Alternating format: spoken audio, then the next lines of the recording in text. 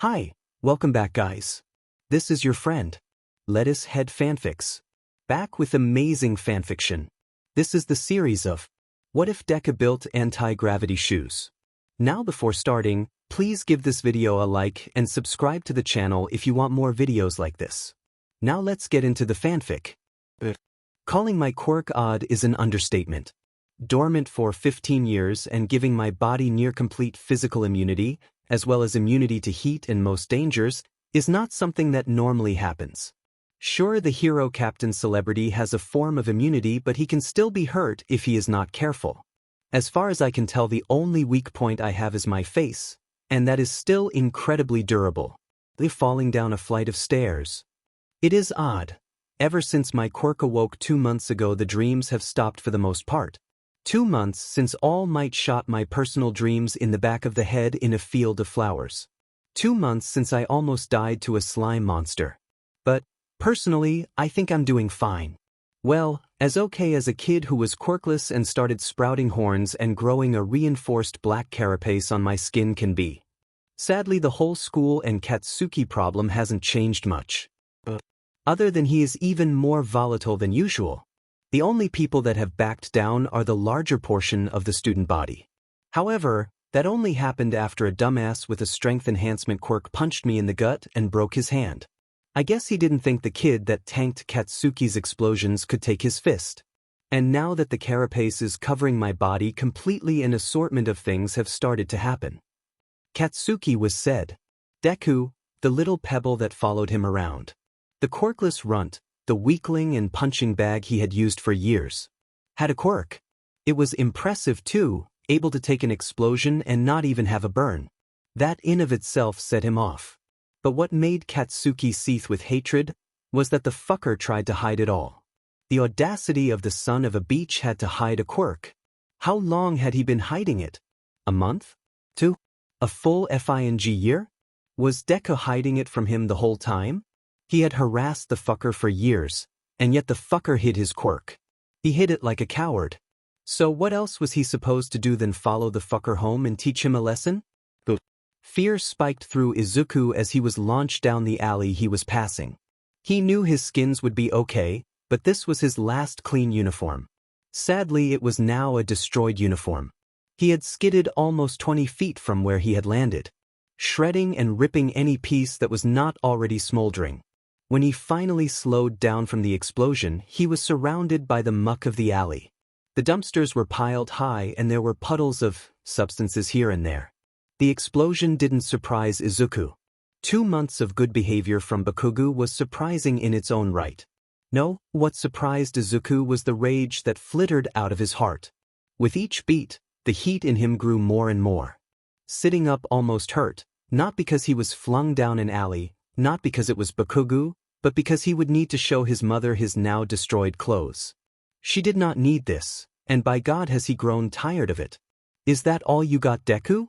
Bakugo yelled at him with a sneer. The cold from the alley grew further as he stood up straight and stared down Bakugo.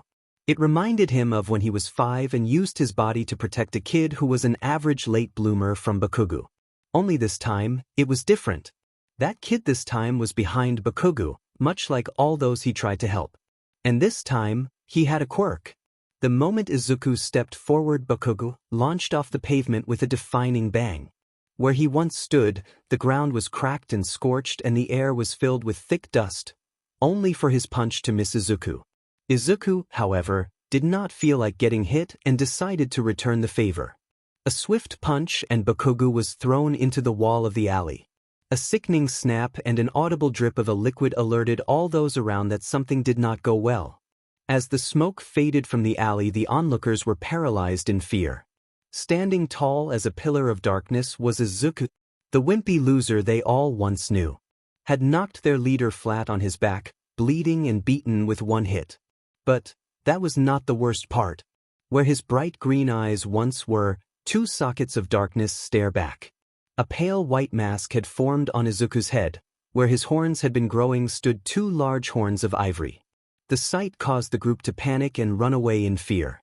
No one had ever beaten Bakugo. Inside the mask, Izuku was astonished. He had meant to hit Bakugo but not send him flying. But it wasn't just his new strength that astonished him. In the mask, he could breathe, and for once, it wasn't difficult to. For years it was like someone had been choking him. For years it was hard to get in a breath when Bakugo would beat him to the point of not caring. But it was like the hands have never been there. The air smelled sweet from the bakery they were behind, and he could smell the trees and the park. He could hear the laughter of some friends and the bustling city life around him better than ever. He also could hear the dripping of Bakugo's blood. And his shuffling to attack. As Bakugo swung at him, he staggered and tripped himself up. But no matter how much Izuku dodged, Bakugo kept coming. With every step, the explosions grew louder and bigger. But with every explosion, Izuku's senses got sharper. He saw the slight twitches of Bakugo's arms as he shot off another eruption. He felt the heat wash over him and be absorbed and contained.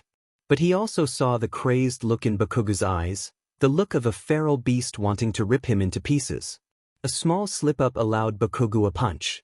But it only shattered his own hand as Izuku leaned into the hit. A quick jab had finished the battle as Bakugo's already bleeding head was hit again, causing him to fall into a heap on the ground. 3 hits that had hit, and a lot that did not. 2 of them from Izuku and 1 from Bakugo. It was the fastest fight between them. It was also the first one Izuku won. Izuku felt the need to apologize to Bakugo. Not for the butt-kicking, or the slight uniform damage he caused. It was more for not taking the fight all that seriously. Katsuki had obviously given it his all for how big the alley was. If it was bigger or he had more room to destroy, he could have done better. But Izuku was too occupied with the new part of his quirk. And the fact he couldn't speak with it didn't help. With a quick grab, he had hoisted Katsuki onto his shoulder. He needed to get him to the hospital, which meant the police would likely be called because one kid with skid-marked and burned clothing was carrying a bludgeoning victim. He was right about the police being called. After a quick checkup by the nurses, he sat in front of a police detective named Namosa Tsukachi. The fear of Bakugo using the school's influence to pin him for the assault was staunched by hearing what the detective's quirk was. The questions themselves were easy to answer. Was Bakugo hit by a car? Was I a part of a house fire? How did we get the damage to ourselves? He attacked me and I punched him twice. After a few more questions and answers were shared between the detective and Izuku, the detective gave him a card. This is a quirk gym card. Just call and they will get in touch with you, and considering how long your quirk was dormant, they will go hard on you to find out as much about your quirk as possible. Oh, thank you? Not a problem. Now let's take you home, kid, the detective said as he stood and walked to the door. His mother will be so angry. Or pass out. Thankfully his mom did not pass out from a police officer dropping him off at their apartment. The officer, with help from Izuku, told his mom what had happened and why he was being taken home by the police. When the police officer finally left their home, well, Izuku felt horrible. His mom was tearing and looked ready to hug him to death. He wished he had told her about the bullying. But what could they have done about it? Told the principal? Transfer him to another school? It's not like either of those options would have changed much. He would have been ostracized from any school. Shunned by anyone who found out he was quirkless. Izuku? We need to talk. I know that sometimes you can't speak to me. Whether it is from the thought that I would not or could not do anything to help with the bullying, but I wish you had come to me. I could have homeschooled you. I could have done something to help you. Why, you do know that, right? You didn't need to hide everything from me. Izuku did not know what to say. He didn't want to burden his mom with his problems. He did not want to put her under unnecessary stress. And yet here he was, causing more than he ever wanted. I'm so sorry. I just didn't want to burden you with my problems. It felt wrong to lie to you. To tell you everything was fine. But I thought it was better than telling you. Once the words started coming out, they didn't stop. The pain from years of social, emotional, and physical abuse from his schoolmates, from his teachers. Like a dam bursting from pressure, pain-filled sobs filled the once silent apartment. The pain of nearly a decade of constant pain and hate fell from Izuku's lips. Once the conversation ended, Izuku was emotionally exhausted. In the last few years, he had kept everything bottled up, stowed away, so he never had to see it. But now that he had released most of it, he kind of just felt hollow. The pain in his chest had been his anchor to the world around him. Where he once felt a bubble of happiness, felt empty. His mom had made katsudon. But even the joy from his favorite food felt mute in comparison to how his memories portrayed joy. After the filling meal and highly emotional experience, it was time to sleep. It's not like Izuku had anything better to do. His dream of the night was odd. It was like he was suspended in darkness. The only light shone from a small sampling of a tree. The tree itself was not glowing, instead, it held glowing orbs in its branches. A few had gone out, shattered, and their shards were thrown around the darkness, now only emitting an ember of light. On one of his hands, he had a pin. It seemed to be a part of his hand in a way. It was an incredible shade of black, and its eyes were much like his mask's, except white. It was a dream, so Izuku wagered that touching the glowing spheres really couldn't hurt anything. However, the moment his hand made contact with the glowing orb, it shattered. Shards of the glass-like substance shot through his hand. The pain was overwhelming. However, it was not done a second after the first broke. Two more followed suit to explode. The shards from the orbs carved deep into Izuku's skin. It burned worse than any burn Bakugo had ever given him. It was worse than any cut or bruise Izuku had ever experienced. He wanted to cry out, plead for the pain to stop. And suddenly, Izuku woke up. His hand burned as he got up slowly. The dream must have caused him to fall off his bed. He could guess this mostly because he was on the floor. Checking his hand, the pin from the dream was still there.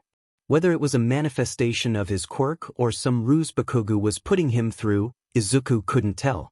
Quickly grabbing the charm with his other hand, he felt the charm pulse with energy. And suddenly, he was back in the void from his dream. Only this time where sampling with 3 unbroken spheres stood, now a much taller small tree stood. In its budding branches, tens of the spheres floated. Some were wrapped tightly by the tree and others almost floated freely. The tree itself wasn't the only part of the dream that had changed. The empty void where the tree once floated a dark soil now held the tree in place. As Izuku was admiring the changes, it became apparent that the wounds from before had not disappeared in the dream. The shards were still embedded in his skin, but now they were much smaller, seeming to melt into him as the minutes passed. What had caused this tree's appearance? Was it my quirk? Has my quirk evolved slightly as time has passed? Children, when they first get their quirk, sometimes have 3 or 4 mutations to their quirk genes as time passes. But they were usually small, so how the hell does a tree make any sense for my quirk? And then suddenly he was back in his room. Seated on the floor, woundless and treeless. The day had gone slow after the odd dream. No matter what he did, the pin seemed to reappear on him. The charm seemed to appear almost 30 seconds after it had left his person. Whether it appeared on his clothes or in his hair. It took 3 hours after he woke up to call the number the detective had given him. The person on the phone sounded tired, but after hearing the specifics of his quirk, the man had told Izuku to head to a building near the shopping district, which meant people. At least he was going to a quirk gym.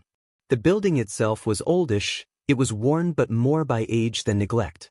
After Izuku quickly knocked on the door, it was suddenly flung open. In front of him was a homeless ninja? He looked exhausted, almost like the man on the phone sounded like. On this man's neck was a scarf-thick white cloth that contrasted with his all-black clothing. It kind of reminded him of the weapon Izuku had seen a hero use once. The moment the door had opened completely, the man waved for Izuku to come into the building. The interior was completely bare, and there were cracks in the concrete floor. All the walls looked as if people had been flung through them. And it made Izuku uneasy. You are Izuku Midoriya, right? I have a couple packets for you to look through. The man said, exhaustion clear in his voice as he grabbed a couple packets from the only table in the room. After you look through these, we will conduct some tests to determine the extenses your quirk has on your physicality. A quick look at the papers, he saw a lot of exercises and meal plans, as well as a 3-month membership to a gym. The gym membership allows its patrons to use their quirks using the equipment, which was a plus. The first test we will conduct is an all-around test. Prepare yourself. The man stated as he pulled on his cloth. Before Izuku could react, the scarf was flying at him. It trapped his limbs before he could do anything. Then he was suddenly flung into and through the only non-destroyed wall in the building. Is that all you got, kid? I am missing sleep to help figure out your special quirk, and you let that happen to you. The boredom lacing the man's voice made Izuku mad. It reminded him of how teachers never listened to him, considered him more of an annoyance than a student. You just going to lay there or dash? The man did not have time to finish his speech as Izuku rushed at him. Izuku was not versed in hand-to-hand, but he had been a punching bag for years. So he could at least copy what he had seen. The ninja hobo, on the other hand, dodged every hit Izuku had thrown as the battle had continued around every room in the building. Sometimes even hitting Izuku through a wall a couple of times. At points in the fight, the man's hair raised, and everything got warm for Izuku. Like his quirk stopped or something. Eventually, the first floor of the room looked like a wrecking ball had blown through. What was left of the walls and the small amount of furniture had been crushed, and the floor had Izuku-sized craters cracked into them. The man after the test had given Izuku a card. The card would make any accidental activation of his quirk in a public space passable by law. However, if it was ever to be used on purpose, the card would be revoked. The hobo had also given him a small packet on ways to figure out more on his quirk. And then he left. They had just destroyed an entire first floor, and this guy just left. That FING ninja hobo just left him alone in a destroyed building.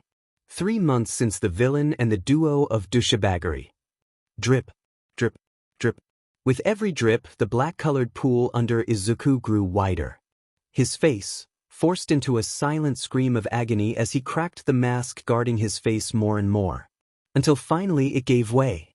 The snapping of the bone that protected his face broke the silence of the night, the shards falling to the ground, mirrored by more of his dark blood and tears. At first, he thought it to be a coincidence his mask could take more of a beating when it regenerated. But it would need to be broken first. So he started his newest training regiment. A couple hours after his mom would go to sleep, Izuku would head into his bathroom. And then for the next couple of hours, he would sit in the tub and forcefully break and regenerate his mask over and over again. At first, he had to take breaks between every crack and shard. But now, sometimes he could not stop. Sometimes in the heat of the moment, he would recall how weak he is. How useless he has been for the last 10 years of his life.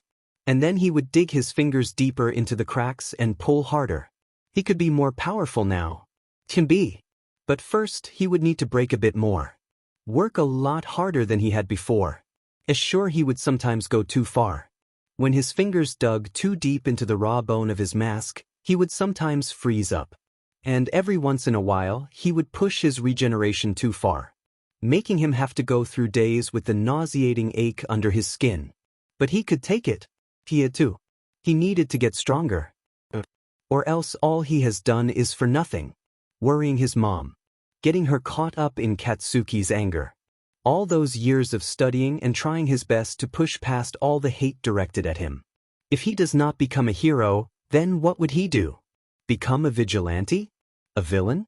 Then what? Be the useless little sheet he was always thought to be and be an inconvenience to more than he already is. He needed to become a hero. The room felt chilly on Izuku's hide. He still did not know what to call his skin yet. The final hour started 20 minutes ago, and the room was still. Well, almost. Bakugo was fuming over something, causing the air to be thick with tension. The teacher droned on and on about the same thing they had been learning for the past 2 weeks. Boredom was king of the class. Except for Izuku, he could not hear the judging whispers or the crackling of explosions. Much less the lesson. At least the teacher was trying to teach them, much better than their history teacher. The music from his headphones easily made school bearable for the last couple of weeks. It was not his usual thing. If the room was too loud, he would usually manifest his mask. The room would go silent, either out of fear or in Katsuki's case, his explosions would get louder. He only did it if he wanted to hear what the teacher was teaching, so it only happened a handful of times. But he already knew what was being taught. Izuku already knew most of the things the teachers taught. It was chiefly due to not having friends to take up his time, or traditional hobbies that did not involve trekking across town to take notes on heroes. Izuku thought that his school life would be better after he got his quirk.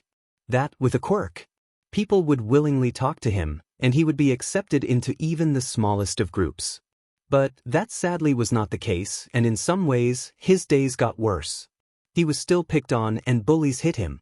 But instead of getting in trouble for starting the altercation with the bullies, he now got in trouble for them breaking their fingers on his skin. Or in one case, breaking a chair that had been used to hit him in the head. In his walks to the dojo, he knew he was getting followed by Bakugo and his cronies. He knew they were trying to dig up some dirt on him, to frame him for something. But they could not follow him across rooftops without using their quirks. Izuku would know, the heroes that patrolled rooftops were sticklers for quirk usage laws. If he was eating out with his mom, he got dirty looks for what he could only guess was his eyes or horns. The horns were not all that odd, perhaps it was just his eyes. The Black Scara was a bit of a newer mutation, and personally, he liked it. The worst thing about how things have changed since Izuku's quirk appeared, however, was the heat absorption. He could not stay warm at night without a mountain of blankets. And if there was too much heat, it caused him to overheat. It felt like a panic attack. And when he was surrounded by a crowd and overheating, sometimes it was both. He could not count the number of times he had broken down in the comfort of his bed because of how mentally exhausted he was after going shopping. But it was not all bad. Izuku had a quirk now. Izuku was part of a really friendly dojo and had people who wanted to be his friend there. It was not like he did not want to be their friend. It was just the last friend he had left more scars on him than any villain ever could. What if they turned out to be the same? Would it be his fault for getting too close? Would it be his fault for letting down his guard for even a moment and getting hurt? Would the nail masters do anything about the bullying if it started? Would they watch and laugh like the teachers that liked to watch him be hurt? There was a chance that they were good people, and he did not need to worry. There was a chance that he could have friends, but it was slim. Izuku did not know what he would do if these people turned out to be like the people at his school. There was also another good thing that came from his quirk, and maybe because they could not hurt him as bad as they once could. His bully problem basically vanished. Other than Bakugo, Izuku was left alone by the majority of the school. Well, other than them making fun of him still. And in comparison to how things used to be, where his notebooks were taken and burned and his clothes torn. It was a massive upgrade. Midnight was not a time Izuku would usually be up, especially on a school night. But the cool breeze of the night air on top of the apartment complex was soothing. So here he was, watching the slow nightlife around his apartment, with half a sandwich and one of his thick blankets around his shoulders. Thankfully it was a Friday. Well, now it was a Friday, the school day was in 6 hours. So staying up would not make his life as bad as if he stayed up on Monday. Izuku had a quirk now, after nearly 15 years of being quirkless, and it only just hit him how surreal it was for him to have a quirk. Perhaps it was because he had not had time to think because of all the tests and extra training. But what he was living the dream of all quirkless people. And his dream, well, a variant of it. He used to want to be a hero like All Might. He used to look at Katsuki as the pinnacle of winning and victory, following both of them as his idols. But that landed him with quirk-amplified depression and a fear of crowds. Was it their fault he could not help but see every person in a crowd as a threat? No, but Katsuki definitely started that fear. Izuku was 8 when they started crowding him. It began as an intimidation technique because how else would we figure out what scares villains if we can't test it? And who better to test it on than a Deku? Sure, it was not bad at first. It was kinda like a giant group hug. But the amount of heat and the constant pressure on all sides spiked his anxiety. But it was not all bad. Izuku could focus on the sky. But then they started pinching and hitting him, all around him, every person fighting to hit and hurt him. By the time Izuku was freed from the group of bullies, he had countless scrapes and bruises. He could not help the fat tears that made their way down his cheeks as the rest of the other children went back inside to finish the school day.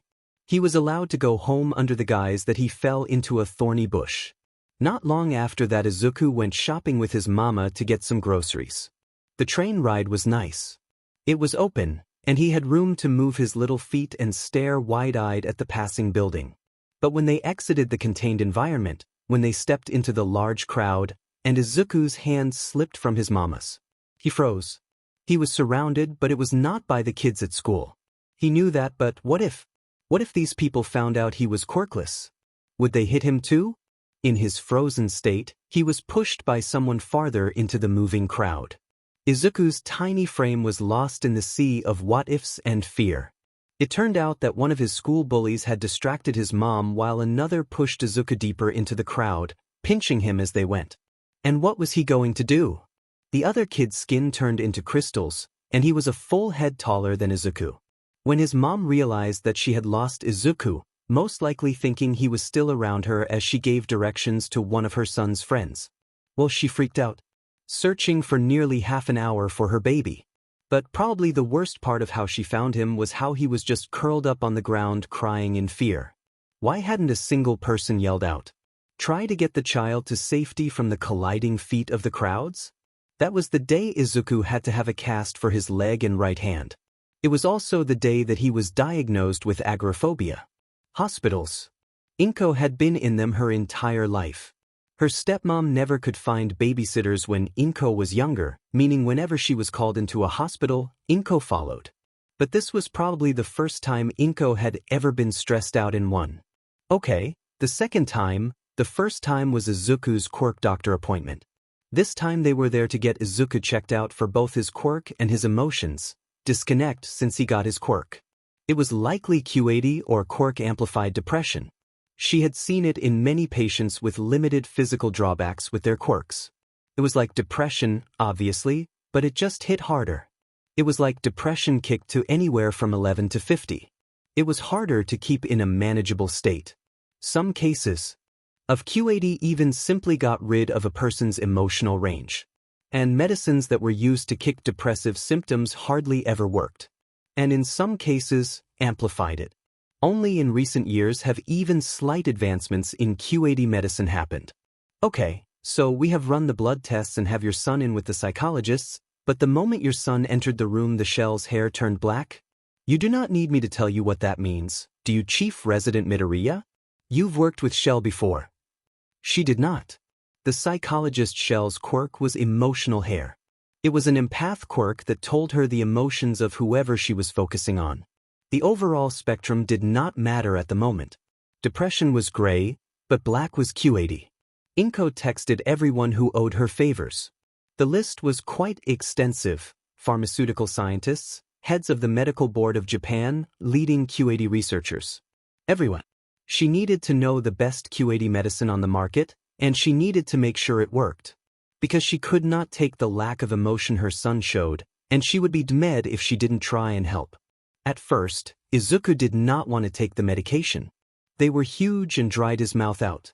But after a week of not being able to sympathize with his mom's emotions, and feeling sluggish and unmotivated, he agreed. The medicines came in sets, one set a week to test out the effects. And since quirks in the medical field nearly eliminated the side effects of medical drugs, it was a safe process. The first sets of medicines did little to chip away at the haze that clogged Izuku's mind. He could think clearly and, if anything, he could think sharper than he had ever in his life. The lack of, well, any emotion made it hard to not think clearly. It was disorienting. Not even a month ago, he had all the emotions he could ever want, even if most of them were bad. The only thing this set of medicine did was give him a headache for a few minutes. The second set helped, kinda. He could feel the emotions. They were there, but they just were not tangible in any way. The sadness at his mom's teary eyes just did not get him nearly as close to tears as it used to. Anger? It was there, burned as it should. However, it was dull. But he could not tell where it was pointed. At himself? The medicine? He could not tell. After a month of different medicines, emotion struck. On week 6 of the 6th set, something happened. Izuku woke up like usual a couple seconds before his alarm, the comforting warmth of his heated and quilted blankets trying their hardest to keep him asleep, and then his alarm went off, and he threw it out of aggravation. It was not the first emotion he expected to hit him like a truck. But it got the day going. After making a less than average breakfast because his mom was working early, Izuku headed to school like usual. It was most likely a bad idea, with him actually able to feel his emotions. And they trigger responses as they used to. Well, he might hurt Bakugo. But it was a risk Izuku was willing to take. One thing he did not miss from his emotions, however, was his agoraphobia. It was nearly non-existent without the medication, but the crowd outside the school made a pang of fear shoot into Izuku's heart. Thankfully, the back entrance to the school was open, and by the time Izuku made it to class, the rest of said class had made it too. Izuku was not given nearly enough time to prepare himself for Katsuki. Because the moment Izuku saw his bully's angry scowl, the urge to punch him quickly grew. Izuku was sent home for the day after knocking out Katsuki within the first minute of class. With every step, worry flooded Izuku's mind. It was a dumb thought, him sword fighting?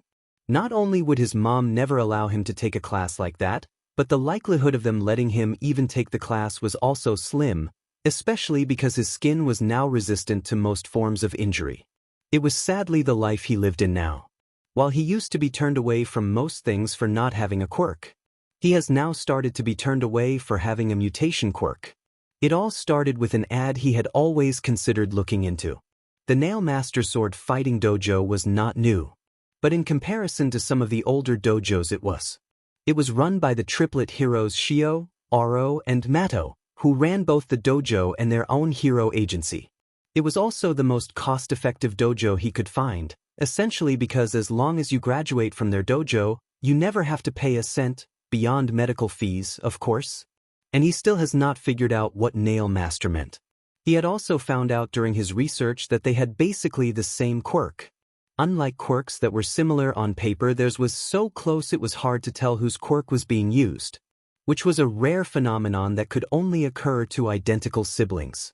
Aro and Mato's quirks were the closest alike, only increasing the strength of an object they could consider a weapon, while Shio could cause anything to become a superior weapon. Finally, 7 months from the UA entrance exam, Izuku found himself walking the busy streets of Mizudafu. The crowds caused a spike of anxiety to fill him with every step. But thanks to some kind deity, all the teens that were even close to him were from a different school. He had even seen someone with pink skin. It was really fascinating. He could not help hypothesizing what their quirk was, mostly because pink skin was not a conventional mutation for most quirks to cause.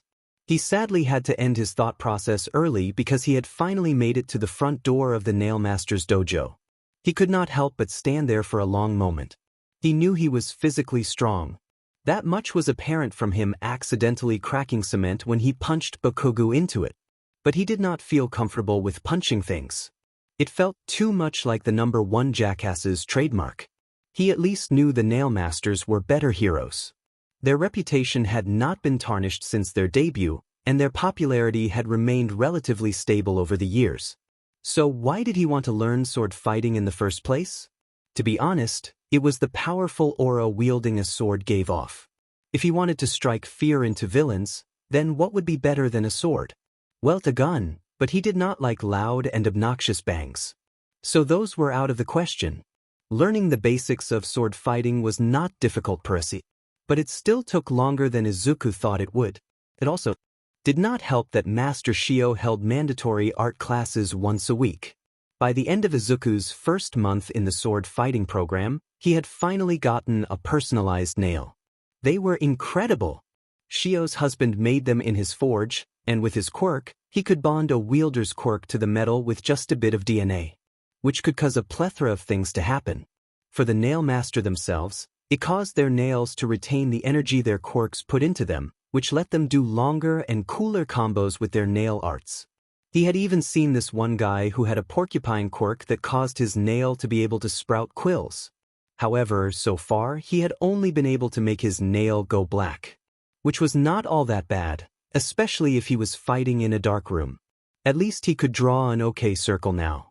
And well, he had gotten a slightly stronger mask after he had fallen into the corner of the weapon rack. As time went forward, he could not help that he was falling behind his goal.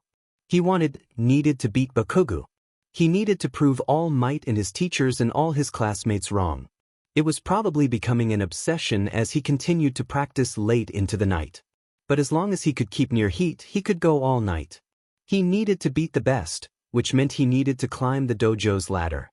He needs to overcome all nail masters, even though they would likely be holding back.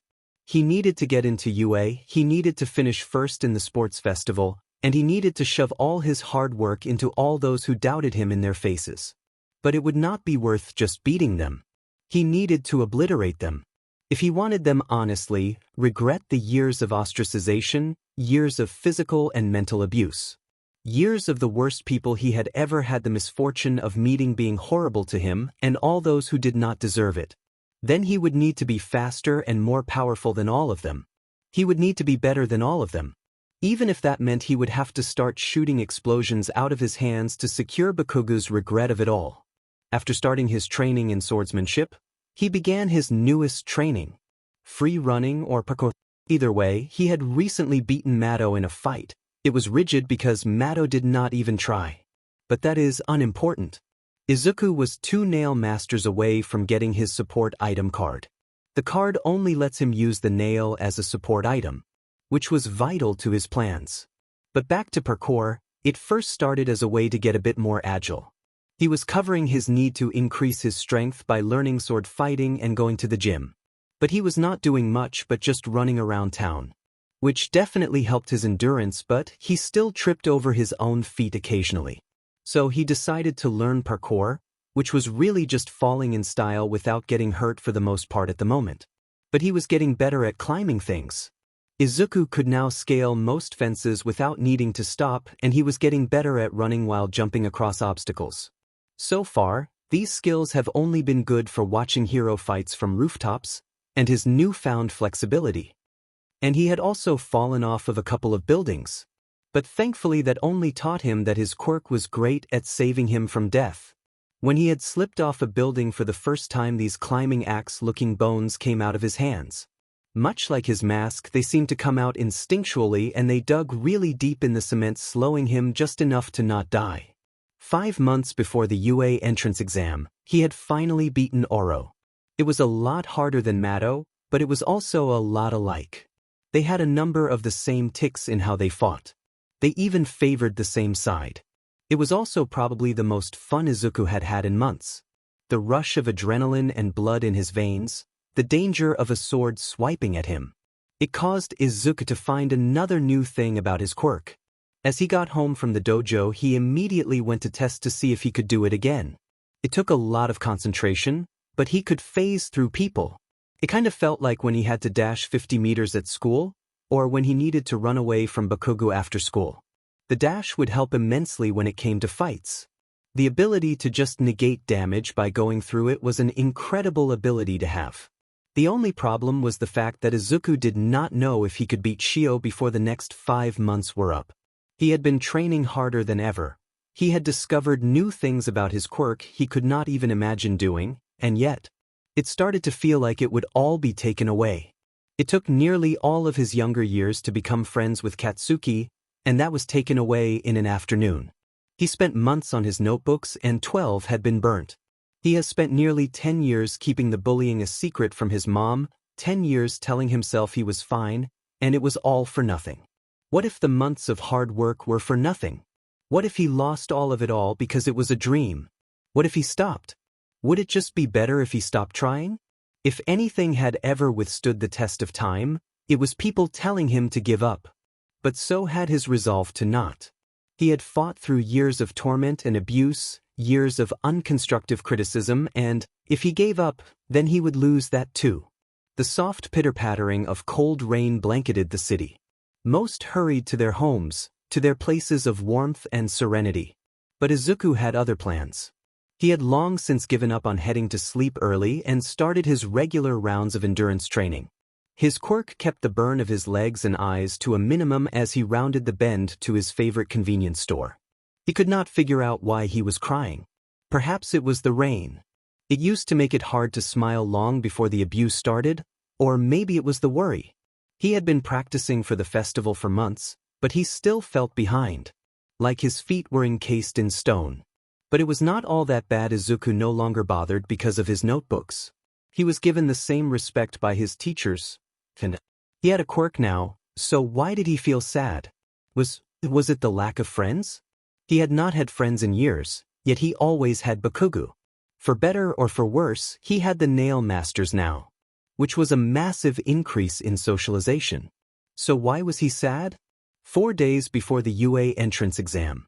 Who in the hell would have thought that a paintbrush would hurt more than a sword? Because as it turns out, Shio could cause more damage with paint than anyone with a standard weapon ever could. Every time Izuku had challenged Shio, he had lost. He had been painted red and green, blue and yellow. The paint could pierce his tough skin, so far one of the only things that could do so. It was always intimidating when he had to fight Shio. The man was nearly 7 feet tall and built like a brick house. And Izuku had just barely managed 4-9 genetics SEK. But while he had been regularly stagnant when it came to fighting Shio, Izuku had gotten better in other aspects of his training. The endurance runs he went on had gotten longer over the past 7 months since he started doing them regularly. They originally started 5 miles, nearly causing him to pass out even with the athletic increase of his quirk, and then they escalated to almost 10 miles. It was almost like he had a speed quirk, only every time he had been stopped and reprimanded by police and heroes about illegal quirk usage, well, speed was not his quirk, so they could not do anything about it. He had also gotten relatively good at parkour over his long months of physical exercise. The ability to traverse areas he usually could not be turned out to be incredibly exhilarating. He had seen so many fascinating quirks while just running around. He had even seen the lady with pink skin again. But even though he had wanted to speak to her about why her skin was pink, she seemed to always have a large group of friends with her. He was not spying on her. She just seemed to always be in the entertainment district. It was not his fault his usual run ran through there. What do you think he is mumbling about now? To be completely honest, I have lost count of the topics he speaks about while he mumbles. Last week it was his pink crush and quirk theory. Should we stop him? The question from the newest of the dojo was sincere, but it didn't dissuade the laughter of the rest of the group. If you can stop him, be my guest. Only Shio has been able to snap him out of it at this point. The sudden sounds of water running in the art room caught the small group of friends' attention. Water meant the class was over and the paint messes were being cleaned, which meant Izuku would finally get his rematch. Oh, Izuku, you wanted a rematch, right? Shio just finished his art lessons. The storm of muttering was cut off abruptly as Izuku shot off to the art studio. He had waited all day for his rematch. Of many, the busy husky and bustle of the outside street did not slow for the growing tension of one of the buildings beside it. Izuku had just declared another rematch between himself and Shio. Izuku felt more prepared than the last 22 times. He, like most of the dojo, had lost count. On one side of the arena sat Shio, calm, collected, and very ready to slam his student into the pavement. And Izuku sat on the other side, breathing deeply and focusing the heat built up inside of him to his nail. Each side was given 5 minutes before the battle to get ready. Shio was picking his colors of paint carefully, sorting them by thickness and color. Izuku, on the other hand, was nearly totally still. The only sign he was preparing anything was the dark aura that seemed to bathe the room in shadow. Aura walked up to the edge of the arena and spoke, "Your 5 minutes are up. We once again welcome Master Shio onto the arena, and his small opponent Izuku Midoriya." The excitement in his voice sounded forced to all present. They had gone through it many times. You both know the rules. Quirks are permitted and the use of deadly force is prohibited. You may start when you are ready. The silence of the arena surprised many. Izuku was commonly the one to strike first. However, the only thing he did since the start of the match was called upon his mask. Shio struck the first blow of the competition. A thick stake of thin yellow paint sliced through the air from sharpening and thinning as it flew to its stationary target. Only it never hit its mark. In a millisecond, the room seemed to darken, the bright shine of Izuku's mask blazing a train as he seemed to appear behind Shio, cutting at his instructor's exposed shoulder muscles.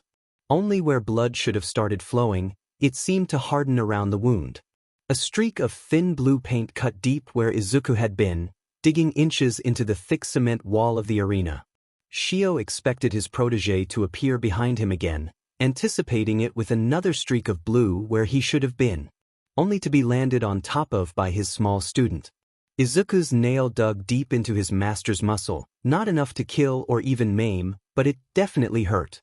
Wrenching, the now bloodied blade from Shio Izuku kicked off, only for a thin purple spear of paint to pierce his shoulder. The paint went from the rigid crystalline structure it had formed into to liquid the second Izuku touched down on the concrete ground. Focusing back on the energy inside him and the heat around him, he sprinted straight at Shio. The elder fighter, with practiced ease, dipped his paintbrush on his easel, focusing the energy inside him into the paint, and with a graceful wave of his large hand, sent a wave of color careening towards his disciple, only for the sharp blade of paint to be consumed with a horizontal streak of black energy. Shio jumped into the air, dodging the supercharged darkness as it passed, only to be caught in the side by another. The shredding black dug deep into his tough skin, but the greater of the two strikes hit the cement behind him, carving several inches into the wall. The sudden new move their little green warrior had produced caused all three of the Nailmaster's interest to be piqued. The little one must have been practicing for weeks on that attack.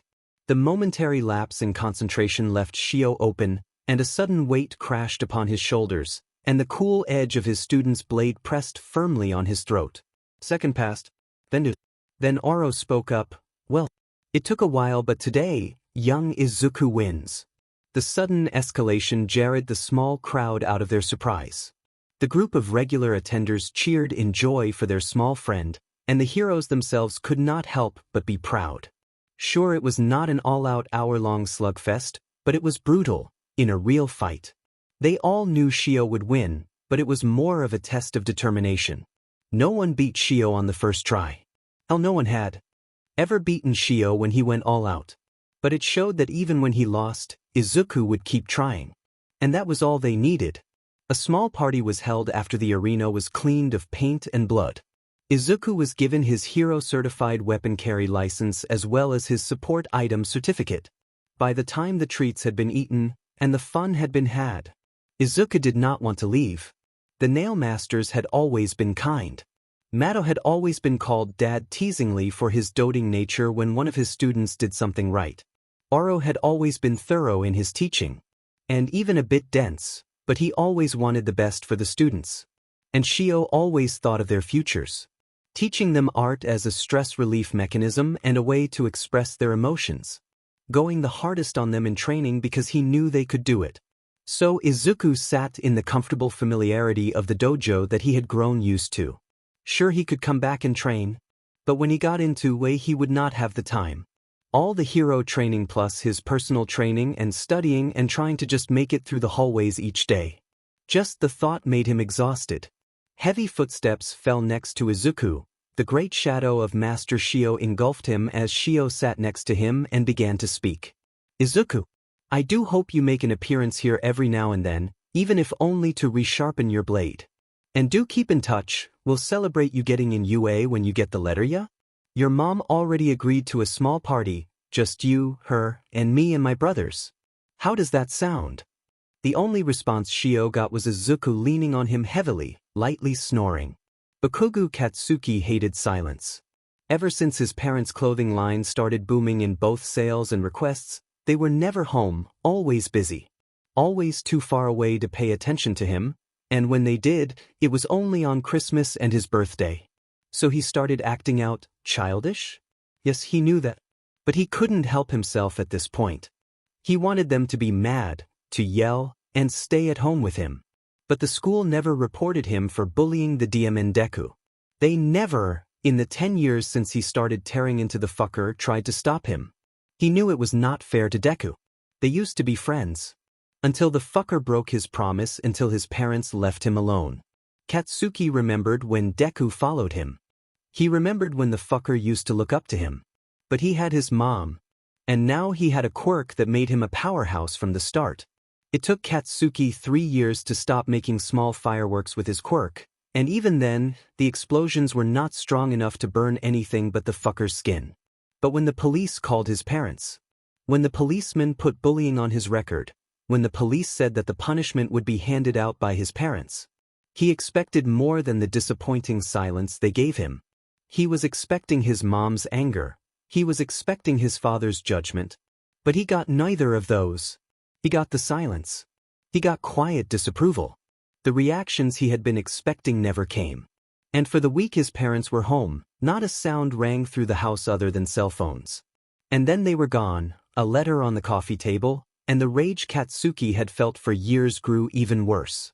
Mina Ashido loved the arcades that littered the streets of the Mizudafu Entertainment District. The colorful atmosphere and people she included made the tires of a school day fade away. She enjoyed the food from the food carts and even the noisy hero wannabes running around as a form of training.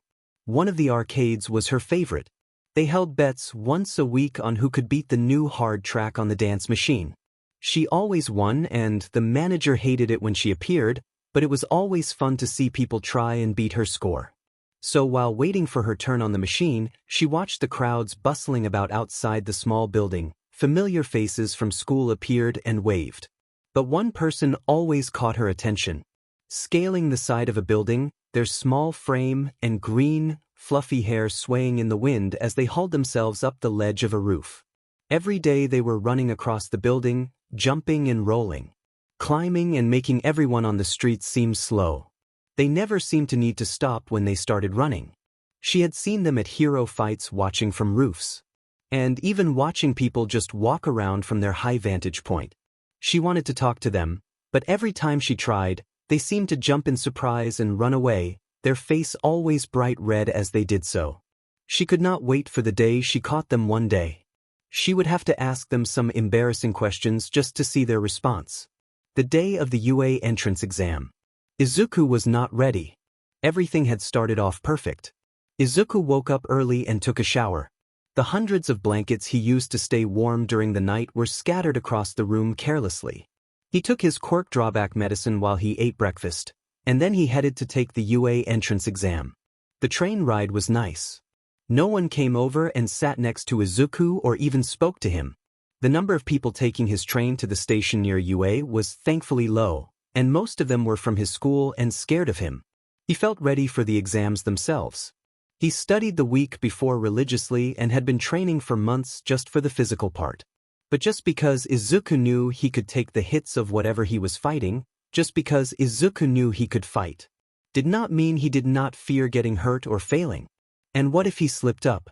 What would he do then? Become a police officer? Go to another school? Would another school take him? He could not fail.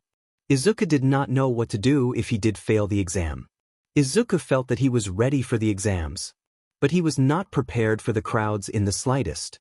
From the moment he glimpsed the massive glass and steel structure that was UA's main building, he became aware of the enormous mob of people in front of it. It just kept growing and expanding. Izuku saw people leave the crowd, but it never let up. New people, new threats, new people that could hurt him worse than those who came before them. He could hear Katsuki yelling at him and bumping into him, but he could not focus. He could not respond. The constant churning of the crowd and he could not breathe. Why could he not breathe? Why could he only gasp for air? Was he overheating? His diaphragm was contracting. The air went in, it stayed for moments, and then he relaxed and it went out. So why can't he breathe? Mina felt like she was going to be late.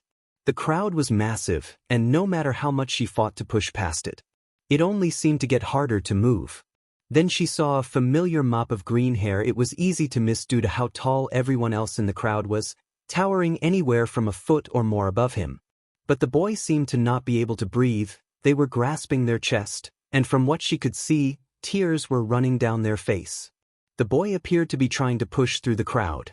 But the masses in front of him were fighting back, forcing him farther from UA. Why was no one helping him? He was freaking out. Did he have a phobia of crowds? Is that why he stayed on the top of buildings? With a newfound determination, Mina pushed past the massive group, nearly knocking over a surprisingly small kid with ball for hair, and grabbed the green-haired boy's hand. Initially, he glanced at her in fear, his eyes wide and glassy with tears. But once she started pulling him to UA, he gripped her hand tight.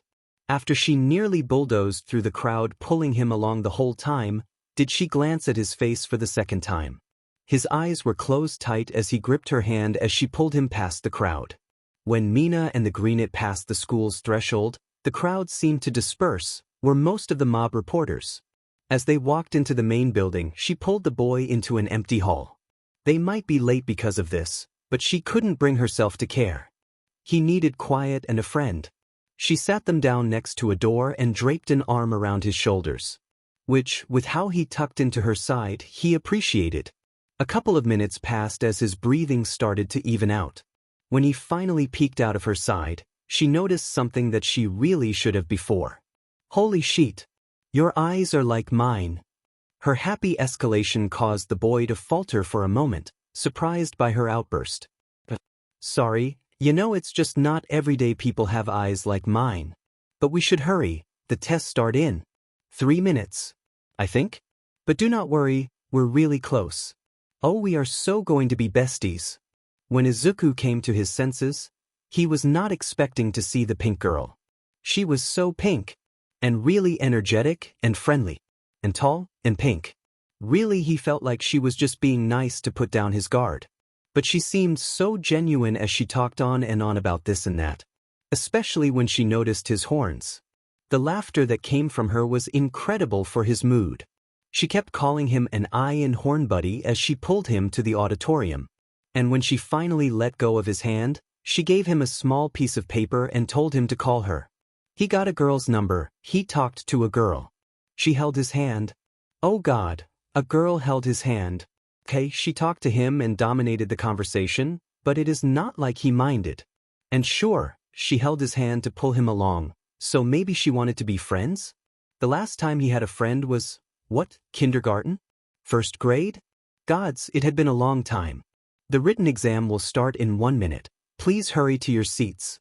And with a yelp, Izuku entered the examination auditorium, with a massive blush on his pale cheeks. The low rumble of the AC unit filled the cooling auditorium, its sound drowning the light scraping of pencils and paper being flipped. The occasional growl of frustration made its appearance, and Izuku couldn't help but jump lightly. It hadn't even been 30 minutes in the 3 hours allotted time when Izuku had finished the math and science portion of the test. Thanks to his hobby of writing and analysis on heroes, he could put his thoughts on paper as fast as they came. By the 45-minute mark, the English test had been cleared, and he was starting on the heroics section. Morality questions that were opinion-based, laws and regulations, and the occasional treatment question appeared before him. By the time he finished the exam, it was 1 hour and 4 minutes into the allotted time. But the massive amount of people in the room made the wait unbearable. 3 seats down, a kid looked around, glaring at all who dared to look at them. 8 seats to his right, another kid banged their head against the table. He needed a distraction. It was somehow too quiet and yet too loud in the auditorium. The unused scratch paper he had left would have to do. By the time the 3 hours were up, Izuku had analyzed everything he could on the scratch paper. The girl next to him? Blonde hair and horns, likely their quirk, had to do with that as the horns were massive in stature. The horns most likely played a part in their quirk. The pink girl? Ashido Mina, if what her friendly ramblings that he remembered were correct. Pink skin and hair, as well as a dark scara around her golden eyes. Pink hair was not all that rare. It was usually a mutation caused by an ancestor's quirk. If his research was correct, it would be kind of like how his green was a mutation of a plant hair quirk from his great-grandfather.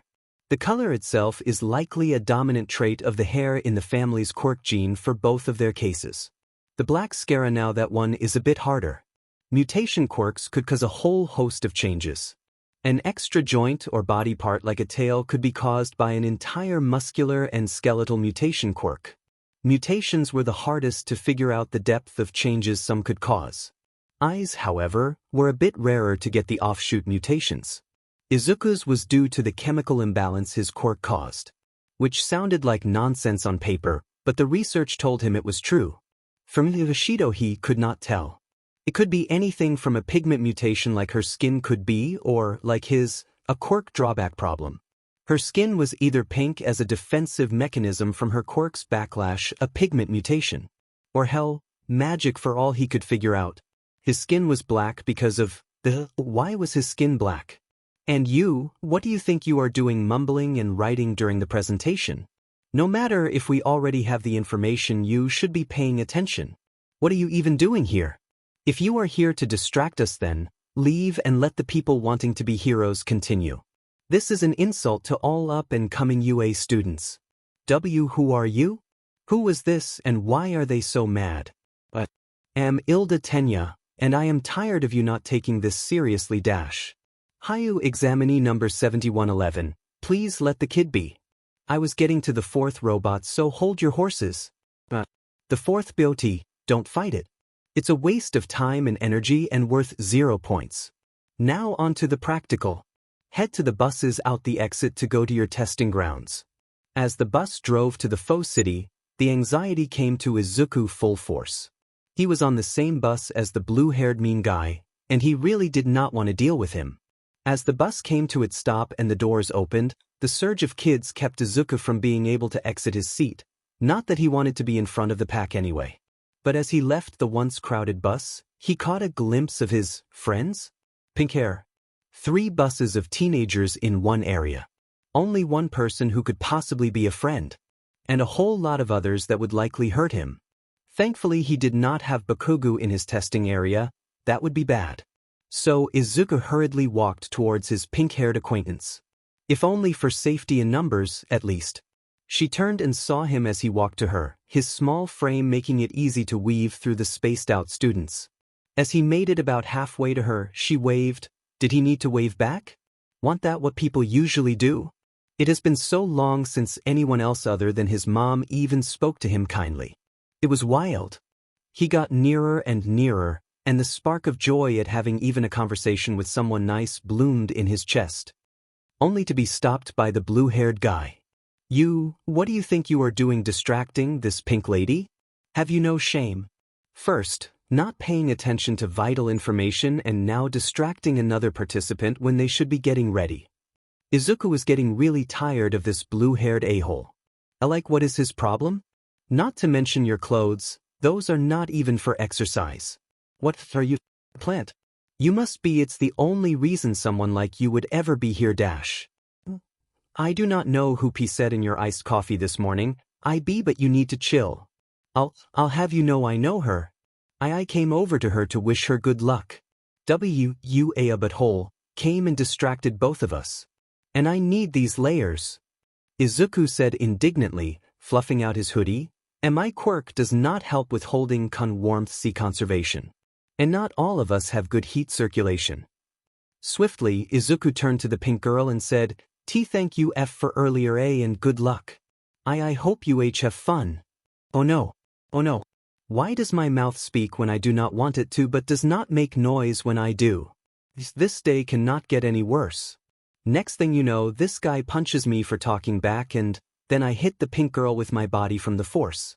And then it just keeps getting worse. Oh no. How would she respond? Suddenly Ashido's voice broke through his downward spiral of thoughts. Why you go, buddy? Tell him what's up. She said, full of energy while giving him a pat on the head, which did not make him blush. And turned to tall blue and grumpy. Look man, I do not know what you have against my friend here. The friend? But I do not appreciate you calling him out or insulting him. My name is Mina Ashido, and I do not tolerate bullies like you. The blue dude Ida, if what Izuku remembers was correct, had the gall to look offended. I'll have you know that I am not a bully. I am merely stating what I perceive, and that is that he is a delinquent. And I will not stand by as he blatantly disrespects the school of you. Go! Present Mike screeched loudly from his tower near the door out of nowhere. And no matter how much Izuku wanted to stay near Ashido, he needed the head start. So he dashed forward. The entire testing group stood stock still, except for one hero hopeful, seeming to be phasing in and out between the other students as a cloud of black smoke. And taking first place in the race to kill the bots was Izuku Midoriya, his pearly white mask and oversized hoodie disappearing into the distance as the other students finally realized what was happening. Izuku wasted no time. A bright smile is hidden behind his mask as the burn in his chest flared. Dark energy pulled along the length of his nail, flickering like a black flame, seeming to lengthen the blade by inches. The dark energy around his sword reached its crescendo as Izuku slashed horizontally against the first small pack of robots. The black power, melting its way through the 4 one-pointers as Izuku leaped over them, leaving them as small piles of halves. Landing with a short roll, Izuku kept his momentum, the beating of his heart a war drum on his one-man crusade. Quickly switching his grip on his sword, letting the blade point behind him, Izuku ran over to the side of a building, using his speed and the small cleat-like spikes on his shoes. Izuku jumped his foot, finding purchase on the concrete as his quirk's bone-like shoe spikes into the wall. And then he pushed off towards a group of 3-pointers. He landed on top of one, using his reversed grip to stab into the robotic monstrosity as he slid down its back. The moment his feet hit the road, the other 3-pointers attacked. Izuku's mind went into autopilot as he dodged the surplus of attacks, not paying attention to the sparkly laser that burned through one of his opponents. Swiftly cutting through the offending limbs of the robots, Izuku quickly finished off the 2 that were left. Before Izuku could leave, he saw a robot had pinned down another contestant. He wasn't Katsuki, so Izuku ran over to the downed participant, easily prying the massive hulking machine off the other. Before the other contestant could speak, Izuku was sprinting again. Talking was a waste of time in the heat of battle. And his mask was up, so he couldn't if he wanted. The song of battle inside Izuku played aloud as he ran into the brunt of the robot's forces. His heart was beating fast, and his brain was working overtime as the pool of heat in his chest grew. A flick of his hand and his sword was gripped regularly, the fiery feeling of his slash pooling double time in response to the horde of mechanical beasts. He kept it pooling into the blade as he hacked through a large number of robots. Jumping on top of them, aiming for what he could guess was their heads, making his way to the middle of the group. Once he had managed to fight his way deep enough into the horde, Izuku let the heat in his blade go. Spinning around, letting the attack out in a circle around him, slicing through his foes with pitch-black energy. A wave of cold shot through Izuku as he caught his breath, standing in the middle of a robot graveyard. Not a thought of doubt entered his mind as he carried on. His worries were forgotten at the gate as he pushed himself and his quirk further. He didn't count his points. He only left a path that spoke for him. Izuku had just cut down another small clutch of robots as he saw another participant get pinned under another contestant's kill. And then the contestant left the other person under the robot. With a breath of dissatisfaction, Izuku headed over and pulled the other participant free. He had done it more than 4 times since the start of the trial. Everyone seemed to forget heroes helped others first. Izuku got a small thanks from the other test taker as he headed back into the fray. He couldn't tell how long he had been at it. The rhythm of battle and the tempo of his heart kept him too occupied to care. No matter how deep into the city he got, the robots seemed to keep coming from all sides. Izuku kept an eye on the other fighters near him as he cleaved into the crowd of robots. He couldn't let them get hurt while he was near. A grunt of pain alerted him to his right as a new fighter joined the fray. Their skin seemed to be a rock to a point. Their bright red hair made them easy to keep an eye on, but they were being swarmed fast by 3-pointers. Not wanting to watch a possible classmate get hurt, Izuku charged the horde. Once again, he jumped on top of the closest robot. Izuku jammed his sword into where he could only guess a large number of wires laid, while punching another in its lenses. Pulling his blade from the downed bot, Izuku used his arm, which was stuck in the other robot, as leverage to jam his sword into the ground. The blade pierced the concrete, then using the new anchor, Izuku pulled his arm from the robot, freeing him. A quick glance showed that Izuku's arm was covered in small white lines that burned lightly, most likely from where sharp metal dug in. The 2 downed 3-pointers were quickly replaced by 2 more as the other contestant behind him finished off another. With a hidden grin, Izuku struck. The fire, while running low, provided enough to paint his sword in dark blacks. Jumping forward at the first 3-pointer, Izuku cut into it using the weight of the robot. Izuku kicked off it, leaving his blade hilt deep. An explosion of dark energy erupted onto the 2 3-pointers next to the first. His disconnection from physically the blade caused its built-up energy to be released. Landing hard next to his partner in the fight, Izuku slammed his fist into the leg of one of the bots, messing with its center of gravity, leaving it open. Izuku rushed to his blade and pulled it from its temporary hilt, and looked at the redhead. There were two left, the one with the broken leg and the one Red was fighting. So Izuku carried on. For minutes remaining. Present Mike screamed from his perch. The other teachers, however, were sitting in the darkened viewing room, watching the hundreds of screens that lined the walls. Most of the teachers were excitedly picking out the students that impressed them the most. Some eyes were firmly glued from time to time to the student with assault on their record. That one was constantly blowing robots to bits and yelling at other participants, while different eyes were set on the only student with a sword and never spoke a word. The two students had entirely different approaches to the test, but both worked well. One chose to simply bulldoze through the enemy, going for both big and small amounts, blasting robots into bits even at the expense of their fellow test takers. While the other went after the most abundant groups, while leaving smaller groups to the others, and even going out of their way to wound bots for those who were having trouble, and pull others from harm. They were also the two tops of the leaderboards, and both had the attention of a very smart white rat. For minutes remaining. Present Mike screamed from his perch. It sent a surge of panic through all the testing grounds and echoed through the heads of those who feared they still hadn't made the cut. Izuku, however, hardly heard the yell.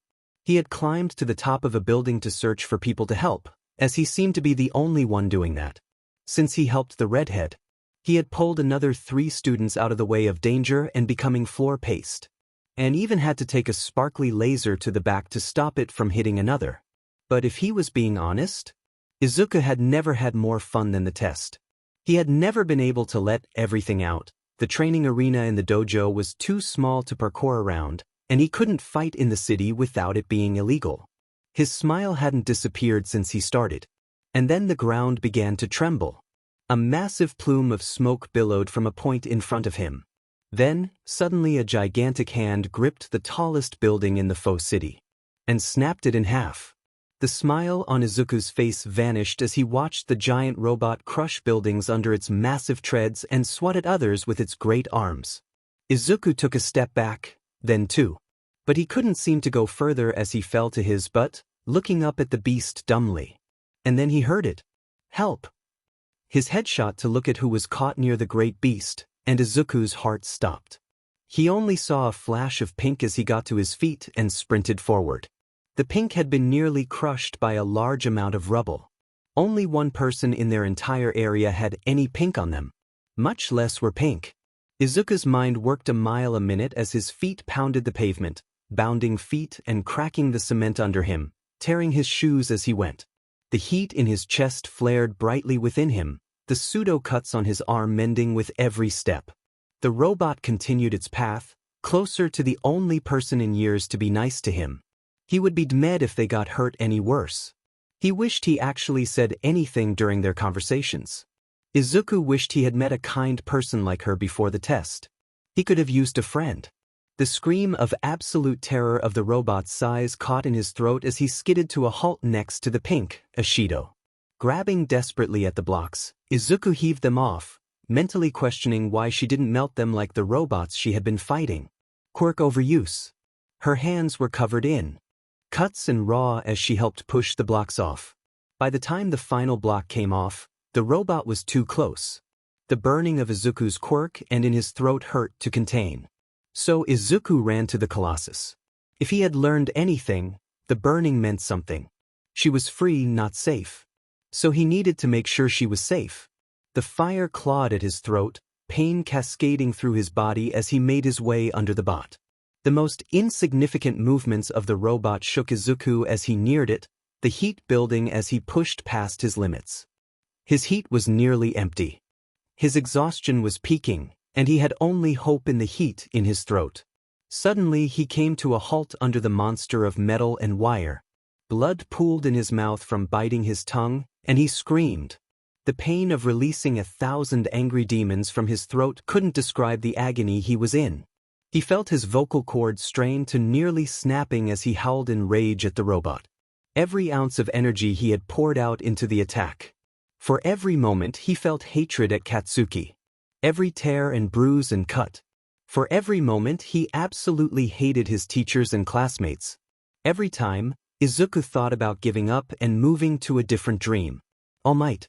The shockwave of sound shattered glass and caved a pit into the concrete around him. The howl carried to all the testing zones, drawing the attention of everyone to the spectacle above Izuku. Ethereal shapes formed of dark energy slammed into the zero-pointer. The reinforced steel of its waist tore like paper as it was assaulted by wraiths of agony. Just as the apparitions finished their assault and faded, a second set seemed to form out of nowhere, eviscerating the chest of the zero-pointer. And in an instant, a third wave eclipsed the entirety of the zero-pointer, leaving only the massive tread stationary as any reminder it was even there. The sheer lack of heat within the vicinity of Izuku caused frost to build on the massive treads. Taking a deep breath, Izuku stood. The pressure of the attack had knocked him to his knees in the initial moments. His body was fighting for him to fall unconscious. But he had a friend to get to the medical team. Walking and stumbling with nearly every step, Izuku came to a shocked Ishido. With pain blasting through his form, Izuku leaned down. And with effort, picked up the taller of the two and walked them to the entrance gate. Stumbling with every step as Ishido seemed to realize what had happened. Right before collapsing in front of Recovery Girl. Unconsciously tuning to take the brunt of the fall. An echoing crash reverberates through the viewing room, soon followed by a small laugh. That soon dissolves into mad cackling as Nedzu pulls out his backup teacup. Even though the cup was useless as the tea that he poured missed said cup entirely, Nedzu wasn't laughing at the fact his new student collapsed and promptly latched onto the person they were saving.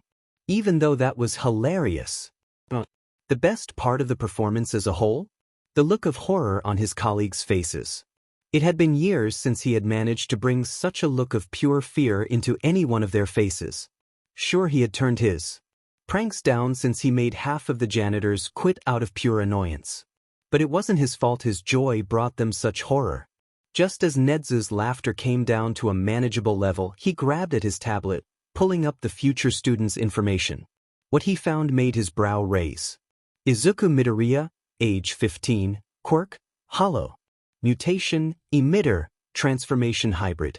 Izuku Midoriya was found quirkless at age 4 by the local physician. However, after 10 years, his quirk came in, look under file dormant quirks. He has the most prolonged case of dormancy in history, making his quirk incredibly powerful. From his blood tests, it was found out that his quirk has yet to stop changing his body. Initially, his skin was replaced with a black chitin-like shell, but further tests show that it is made of a different material. But at the time, his blood was still red like normal. However, a month later, it was found that his shell-like structure had hardened considerably, and his blood was a black semi-liquid. It is theorized that after tests that showed the liquid broke down foods and materials into their base components, like a digestive system, that he most likely has no organs. His heartbeat is nearly non-existent, only seeming to become detectable when under stress or doing a strenuous action. Izuku has also been found to conjure a type of bone-like mask to cover his face. Through testing, it has been found that his senses are increased and his speech is reduced to non-functioning while it is active. He has also been able to, in need, make other objects out of the structure. It seems to cost nutrients from his body. It has been observed that he loses weight depending on the mass of the item. Items that he has made so far consist of a type of climbing axe that can dig into reinforced concrete easily, small spikes that cover the bottoms of his shoes to increase climbing stability. His quirk also gives him a thermal pull, much like those with thermal manipulation quirks. However, when watched with a thermal imaging camera, the heat disappears when it enters him. When exposed to a large amount of excess biological heat, his body can overheat, much like a cold-blooded creature. Only it acts as a pseudo-panic attack. However, when put under a large amount of heat from a non-biological source, he does not experience the drawback. What he does with the heat after absorption is unknown at the moment. Addendum: Izuku Midoriya can form the absorbed heat into black energy that seems to erode matter much like decay quirks. Any future uses have yet to be found. The main drawback is an extreme mental drawback. It has caused one of the more interesting cases of QAD the Muzutafu Central Hospital has ever seen. It causes a large number of depressive symptoms but completely shuts off emotion. A quote from Mr. Midoriya on how it feels, it's kinda like tinted glass almost. I notice that I can feel emotions. It's just really hard to even notice anything beyond the glass. In the naming process of the quirk, Izuku decided to use the name we had given to his quirk's detriment as the name of his quirk. Both the drawback and quirk are called hollow. A 10-year gap between when a person is supposed to get their quirk and when Izuku Midoriya got his. Fascinating. A thermal pull? Netsu hadn't seen a thermal manipulation quirk in years. And the energy? That was the most exciting part. Most energy quirks were bright and colorful due to their effects on the light spectrum. Perhaps that part of the boy's quirk is an energy? And the fact it was a triple hybrid type quirk. Only dormant quirks were this interesting.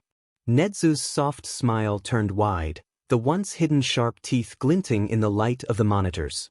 He will be watching this one closely. If only for his own amusement. Sitting next to Netsu, reluctantly, sat Aizawa Shota. And while no one could exactly tell what he was thinking with his sourpuss exterior, he was kinda proud of the kid. In his line of work, one would think he would forget his one-time student. But he never did. Aizawa gave the kid the best start he could without taking hours out of his day to teach the kid.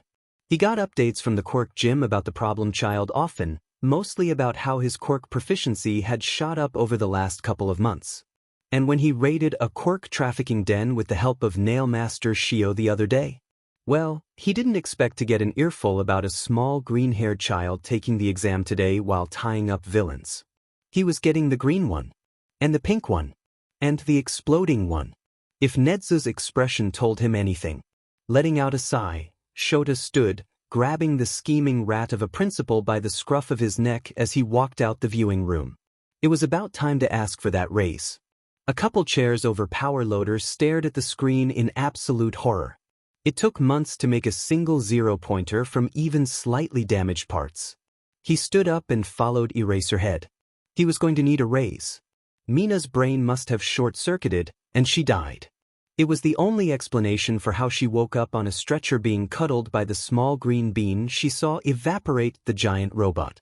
To save her, the same scared and shy green bean that she rescued from a crowd. Risked his life and protected her when her skin hurt from her quirk and she couldn't move. Mina's day had started great. She woke up a while before her alarm, her mind busy with thoughts about the exam. And laid stretched out on her bed until her mom called her for breakfast.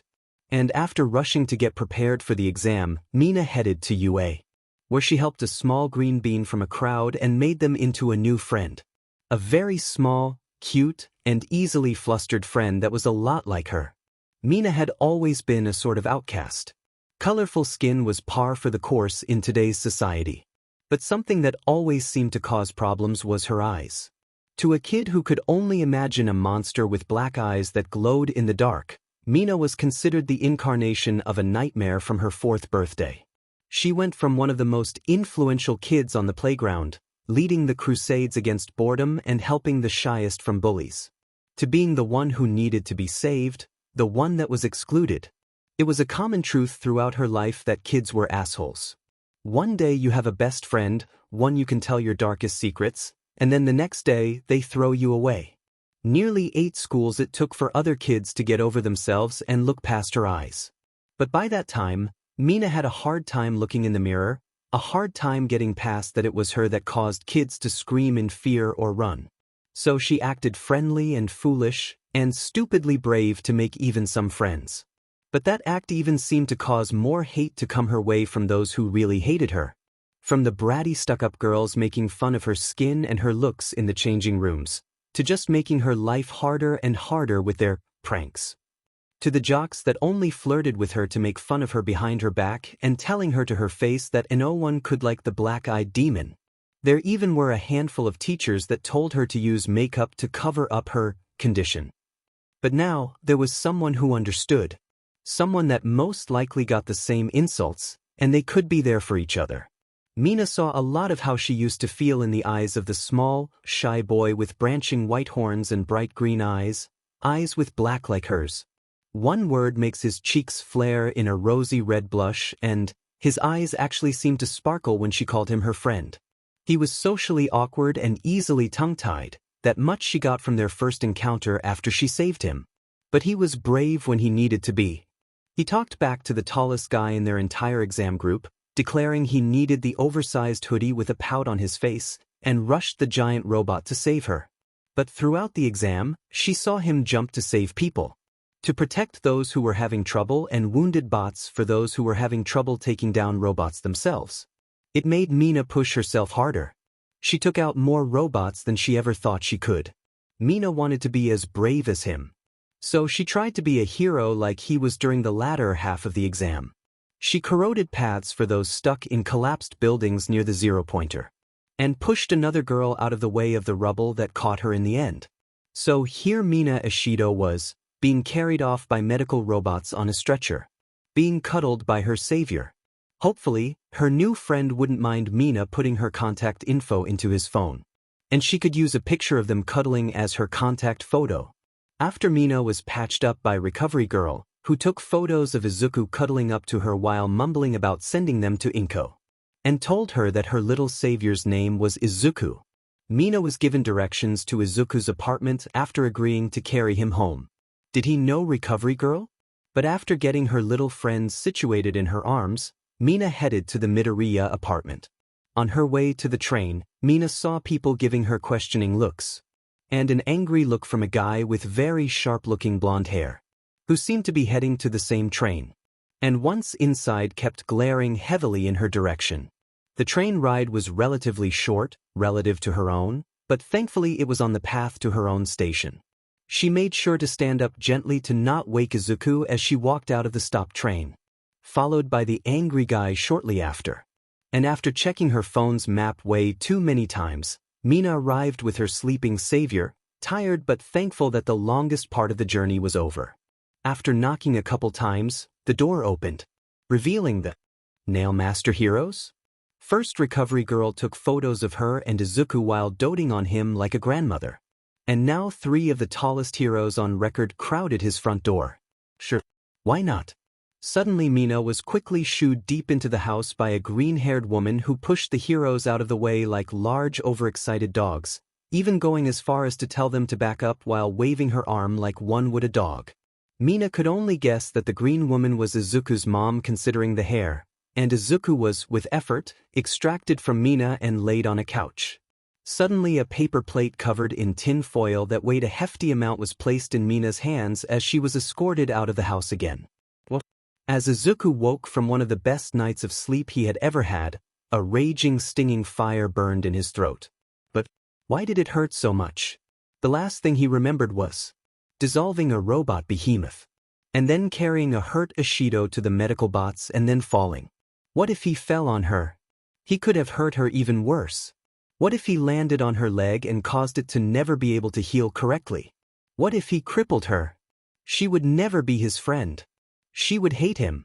But Yue had Recovery Girl. She would be fine. Hopefully. He destroyed the zero-pointer. Izuku's memories of the event itself were fuzzy, if not a little, blotched with pain. The initial scream was of fear and pain, fear of failing to save the first friend he had had in years, of not being strong enough to do more. And the pain was from the fire that blossomed inside of him at the moment he had felt empty of the heat he had been running on to heal his cuts and fuel his sword's black energy, but in those last moments, it felt like every ounce of heat he ever had was used. At that moment, as the wraiths erupted from Izuku, the heat of the entire Faux City dropped rapidly, and Izuku himself was not spared from the temperatures. He had felt cold, nearly falling over from exhaustion, and cold as the empty air above him mocked the existence of the zero-pointer. The ground around Izuku was cracked and frosted, like a night of freezing temperatures had occurred in mere moments, and the metal of the zero-pointer that was left had an icy haze. The sudden buzz of a phone startled him. Moving from under his mountain of blankets, Izuku checked his phone. It was a text. From Mina? Did he already text her? Why were there hearts next to her name? What happened while he was out? Love, Mina, love. I know it is weird, but I put my number on your phone. You should really invest in a password? Or the face or even fingerprint scanner lock. But it has been nearly 24 hours since I got you to your house, and I am really worried. Aizu, I am fine. I think? My throat hurts from that thing I did, but other than that, I seem to be okay. Why is my name Aizu? And thanks, I'll put on the scanner thingy and a password. Love Mina, love, that thing you did? The whole obliterating and just deleting the 0-pointer? That was probably the coolest thing anyone ever has done in the history of awesome. Not to mention you saved me. I wanted to know if you wanted to hang out? Like tomorrow because it is already late and everything, but do you? His brain shut down for a moment. Mina, a Shido, a person that was not his family, wanted to hang out with him? Any time that has ever happened always ended with Bakugo hurting him. But this was the nice girl, Mina, a Shido. Hopefully, her meaning for hanging out means it as friends doing something fun. And not her drawing him into getting beat. Aizu, sure, what time? And where? Love Mina, love, I am thinking we should go explore the mall. Not the big one but the smaller one near the edge of the shopping district. Fewer people go there and I have wanted to see what they have. It will be the perfect place for our date. And I will come and meet you at your train station tomorrow at noon. Aizu, okay, I will see you there. His hands typed the final message automatically after he finished reading her message. Did she want to go on a date with him? Was that a mistype? Him, Izuku Midoriya, the pest of Aldra Junior High, the useless Deku. His mind continued to wander as he slipped out of the mass of blankets, noticing that his favorite sweater, his deep green one, was shredded. And his sheets were a bit worn out and losing a lot of their integrity. And fraying. Maybe he should get a new color? They were sadly still All Might themed too and were usually hidden under the pile of new blankets that he had collected, so maybe red? Like his shoes or perhaps green? Pink? Like his first friend? That sounded nice. The sounds of Izuku getting ready to head to the shopping district caused the 4 other people in the apartment to get ready to greet him and tease him. The nail masters had stayed the night after Izuku came home passed out. They slept around the couch on mattresses much too small. Not that they cared much. Being uncomfortable was a small price to tease their boy early in the morning. The 4 adults sat patiently around the small dining table, the 3 larger of them squished together for there to be enough room for Izuku to fit at the table. However, they soon became impatient, messing with the cutlery and twiddling their hands together. The small green boy they were waiting for came out, in an oversized pink sweater. It was obviously his mother's. They had seen her wear it when it was colder out. She was also a couple of sizes larger than him, and he also did not own any pink sweaters. The nail masters, Oro, Shio, and Mato, could not help but release small sounds of delight at the sight. The boy was the smallest in the room, that was just how he was. But the oversized sweater sleeves went past his hands and almost to his knees. Made for an adorable sight to the other occupants of the apartment. Not to mention the mess of green bedhead that hung in a mane around his head. Izuku looked blearily at the group of gawking adults around the table. He had no clean sweaters, so he decided to borrow one from his mom, and even though she had some green and other colored sweaters, the pink looked the most comfortable. That was the only reason. The young green-haired teen walked to the table and sat down at his spot, entirely unaware of the snicking Shio as the exhaustion that still plagued his system refused to let go. When were you going to tell us you had a girlfriend, dear? Much to everyone's surprise, the first to start the teasing was Inko. By the cheeky grin on her face, she was going to have a blast with this new ammunition. Izuku was not expecting it. His entire body jolted in his chair, and his knee hit the underside of the table. His face started to light up a vibrant red. Instinctively, his mask came on in an attempt to block the embarrassment, however much to his disappointment. And to the joy of the surrounding family, his blush went through his mask, making a rosy tint on the polished white substance. His face soon slammed into the table as the pain in his knee hit through the embarrassment. The laughing of the nail masters and his mom faded to light chuckles. And Shio soon leaned over to his apprentice. So, pink huh? The little knight sat through the copious teasing and fought off pinching fingers that went to his cheeks as he finished off the breakfast his mom made with a renewed zeal. In between bites, he explained the events of the entrance exam, from him getting stuck in the crowd and Ashido helping him get to the building in time, to him obliterating the zero-pointer, much to the entertainment of the nail masters. And after cleaning his plate in the sink, he headed out, promising to be safe, not realizing that the three brothers were hot on his tail, to protect him, of course. And even they missed the hooded figure of Bakugo chasing after Izuku in secret as well. To talk. Maybe. The little knight ignorantly jogged to the subway, boarding it and looking up cool hero fights he missed recently. While it had been put on the back burner, he still loved analyzing heroes. And due to the vantage points, he was given due to his parkour training. He had been getting better at seeing how to deal with enemies from all kinds of angles. The ride from the station to the shopping district was around half an hour, and the whole time Izuku sketched out the figure of a new hero on the scene, the mercenary hero, Clip, standing nearly 7 feet tall. The new hero was built like All Might and carried an arsenal of weapons. On them. In them? With their quirk, storage. While a not very showy quirk, it allowed him to hold nearly anything in a pocket dimension, and the only limit seems to be weight. He can only carry as much weight in the pocket dimension as he can carry on his person, and due to his physique and his release training program, it is theorized he can easily hold around 600 pounds in the dimension. It is also theorized that his quirk also gives mild strength enhancement. As the train pulled into the station, Izuku slipped his notebook back into him, and put his phone in his pocket. It was inspiring to see a hero with a more powerful version of one of the mild bonuses of his quirk do so well at both fighting and rescue. So far, Izuku could easily store around 53 pounds of things into his quirk. And this allowed him to carry around a medical kit, his sword, a few knives, and some snacks, as well as his wallet without the chance of it getting stolen. He would definitely need to figure out how to train that part to store more. Caught in his musings, Izuku was surprised to have a hooded Bakugo grab his arm and pull him out of the subway before he could get trampled. He was thankful, but also, an unsettling feeling in his gut would not go away. The last time they interacted was when Izuku had beaten Bakugo up. Sure, it was an accident, and Bakugo had started it, but that does not change what Izuku had done.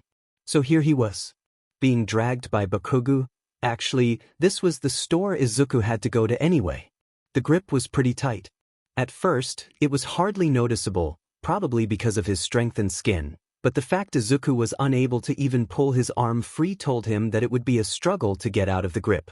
They were heading to the place with the soft sheets. After mulling it over for a few moments, Izuku picked up his pace, walking in line with his once abuser and now rival? No, an associate he despises sounded more accurate to their current standing. The crowd around the two teens parted like a hot knife through butter. Perhaps it was because Bakugo looked so done with everything, or perhaps it was the aura of sheer anger he radiated, but it was nice to not be trampled by people not paying attention. The hand gripped tighter on Izuku's forearm as the glass door opened to the relatively small shop. The smell of honey and citrus that he had come to know the shop for tingled his nose as he unintentionally forgot about the other boy. His eyes darted to the bedding section, and in seconds spotted a warm salmon pink comforter and sheets, with a very soft-looking fluffy blanket on sale next to it. Suddenly a heavily calloused hand gripped the green-haired boy's face and forced him to look at Bakugo, who looked even more ticked off than usual. "Pay a fucking attention when I am speaking to you, Deku." It came out as a forceful whisper rather than the yell Izuku anticipated. "I'm only gonna say this once, alright? Stay out of my way. I'm gonna be the next number one, got it? And if I gotta destroy you in the process, then I will." Izuku stared at the flaming red eyes of his tormentor yet could not bring himself to fear him. I am good luck. I will not make it easy on you." That was not the response Izuku was expecting. Bakugo's eyes hardened, and his grip released as he pulled his hand away from the shorter boy before he stormed out of the store. Quickly shaking off the shock of how non-violent that interaction was, Izuku looked back to the bedding section. He was gonna buy a heated blanket too. Perhaps they had one that was weighted? Outside the store, Bakugo was sprinting away from 3 angry helicopter dads. Izuku was having the time of his life. Other than the constant fear that the people around him would sooner or later trample him into dust, his visit to the store had gone splendidly. He had his new bedding, some new hoodies and sweaters, and he found a small box of chocolates that he could give to Mina when they met up. For their date? How does someone dress for a date? Izuku's feet almost tripped over themselves and his entire world did a 180.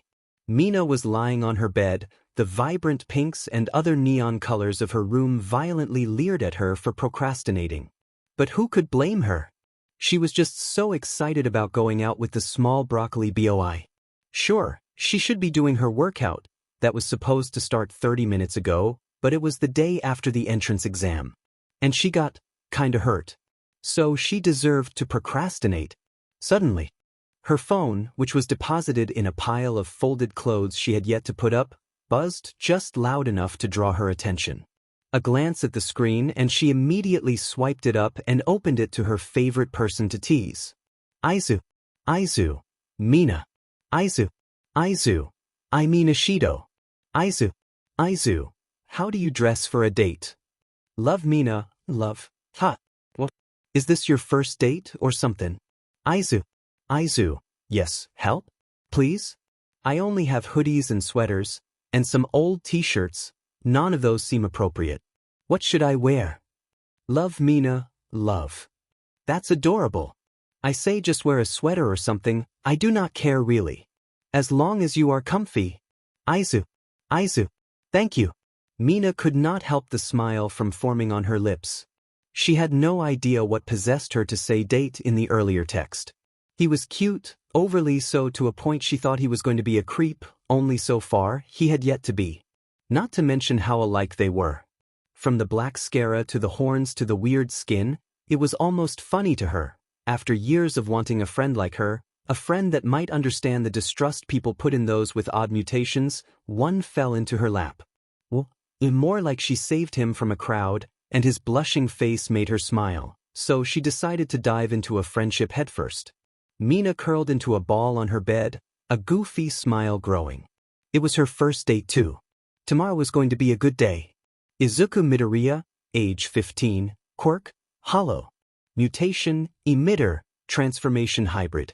Izuku Midoriya was found quirkless at age 4 by the local physician. However, after 10 years, his quirk came in. Look under File Dormant Quirks. He has the most prolonged case of dormancy in history, making his quirk to be incredibly powerful. From his blood tests, the results showed that his quirk has yet to stop changing his body. Initially, it was believed that his skin was replaced with a black chitin-like shell. But further tests show that it is made of a different material. At the time of the original blood test, his blood was still red like normal. However, a month later, it was found that his shell-like structure had hardened considerably, and his blood was a black semi-liquid. It is theorized that after tests that showed the liquid broke down foods and materials into their base components, like a digestive system, he most likely has no organs. His heartbeat is nearly non-existent, only seeming to become detectable when under stress or doing a strenuous action. Basics continued. Drawback, primary, hollow, mental. Expand. Medication, selective serotonin reuptake inhibitors, SSRIs, LVL-12, quirk-grown category. Named anti-emotion reactivate. Side effects, sleeplessness, drowsiness, high-functioning emotions, confusion, derealization, stomach pains, headaches, migraines, anxiety, and may cause extreme panic attacks. Drawback, secondary, physical, overheat.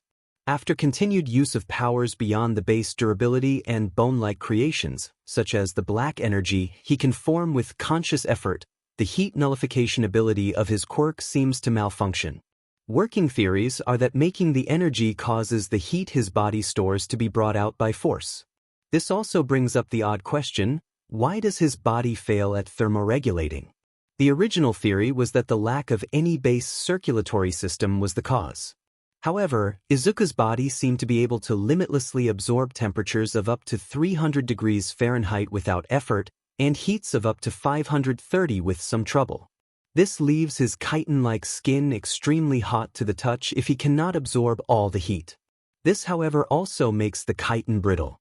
The fact he can absorb so much, however, is the cause of a theory that heat may be the primary energy source of his body. Or at least, his quirk's other functions. Heavy use of the abilities that use the heat likely drains him on a 7:1 scale, working numbers for now. Let's say, for instance, he uses a thin burst of energy, and it has a heat of 200 degrees Fahrenheit. Then the theoretical heat his body would need to use is 1,400 degrees of thermal energy that his body had stored up. And add on his body's use of the heat for basic things like digestion. The chances of him draining whatever stores he has is likely. So when he uses a large amount of energy in moments, not only does it seem to reduce his body's capabilities, but it is also bad for his health. As the fact that when he does drain the pool of energy, it seems that his quirk tries to devour what it can to replenish itself. Thankfully, he has yet to cause this outside of a quirk testing facility. This information, however, does not explain his complaints of hot flashes when he has a panic attack. That can be attributed to the medication for his mental drawback. His body temperature does not rise. However, his mind believes it is. Thus the feeling of overheating. However, more in-depth study should be done before this can be taken as fact. Addendum.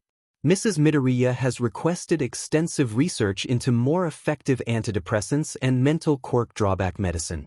Sudden knocking on her door woke Mina up with a start. She had not been able to sleep well. Her mind had been racing all night and gave her no time to sleep. She had been going over what she and the little green bean could do during their date. Constantly making up plans and disposing of others that did not seem right, going to karaoke? That would put the ball of anxiety. Izuku was into an instant panic attack. The movies after the shopping trip would likely work, but any new films would have a chance at being packed, and she did not know what he would even want to watch. What was his taste in movies? Did he like horror? They could watch Alien. And if he got scared, she could do some romance. A second set of knocking and a doorknob clicking signaled the door being opened, which came to reveal the silhouette of her brother, his gangly form and tall thin horns making it easy to figure out it was not her dad. Hey weirdo, she definitely did not need to hear her brother's voice at this time of day. Me and the parents are going out for the day. Do not destroy the house, capiche? Mina's dignified response was to throw a stuffed xenomorph at him. Her aim went true and hit him square in the face. But he was quick on the retaliation and spiked the stuffed animal into her bed, into her. And he finally started to close the door, with a parting, "Don't touch my stuff," as the door clicked shut. And the darkness of the room took residence, leaving the fluorescent stars that dotted the ceiling to greet her. Then it hit her like a brick. Her family was going to be out all day. Izuku would likely not want to stay in public for too long, anxiety and all that. Where better to watch a movie than where she knew all the best movies were. A sudden thump alerted the Ishido household that the resident ball of energy was up. However, 10 in the morning on a Saturday, the world might have been ending. Not once in the last couple of years were they able to get Mina up on a Saturday before 12, and that's on a good day. But watching the regularly sleeping girl rush around the house, her brush tangled in her hair, in her pajamas and sockless, was definitely one of the funniest mornings they have had in a while. As the parents and oldest sibling walked out the door, Tokita Ishido, the mother of the family, decided to speak up about the whole lack of socks. Please put some socks on. The floor is cold. And if you get a cold, we won't be able to watch a movie tomorrow like we planned. And then she shut the door. As for Mina, she was cleaning up basically the whole house. The house's fabrics and furniture were acid-resistant, and the wood floors were coated in an acid-resistant coat. So cleaning the floors of the thin layer of dust was a quick job. The next thing she needed to do, clothes. She had completely forgotten to get an outfit ready the day before. Scampering up the stairs of the house and back into her room, with a cup of coffee in hand, the pink girl slipped into her closet and threw nearly half its contents onto her bed. What followed was nearly an hour of throwing on different outfits and finding that none of them did not have a midriff. Which would definitely make the boy who was as skittish as a rabbit shut down. But what could she do? Okay, so maybe she did have clothes that did not have a midriff, but those weren't cute. She had eventually decided on a black top that said acidic, with a chibi xenomorph sleeping under it, a pair of black jean shorts, and a pair of long socks. And yes, she did look good.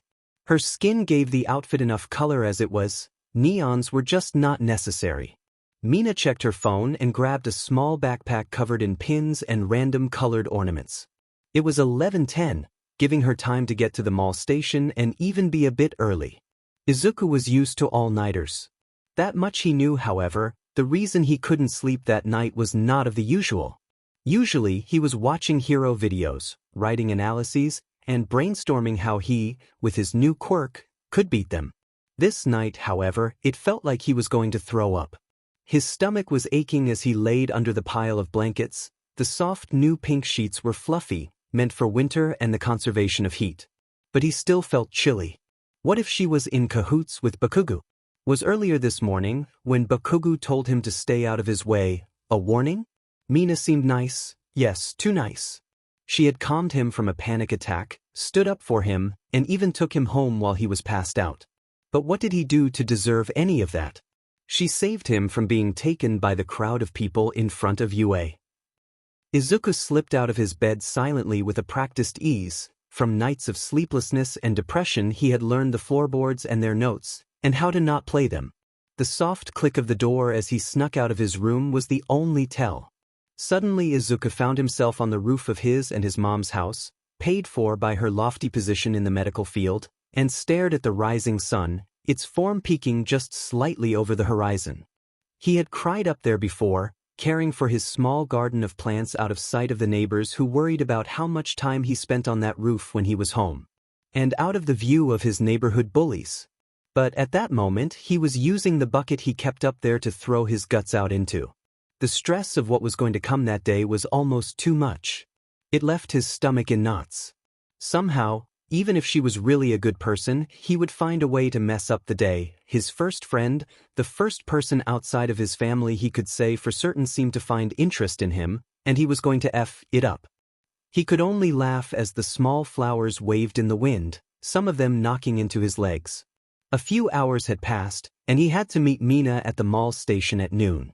Izuku climbed back into the warmth of the apartment, a shiver running up his spine as he realized it was the 27th hour he had been awake without sleep.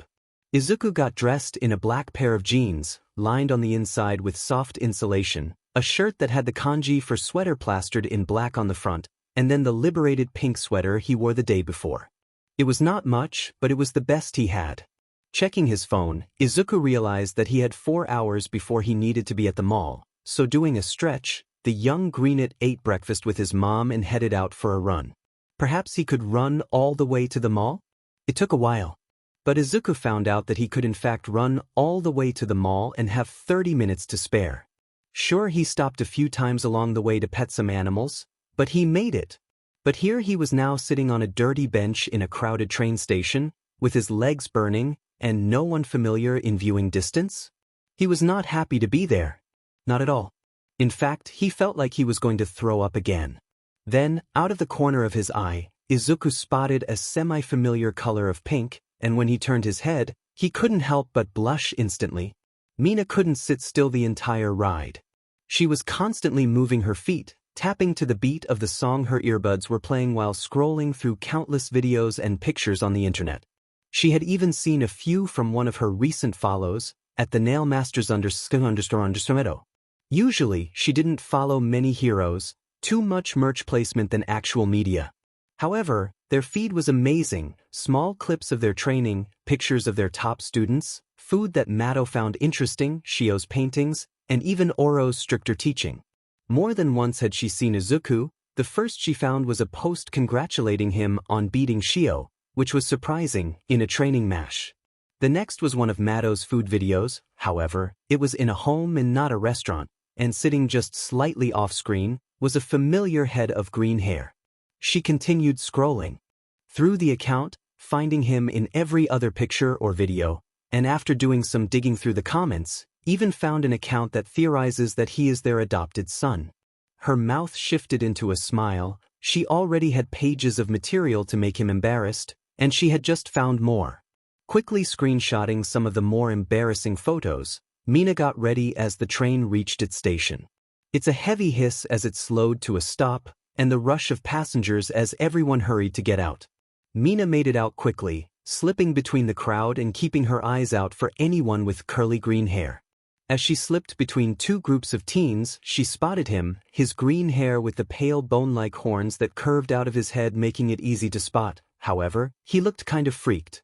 As she slipped closer through the crowd, she spotted his relatively heavy breathing, and as soon as she got close, how small his pupils were. She quickly sat down next to him, making her movements over-exaggerated as she grabbed his hand and stood up with him, and led him through the packed station to outside. New idea. Don't ask to meet in a crowded place. As soon as they were outside the cramped station and into the open air, Mina set out to look for somewhere calm. She had been here before, so where could she go to help calm him? Suddenly it hit her, there was a park nearby. When Ashido sat next to him, his breathing was rough, and he felt overheated. He had been fine, just a bit winded from the trek to the mall, yet when the nearby trains opened, it revealed a massive swarm of people. His heart dropped. And now here he was, being led somewhere, being saved again from his fear. He had gotten his breathing mostly under control as they entered through a large open gate, into a walking path in a small park. She continued leading him over to the largest tree, which was vacant of people, and sat down, pulling him down with her. He closed his eyes. Being seated in a much more quiet place helped his heart rate, and the warm presence near him helped him even further, the heavy arm that was draped around his shoulders. He was being hugged, wasn't he? Suddenly, as if shaken out of a trance, Izuku shot up, sitting straight up, while before he had been leaning and nearly laying on Mina, Ashido. Oh no! Izuku's face seemed to shift from pale to pink, to a flaming red. He was beginning to apologize to her before he was stopped by her hysterical giggling. It was adorable and infectious. Soon the boy who was on the verge of a panic attack was now giggling at something. He had no idea why. Eventually, the two teens calmed down and sat in the shade of the large oak tree, before a still grinning Mina grabbed Izuku's hand and stood up, pulling him along. They had maybe sat under the tree for half an hour, enjoying the calm of the small park. "Come on, Izuku. We're gonna watch a movie," she said with a sharp-toothed grin. "Wait? What about the mall?" She gave a slight giggle. "I'm glad you want to try to go, but let's be honest, you'd be too scared to have fun. So instead, we're gonna go watch a movie at my place." She gave his arm a tug, and that was when he realized they were holding hands. "Why your place?" Boarding the train with a pretty girl holding his hand. Two things that made him feel two great emotions. One brought anxiety and one brought embarrassment, and his mind couldn't figure which of the two to focus on. His hand felt warm. Hell, almost all of him felt warm. It might have been the near full-body blush he knew he had. And his mind did want to focus on the group of teens that were whispering about them, or the middle-aged salesman standing 3 feet away, or the fact the train was almost packed. But nothing could get past the constant thought that kept repeating in his head. Her hands are soft. It was like an anthem that only he could hear. Much like his fast heartbeat that beat in his ears. But he would be dead if Mina couldn't hear the words going through his head, because of the grin she was giving him. She had to know exactly what he was thinking. Izuku hardly even noticed when the train stopped, his brain still fried, but he came to as he was led out of the train station, and after a bit of walking on autopilot, they came to a relatively large home. Standing around 2 stories, the home looked cozy, and unlike the other homes in the area, it was colorful, its main paint being a striking blue. And the garden around the house was filled with a large amount of pink and orange flowers. He was tugged to the door and led inside. The smell of citrus and lavender hit his nose instantly. He quickly took off his shoes and put in the pink slippers Ishido handed him. The entryway was well lit, and from where he stood, so was the rest of the house. The wooden floors had a sheen to them, and the furniture was made out of all kinds of different colors and covered in all kinds of patterns. So, what are we watching? Izuku asked as he turned to the taller of the two, but instantly felt a spike of fear. She looked like she was planning something dastardly. "Oh, we are just gonna watch my favorite movie of all time. I think you will love it. It's got aliens." As she said this, she turned on the TV, where already ready, was a movie screen with the word alien in bold. The font was already spooky. Izuku situated himself in the leopard print couch as Ishido got the place ready, bringing down a stack of blankets and bringing out a large bowl of popcorn. Izuku paid the blankets over himself and the rest of the couch as she brought in the popcorn, and while he tried to keep a semblance of distance from the pink girl, scooting to one end of the couch. However, she plopped herself down right next to him and clicked play. 30 minutes later, and what little room was between them had vanished. While enraptured with the movie, Izuku was still a scaredy cat. The bowl of popcorn had been forgotten as Izuku clutched to Mina's side. The sheet-eating grin never left her face as she laid one arm over him. And it only got bigger as the xenomorph killed one of the cast, causing the boy to jump in fright and dig himself deep into her side. By the end of the movie, the lack of sleep finally caught up to the smaller boy, the adrenaline of the day wearing out all resistance to sleep as he passed out pressed into the side of the pink girl. It was still early in the evening, the move and the actions of the day only taking place in around 4 hours. Mina's family would not be home until late, so when she turned off the movie, flicked off the lights, and got ready to take a nap with the sleeping boy, she couldn't help the smile. Even through all the movement she had done, he was still attached to her like a koala. An hour and a half had passed since the two teens fell asleep for their nap. Mina lay awake for the last 12 minutes, the room's quiet only broken by the rhythmic breathing of the boy beside her. It was nearing dinner time, and she knew the date wasn't over yet. But her planning had been distracted every few seconds by the light shifting of the boy next to her. Next to her was a bit off. She was spooning him to be exact. And boy howdy did he fit nicely in her arms. Mina's thoughts were silenced as the smaller of the two rolled over in their sleep. Now he was facing her. The afternoon light shined onto his face, illuminating the freckled cheeks in a warm light. Mina herself had felt pretty warm the entire time of their nap, but it was then that she noticed that Izuku was shivering. He did say he wore his clothes for a reason, right? A sly smile placed itself on her cheeks. His reaction when he woke up will be worth the embarrassment. Mina's arms, which were already loosely around the boy, tightened, pulling him closer until their chests touched. She could feel his cool body temperature through the fabric, and a tiny flutter tickled her stomach. She loved this, the feeling of him being close, the way he blushed whenever she got too close. She wasn't entirely sure why it made her heart beat a little faster, but she decided not to think too hard about it. For now, she just wanted to enjoy the moment and see that adorable, flustered expression on his face. She quickly shoved the thought aside, but her cheeks remained flushed, a shade darker than her usual pink, closer to a bright violet encompassing her cheeks as she noticed how close she had brought him at that moment. Small curls of green hair lightly tickled her face as she lightly shook the sleeping boy. "Come on, Izuku, wake up," Mina whispered, her voice soft with a mix of teasing and tenderness, her face still alight from the closeness. Slowly, Izuku's eyes opened, drowsily closing and reopening before staying open in a squint. His green eyes looked around for a moment, taking in the world around him before they caught Mina's, who had been staring him dead in his eyes the entire time. His breathing completely stopped for a moment. And then the vibrant red blush began, and in moments he was wiggling, trying to roll away from Mina, who only held on tighter, her own blush stagnant but the smile on her face growing in intensity. It was time to enact stage 2 of Wake Up the Green Bean. Mina's arms, which were tight around Izuku's waist, left her hands in perfect positions for tickling. And tickle she did. She began moving her fingers fast against the thick cloth of Izuku's sweater, her nails making enough friction through them for the sensation to hit Izuku. A small giggle began budding through his throat, and Mina began tickling even more ferociously. The soft giggles turned into laughter, which turned into snorting and gasping laughs as Mina refused to give in. She had moved from being next to him to being on top of him, her position giving her leverage over Izuku and turning him into a mess of giggles. His training did not prepare him for such an attack. His sides and chest heaved and ached from the copious laughs that were being forced on him. He could feel small pinprick tears on the edges of his eyes and his cheeks hurt from smiling. "You awake now? Or do I gotta keep going, Greenie?" A silly grin was plastered on her face as she kept tickling him, her words spoken in a sing-song voice. "Please. Stop." Izuku managed to spit out through his laughter.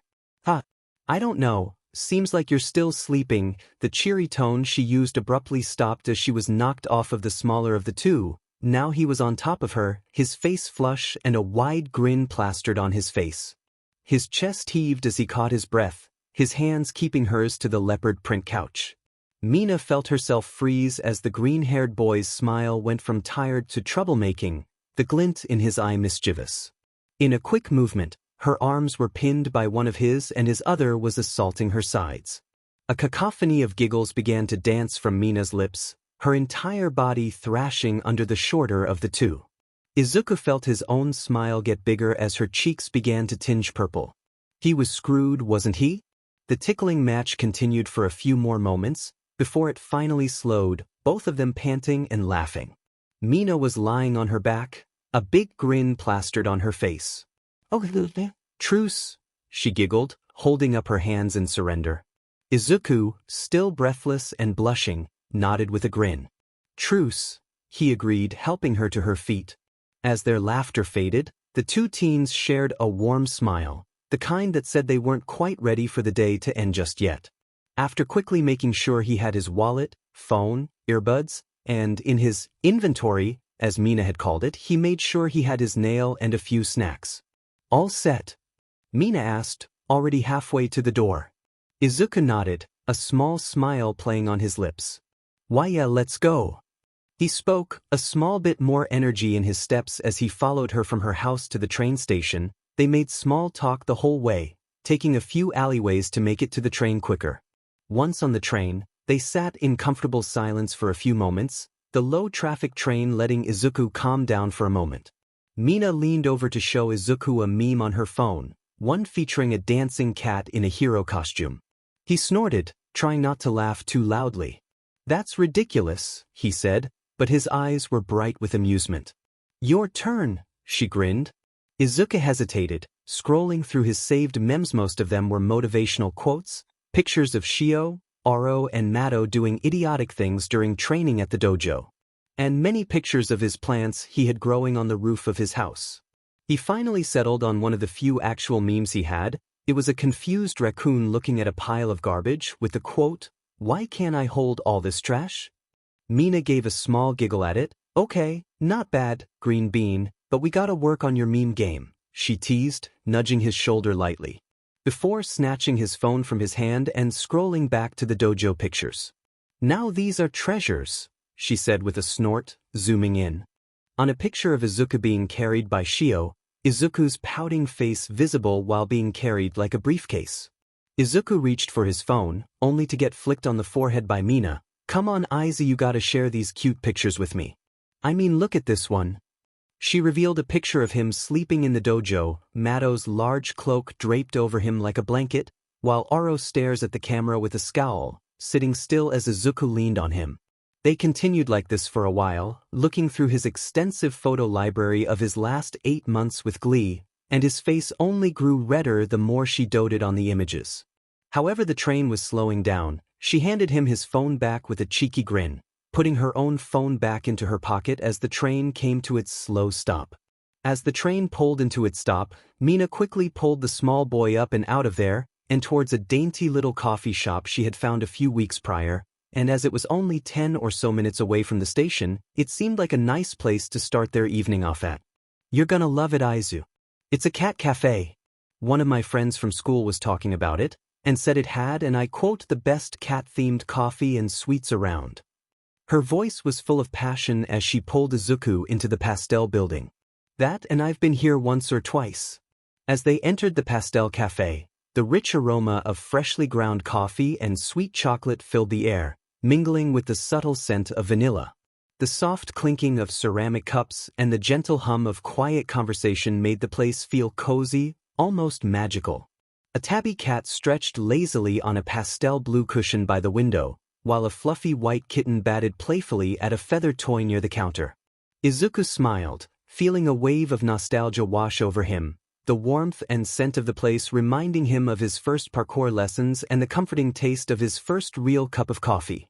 He accidentally fell into this woman's back balcony, where he was given a cup of coffee and some pointers between terrible puns that made him giggle for no reason. Is that the little twerp who fell onto my balcony? Well, I'll be a monkey's uncle, huh? Or would it be a monkey's aunt? With a swift, almost acrobatic leap, a woman vaulted over the counter, her pastel teal hair bouncing with each step. Her orange bandana flared like a pirate flag in a storm, and her grin was as bright as the sun. This happened as soon as the two teens walked into the pastel cafe, shocking them both. It's been like 2 months, kiddo. And you seriously never came by since the last time. Did you make it into UA? I told you I might be able to get you a recommendation at Katsubutsu if it didn't go well. Now, who is this fine young lady you're with? The very colorful lady raised an eyebrow at the two, elbowing Izuku as his face turned redder. Well, look at you, scoring a date like a pro. Ms. Fukukado teased, nudging Izuku with her elbow. You couldn't string 2 words together when you fell onto my balcony, but now here you are, all smooth and charming. She winked at Mina, who stifled a giggle. I'm so proud, kid, she added with a hearty laugh. Hi AG again, Ms. Fukukado. Sorry for not talking to you in a while. I did actually get into you. He finished off with a stutter, his eyes averted from her as he spoke. Well, that's swell, kid. I am so happy to hear that. I think this moment deserves a joke. The woman closed her eyes for a moment, thinking deeply, before bringing up a gloved hand. Got it. Why did the hero student bring a ladder to school? Izuku had a few ideas on what to say, but couldn't bring himself to guess wrong. I don't know why. To go to the next level. And it looks like you're climbing it just fine with that lovely date by your side. She exclaimed with a wink, bringing both hands to her mouth to make a goofy smile as she chuckled, clearly amused by her own joke. Mina burst into giggles and Izuku blushed even deeper, trying to hide a small smile. Ms. Joke was a great hero, even if she was on a small hero leave to get her cat stores up and going. Izuku hoped that he would see her more when the schools did large inter-school tests. Anyway, kids, the smiling hero looked over to Mina. It's nice to meet you, she spoke quickly, putting a cat toy that looked like a fish on the counter. But what can I get ya? This is a cafe after all. I think I know what you want. She made a nod at Mina. You've been here a lot recently, but you never know, could decide to choose something different like Matt maybe. The laughter hero looked over at Izuku with a sly grin at that one. Mina chose to ignore the teasing, preferring to not acknowledge the lilac blush on her cheeks at the hero's teasing. I want dash. Mina had to suppress a blush at saying the name of this drink. A meow matcha please. Ms. Joke kept a sheet-eating grin on her face as she turned to Izuku. And you, dear? Can I get a Whisker Wonderland? His voice barely above a whisper as he nervously eyed the colorful menu, his eyes scanning the various prices. A small one, please. Nope. Ms. Fukukado started, grabbing 2 of the largest sizes she offered. Kids who get into hero school get their drink on the house here. She said with a grin, getting all the ingredients for their drinks out in a few smooth motions. Now go find a seat, kids. I'll bring them to you. Before Izuku could argue, he was dragged to a small corner booth. The only other people in the cafe was a person in a yellow sleeping bag with around 12 cats curled on top of it, and a purple-haired teen passed out at their booth. As they settle into the cafe's corner booth, a small black cat sauntered over to the two, Izuku just settling into the thickly padded cushions with a content sigh, and Mina snapping a quick picture of the short greenet. A very loud and angry meow caught their attention. They both looked down at the small kitten, its wide green eyes staring up at Izuku, before it pounced at his sleeve. Its small hook-like claws catching onto the long sleeve began its vicious assault, chewing and biting at the fabric, releasing angry meows as it did. In reality, the small thing barely even affected the sleeve, but the sight was too cute for Izuku, and much less Mina to try and stop. A few minutes passed of them taking nearly 200 images of the cat between the two of them, and the smell of their respective drinks washed over them. Looking up from the cat, its rage subsided into it, becoming a small void on his lap, its soft snores the only sound coming from it. Izuku's eyes met Ms. Joke's. Looks like Machi's chosen you. Better watch out, she doesn't let go easily. She spoke with a grin, setting the drinks down. Izuku's was a white chocolate mocha topped with whipped cream and silver sugar sprinkles to mimic a cat's whiskers in the snow. It has a slight minty smell coming from it, which greatly piqued Izuku's interest. She sat down Mina's, which was a matcha green tea latte with a swirl of coconut milk, topped with a matcha powder paw print. Now you kids enjoy it. I remember getting into my hero school, it was one of the best feelings, she said with a small smile, before walking back to the counter as a new customer came in. The two took sips of their drinks, enjoying the taste for a moment before they got into talking. Izuku's eyes flicked across the room, taking in the details as Mina made a satisfied sigh while sipping her drink, before they began to stray to a news broadcast playing quietly on a TV angled to just be in his vision. The camera shows a distant dark forest, the headlines speeding across the screen. 12 elementary school students missing, hero investigations of the local forests underway. The cafe's warm light seemed to dim for a moment. Izuku's fingers tightened around his cup, his eyes narrowing slightly at the screen. The anchor spoke quickly, their eyes seeming to catch Izuku's. While the TV's audio was low, he could make out mentions something about strange phenomena and a hero investigation underway. The only lead they had was a flash of light within eye's view of the elementary school. Izuku glances over, feeling a faint chill run down his spine, but shakes it off when Mina asks him a question. He gives a quick and small yawn. I'm sorry, I zoned out hard, this cat is purring up a storm, which he didn't lie about, the cat was very loud. I asked Aizu, what's your relation to the sword heroes? Is one your dad or something? Izuku spat out a small mouthful of his sweet drink. However, in the back of his mind, he couldn't forget the forest he saw on the screen. None of them are my dad, they are just my masters at the dojo, he spoke quickly, his face bright red. None of them are my dad, they are just my masters at the dojo, he spoke quickly, his face bright red. He did a double take to the TV for a moment, before finally pushing it from his mind. But as he looked over at Mina, her sparkling golden eyes were boring holes into him. I swear none of them are my dad, if they were I'd be like, way taller, he mumbled the last part into his drink.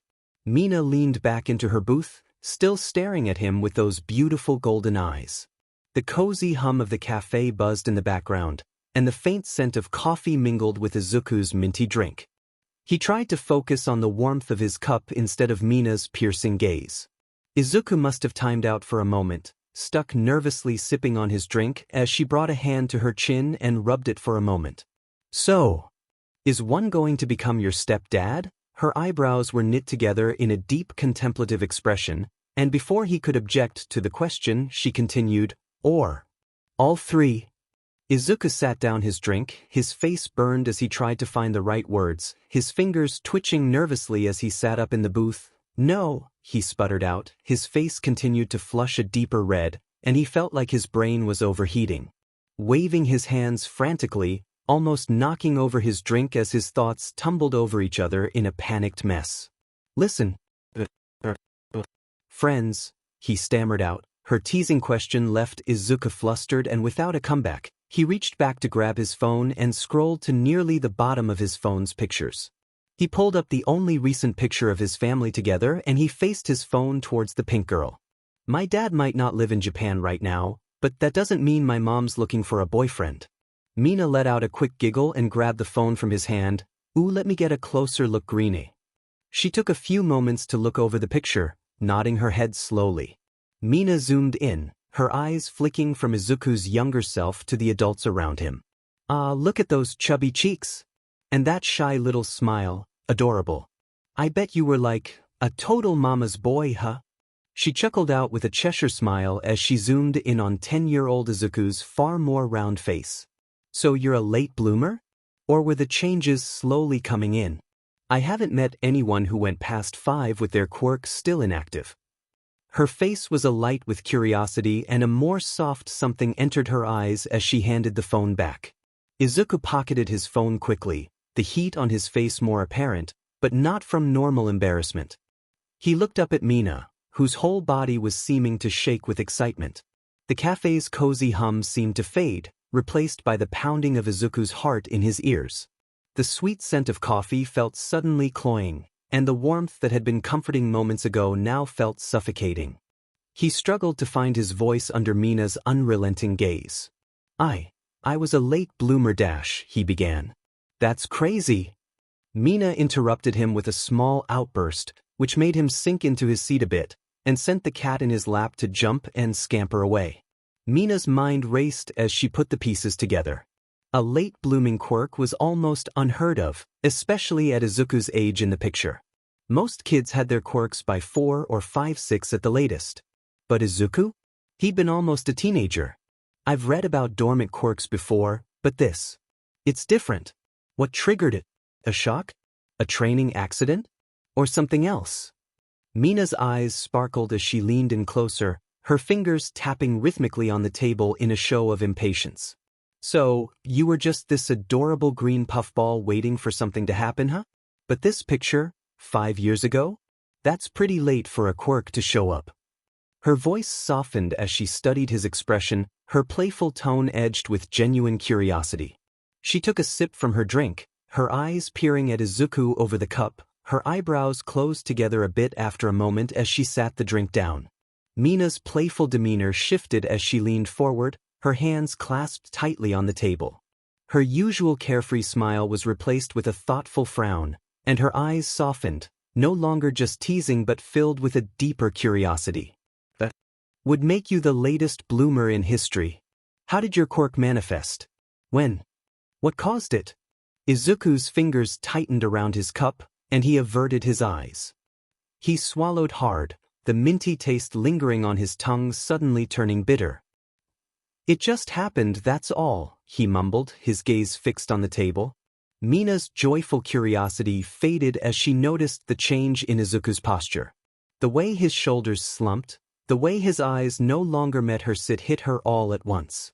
She'd pushed too hard. The lightness of their banter had vanished, replaced by a fragile silence that felt like it could shatter at any second. Mina didn't miss the way his hands trembled slightly, or how his voice wavered as if there was more he wasn't saying. Mina's heart sank as she watched Izuku shrink before her. The excitement she'd felt moments ago was replaced by a cold dread. She hadn't meant to pry so deeply, hadn't thought her questions would hit such a nerve. Seeing the pain flicker across his face, she felt a pang of guilt twist in her chest. I'm such an idiot, she thought, wishing she could take back every word. Mina's gaze bore into him, he could feel her eyes scanning over his face. Long gone had the blush that almost constantly dusted his cheeks, as it was usurped by an even more ashen and sickly white. Mina's heart sank further as she realized how far her playful teasing had strayed. She'd always been the one to lighten the mood, but this wasn't a joke she could laugh away. Her gaze softened. Something bad happened, right? Mina said softly, her warm hand came to rest on his own, softly rubbing circles on the back of his hand. The warmth of Mina's hand on his own was a small anchor in the storm of his thoughts. It was gentle, grounding, and for a moment, the chaos inside him quieted. He stared at her fingers tracing soft circles on his skin, feeling the crushing weight in his chest lift just a little. It was enough to keep the tears at bay, at least for now. Izuku's mind was a whirlwind of memories he tried hard to bury. The sting of being quirkless, the endless whispers of doubt, the day everything changed. He wanted to tell Mina the truth, but the words caught in his throat like a thorn he couldn't dislodge. How could he explain it without tearing open old wounds? His mind, while calmer, still bubbled like a cauldron. Mina's touch steadied him, yes, but fragments of the past kept clawing their way back, the sting of tears in his eyes as he stood alone on that rooftop, the scalding water biting into his skin, the crushing silence that followed every failed attempt to be like everyone else. Each memory was a sharp edge, images flickered in his mind like a broken film reel, the night sky, endless and cold above him, the searing steam that clung to his skin, the sting of every insult that called him worthless. They were ghosts that never left him alone, haunting him even now. It was all a reminder that even if he had a quirk now, he was a Deku.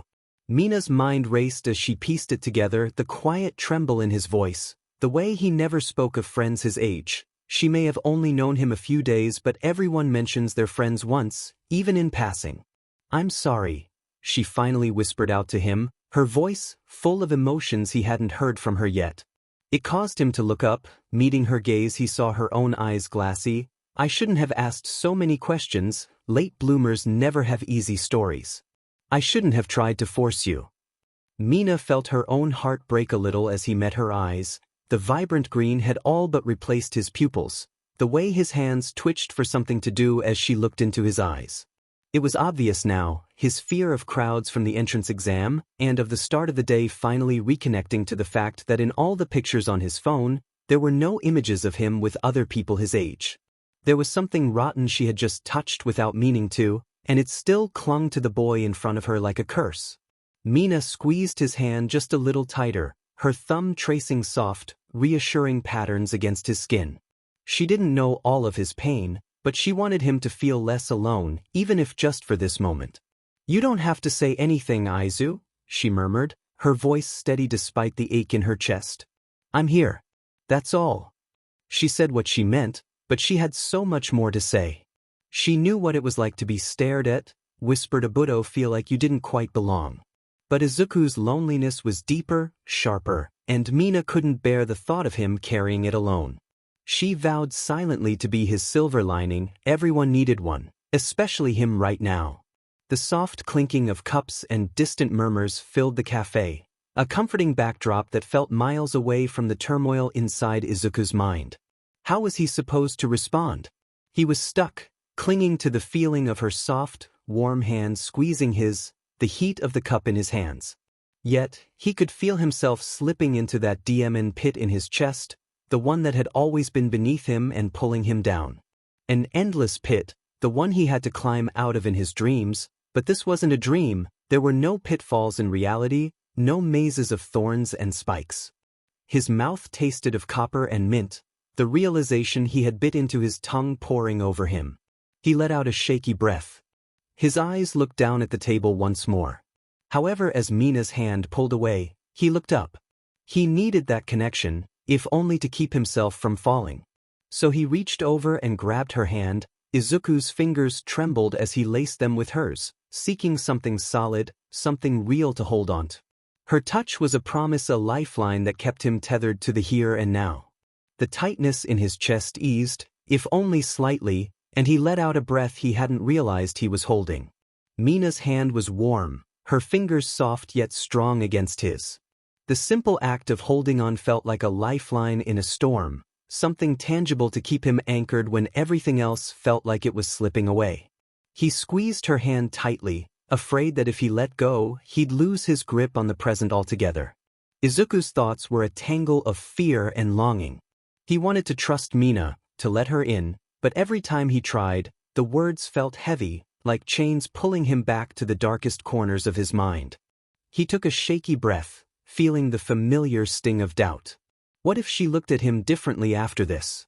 What if she saw him the way everyone else? I was told I would never get a quirk when I was 4.5. He started slowly, his voice shaking in a way it hadn't since he told his mom everything. Since that day, I haven't been able to keep any friends, to make any. He looked away again, his eyes catching the small black cat as it curled into a large tabby. And he swallowed hard as he looked into her eyes. The gold shimmed in the soft lighting of the cafe, like pools of honey, and he felt his tongue become lighter as he stared. And my best friend, a friend I had known since we were born, decided I was useless, a Deku. A nobody that deserved nothing good to ever happen to him and someone undeserving of even making friends. He got a really strong quirk. It lets him explode the sweat he produces with his palms, like fireworks back then. It was really beautiful. Izuku's voice wavered, each word feeling like a jagged shard he had to force past his lips. He tightened his grip on Mina's hand, drawing strength from her touch. His gaze drifted to the table, as if the answers to his pain were etched in the wood grain. The cafe noises faded into a dull buzz, drowned out by the pounding of his heartbeat. Beautiful until it's used to burn you. Then it's just as scary as any other weapon. Mina's breath hitched as she listened, her own memories of being judged and misunderstood flashing through her mind. She clenched her teeth, feeling a surge of anger not at Izuku, but at the world that had hurt him so deeply. She squeezed his hand, as if silently vowing that now that she was with him, he wouldn't be alone again. You can stop. Don't push yourself. Please. Tell me more when you're ready. Mina spoke softly, with a hard edge he couldn't pinpoint. No kid deserved to go through that, especially at that age. So please wait till you can tell me without being somewhere else, she said, her voice even softer. You're barely here right now as it is. Just breathe. Izuku let out a shaky breath, the weight on his chest still pressing, the pit still tugging at his feet, but he fought it. He focused on his breathing, drawing in the familiar sense of mint and coffee that filled the air. He hadn't noticed them before, but now they were grounding, tangible reminders that he was here, not lost in his memories. The faint scent of the wooden table mixed with something softer, Mina's perfume, light and barely noticeable until now. Izuku breathed out slowly, only then realizing his eyes had been closed. Mina watched as he steadied himself, his pale complexion gradually gaining a hint of color. It was subtle, almost imperceptible unless you were watching closely, but she noticed. His eyes eventually lifted to meet hers, still glossy but calmer now, the green that had overwhelmed his irises receding as his pupils returned to their usual size. She knew there were still things left unsaid, scars that ran deeper than words, but she didn't need to know everything. Not right now. A sudden sound of feral indignation broke the quiet between them, making them both jump. They looked down to find a large white cat, a full chunk of a feline, with blue eyes narrowed in what could only be described as sheer annoyance. It blinked slowly, surveying them both as if judging their entire existence. Without warning, it hopped onto the table between them, padding confidently toward Izuku. The cat raised a paw and gave him a light, deliberate bop on the forehead, as if scolding him for interrupting its day, before sauntering over to Mina. It gracefully hopped into her lap, settling down with an air of regal entitlement. For a moment, they just stared at each other, hand in hand, the sun's warmth streaming through the cafe windows and casting soft patterns on the table. Then, Izuku let out a soft giggle. Mina followed, her own heavy heart lifting at the sight of the blush creeping back onto his cheeks. They didn't say anything, and neither made any move to pull their hands away. The giggling broke out into full laughter from Mina as she watched the small greenet look down at their hands and blush bright red, the contrast to his hair making him light up the room. I just realized something, Mina began as her chuckles subsided. How do you blush red when you bleed black? The memory of them cuddled together on the stretcher resurfacing. He hadn't been bleeding much, but the slight trickle of a black fluid surfaced in her mind. Izuku wiped a tear from his eyes as he blinked the final remnants of his emotions from his eyes, before he went still for a moment. How was he blushing red? He let out another giggle, first a free drink for competing in the UA entrance exam, and now a quirk question? If he hadn't almost had a panic attack earlier, then he would have called this the best day ever. Izuku met Mina's eyes, the tension from earlier fading into a mischievous grin. I have no idea. He pulled his notebook out of his inventory and a pen and sat it between them. The front of the worn notebook read, Hero Analysis for my future #ways to PSS off Katsuki number 32. With one hand and a practiced ease, he flipped to the end, revealing a page full of detailed sketches of himself with his mask on, annotated with countless notes. Mina's eyes couldn't help but skim the upside-down writing. Reading Izuku's tidy script felt like a guilty pleasure, her snooping habit once again rearing its head. As she glanced over his careful observations, she felt both amazed and slightly overwhelmed. Abilities granted by Hollow. The title alone made Mina's pulse quicken. A strange mix of awe and curiosity bubble up inside her. Additional notation. Most of the writing in this section is speculation. I have no idea what the full extent or meaning of any of these abilities I've gotten are. The Dream Tree. Orb Tree? I have no idea what to call it. The tree, it's hard to explain. At first, I thought it was just another dream, but when I touched it, something changed.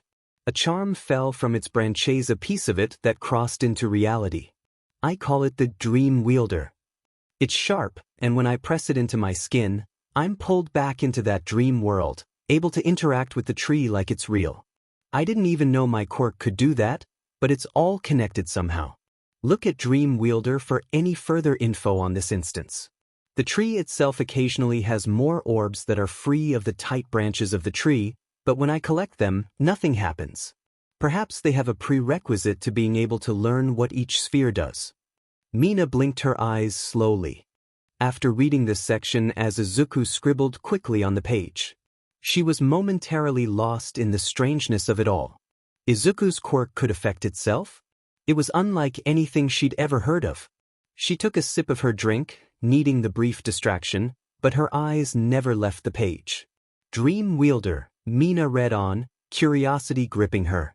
Further studies into this charm show that I cannot induce sleep onto anyone but myself with it. However, the sleep it does induce onto me is like a lucid sleep. For one, every minute in that state is less than a minute in the real world. After counting 15 minutes in the dream, I left and found only around a minute had passed. Mina nodded slowly, her mind buzzing with everything she just read. Her eyes drifted to the small pin on the collar of Izuku's sweater, simple but unmistakably significant. She'd noticed it earlier but hadn't thought much of it, chalking it up to just another accessory. However, it obviously wasn't, it was an extension of his quirk. She shook her head and kept reading. In my mind, I can visualize a sort of container. It's never full, however, as I collect more warmth it gains a brighter light inside it. I have a few names for it, but right now I call it the energy gauge. I'll workshop it later. Mina glanced up, noticing how intently Izuku was scribbling more notes along the page's margins. He can't even regulate his own body heat because of his quirk, she realized, her heart tightening. It made sense why he was always so cold. It's clear the gauge is just a mental visual for my quirk's heat absorption ability. It allows me to heal. When I focus on my burning wounds, I can channel the heat into them and watch them mend before my eyes. This works for my mask, which stays cracked for days until I manually either break it or heal it, as it can stay cracked for days at a time. I've also found that when I focus my quirk's energy into my nail, I can coat it in a black energy, which I can release in a similar manner to the nail heroes. Mina chuckled softly, amused by Izuku's methodical approach, but there was a hint of sadness, too. The boy seemed determined to document every facet of himself, as if understanding his quirks was a matter of survival. It probably was, honestly. What would happen if he ran out of heat?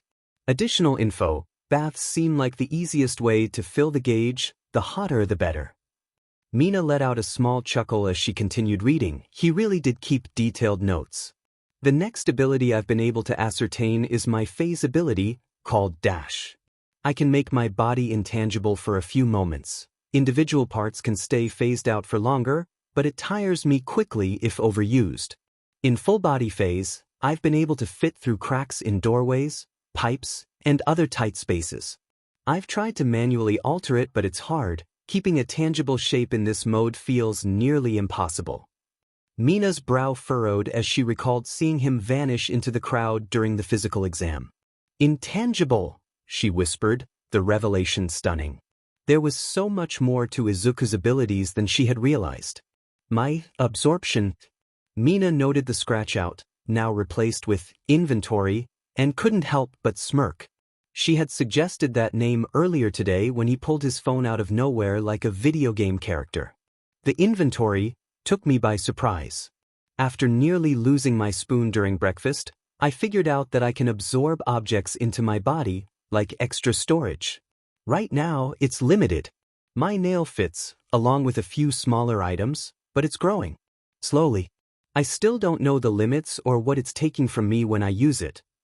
Mina smirked at this one further, before her eyes scanned the final section again. It sounded almost like he feared his quirk. She couldn't help the smile falling a little. My bone-like material, including my shoe spikes, climbing claws and mask, are an oddity. It doesn't use any heat from my body to produce these items. However, the doctors have noticed that when summoned I lose body mass. But it's not an equal conversion. The items seem to take more weight to make than what they have. For instance, my climbing claws are 7.2 ounces. It takes 14.4 ounces of my body mass to produce it. Mina reread the lines, her gaze drifting back to Izuku. He wasn't unhealthily thin, but he was small. She now understood the weight behind his slight frame. He was literally using pieces of himself. It honestly worried her as she read that line. Main tool, the nail. After months of training under the nail masters, I got my own personal nail, crafted by Shio's husband the nailsmith. It took a lock of my hair and a week of waiting for me to get a bound support item. Thanks to Nailsmith's quirk, I am able to use it and channel my quirk into it like it's a part of my body. When I channel energy into it, a black energy takes over it, allowing it to cut through even concrete like butter if I put enough energy into it. Izuku continued to write, filling out a section titled, Odd Physiological Abnormalities, at the bottom of the page. His grip on the pen was tight, knuckles white as he detailed every abnormality, every fragment of himself. Mina's hand squeezed his, her golden eyes staring at him as he looked up. The pools of liquid honey stared at him before she spoke. Your quirk, she started, voice softening. I couldn't help but read a bit of the sections you didn't cover. It's a lot. She paused, choosing her next words carefully. It sounds like you're scared of it. Izuku's eyes set onto her, pools of emerald met gold. Well yeah, of course I'm scared of it. His voice, though shaky, carried a new confidence. Quirks are like tools and weapons. If not understood, then they could cause all kinds of problems. If I'm not careful, I could hurt myself and others. That's why I started these books. His smile softened, eyes brightening with a memory that seemed both fond and painful. It was to help my classmates learn their quirks better. To tame them. Unfortunately, his expression darkened. They thought it was more creepy than helpful. The words left Izuku's mouth with a bitterness that surprised even him, his voice carrying an edge that hadn't been there before. His already slouched posture seemed to fold inward even more, as if he were trying to make himself smaller, to take up even less space in a world that had rejected him. He gripped his drink tighter, the plastic cup bending slightly in his hand. This was supposed to help them, he said, his voice cracking slightly but carrying a sharper edge. His hand, still held in hers, softly motioned to the book before him. I just wanted to be useful, he continued, each word tinged with a frustration that had been brewing for years. To them kids I looked up to, people I thought could be heroes. They didn't even have to try, they were just naturals. He let out a humorless laugh, the sound hollow and bitter, as if mocking himself for ever thinking he could be one of them. Mina's shoulders slumped at his words, the weight of his raw emotion pulling at her heart like a cold draft. The bright warmth that had once filled the cafe seemed to fade, replaced by the heavy, somber air of their conversation. She could feel his anger simmering just beneath his sadness, the frustration from years of trying to fit in and being pushed away. It was a side of Izuku she hadn't anticipated, raw and painfully, honestly resentful. If she was truthful with herself, she'd never imagined that kind of emotion from the gentle, green-haired boy. It was clear there was so much more to him than she had ever realized. Izuku's gaze dropped to the table once more, his fingers toying with the edge of the cup. I just thought, if I could understand quirks, if I could help them see what they were capable of, maybe they'd see me as more than just the quirkless kid. His voice trembled, the bitterness, the resentment, giving way to something softer, something that hurt even more. But all they saw was someone who was weird, a stalker, someone who didn't belong, someone who didn't have a place when they played at being heroes, someone not even worthy to talk to.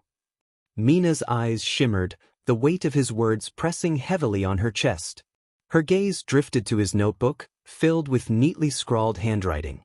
She could see the effort he poured into just the 2 pages laid open in front of her, detailed observations and meticulous notes. And there were 17 more books like this? Even the one in front of them was already more than halfway full. Though she couldn't truly know how much time he'd spent understanding quirks, she could guess it was far more than most kids would ever devote to anything. It wasn't just about becoming a hero, it was about helping others become the best versions of themselves. A soft pang tightened in her chest as she thought about it. 16 whole books of notes, each one aimed at understanding and helping anyone he thought he could support, no matter how small. They had dismissed him, disliked him for reasons she couldn't understand, when it had never been about him alone. It had always been about them, about offering a helping hand and finding a way to matter to those around him. She swallowed hard, her voice barely above a whisper. They were wrong, Aizu. You know that, right? Her own emotions bled into her words. There was so much she wanted to say, so much she wished she could do to make him see that all his effort had value. She wanted to reach out, to comfort him, but a strange fear rooted her in place, fear that she might say the wrong thing, that she wouldn't be enough. They had only known each other for a few days, after all. She knew she couldn't heal his wounds overnight, couldn't erase the years of pain he'd carried. It might take years, countless hours of listening to his worries, of holding his hand while he vented what had been bottled up inside. But as she tightened her grip around his cold hand, feeling the strange contrast of the soft yet rugged texture of his black chitinous fingers, she felt her heart settle. She had faced her own struggles, dealt with bad people and moments of doubt, but her family and the small circle of friends she'd built over the years had helped her through. She wanted to be that for him now, a constant presence, a safe harbor in the storm of his thoughts. Izuku let out a slow breath through his nose, his nostrils flaring as the frustration drained away, leaving his posture slumped and his gaze distant, locked onto a memory only he could see. I don't know, he said softly, his voice edged with a quiet melancholy, but beneath it was a hollow weariness that seemed to seep into every word. I don't know if they were wrong. They were just, it's like maybe I was weird. A bitter, self-deprecating laugh slipped from his lips. Maybe I tried too hard and it freaked them out. His eyes shimmered like polished emeralds, catching the light, reflecting the unshed tears he was fighting to keep at bay. No, Mina's voice was firm, cutting through the weight of his despair. The single word drew Izuku's glimmering eyes to hers, the fog that clouded them seeming to recede as they met her steady gaze. She refused to let him slip back into the darkness he had fought so hard to escape. No, Izuku, they were wrong. Her voice wavered, caught for a moment by the raw vulnerability in his eyes, but she pushed forward, her resolve hardening with each word. She tightened her grip on his hand, a gentle but determined smile forming on her lips as she locked her fingers around his promise, a lifeline. You cared so much and they just couldn't see it. But I do. I see you, Aizu. Izuku's eyes widened at the passion in her voice. He could feel her grip tighten, the softness of her fingers intertwining with his in a way no one ever had before. The warmth of her hands seeped into him, absorbed by his quirk, yet it lingered, a warmth that softened his emotions, even if only a little. It was a lifeline, a gentle heat drawing him out of the shadows he had buried himself in for so long. A small part of him peeked out from that darkness, pulled toward her beautiful golden eyes. The cafe, the scents of coffee and mint, the golden sunlight streaming through the window felt more real than it ever had before, grounded by the sincerity in her gaze. They didn't want my help, he said, his voice more fragile now, the bitterness cracking around the edges. They thought I was just some annoying, quirk-obsessed kid. He gave a short, hollow laugh, but it lacked the venom it had before. Maybe I was too much. He shook his head, looking down. No, I was a quirk-obsessed kid. I'd walk the playground with my notebook, writing about the other kids, and when they asked me to stop, I would. But I never thought to ask if I could study their quirks. Mina's grip on his hand tightened, her brows knitting together with fierce determination.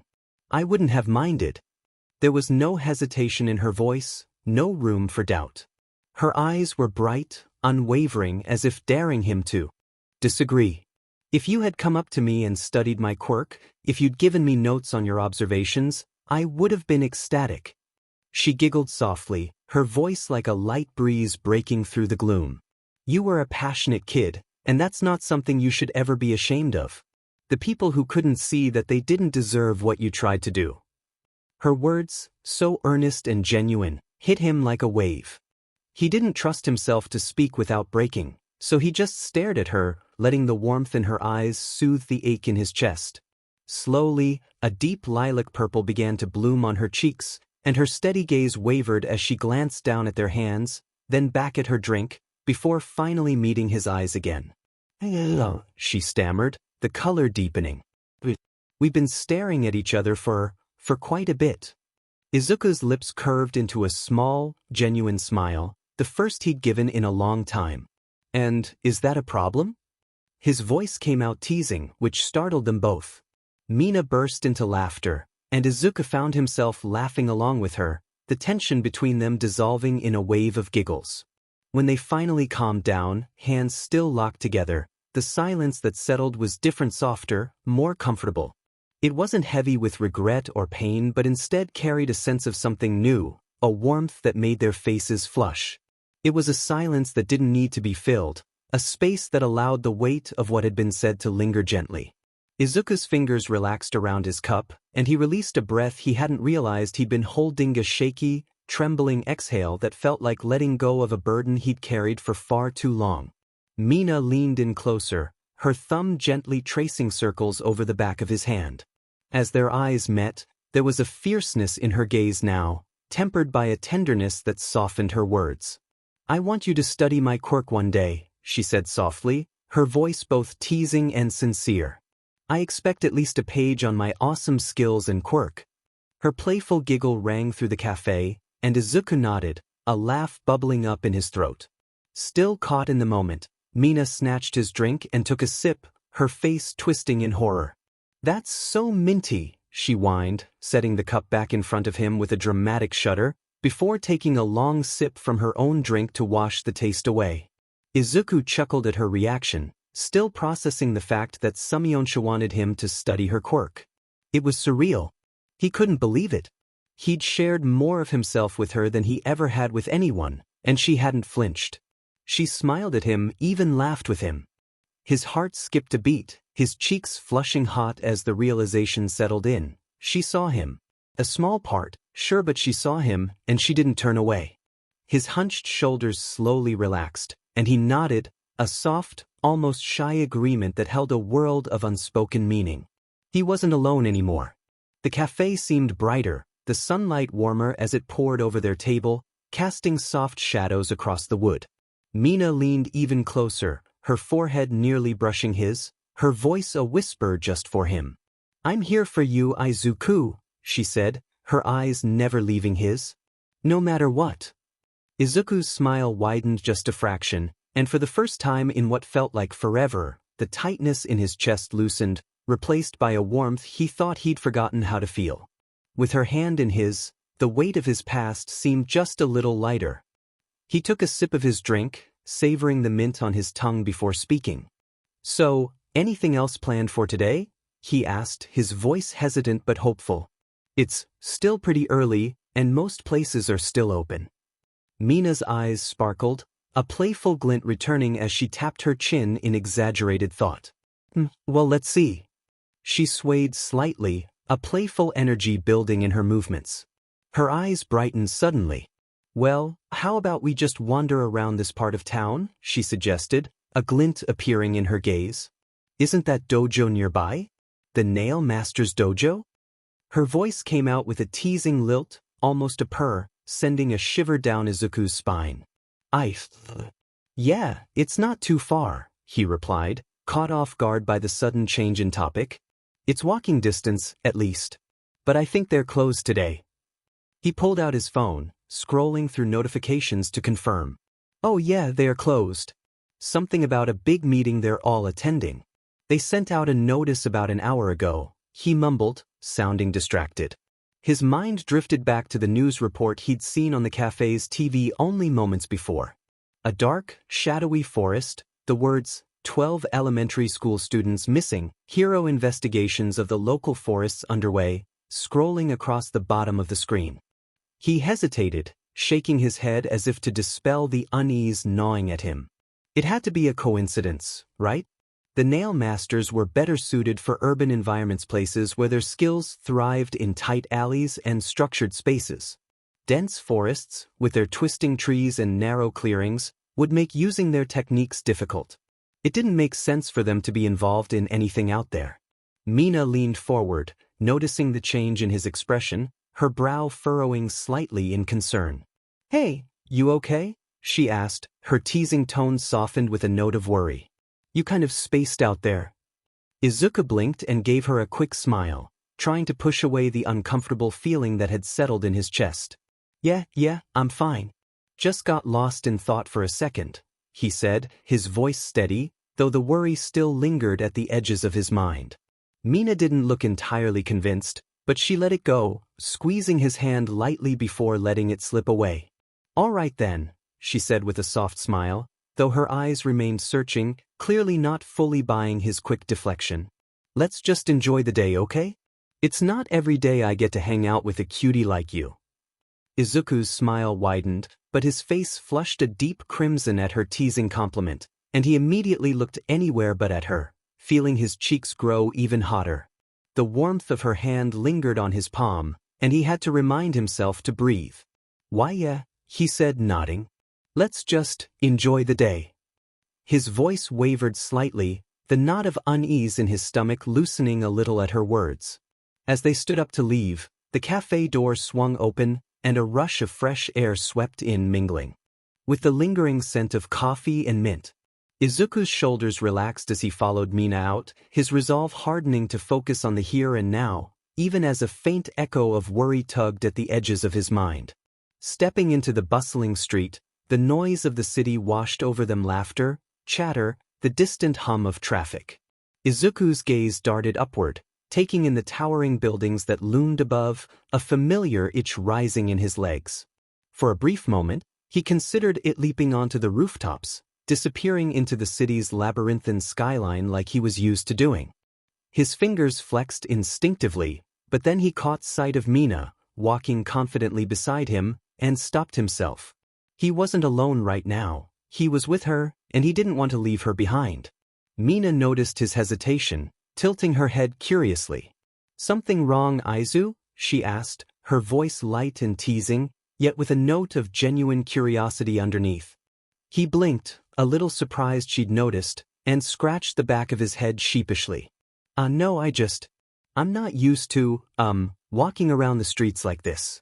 I guess I'm more comfortable up there, he said, gesturing vaguely to the rooftops above them. Quieter. Mina's eyes widened with interest, and she nudged him playfully. Well, don't go running off on me just yet, rooftop ninja. I'm not as good at parkour as you are, she laughed, her voice bubbling with warmth. Besides, I like having you down here with me. It's more cozy. Izuku's blush deepened, and he nodded quickly. I wasn't going to leave, he said hastily.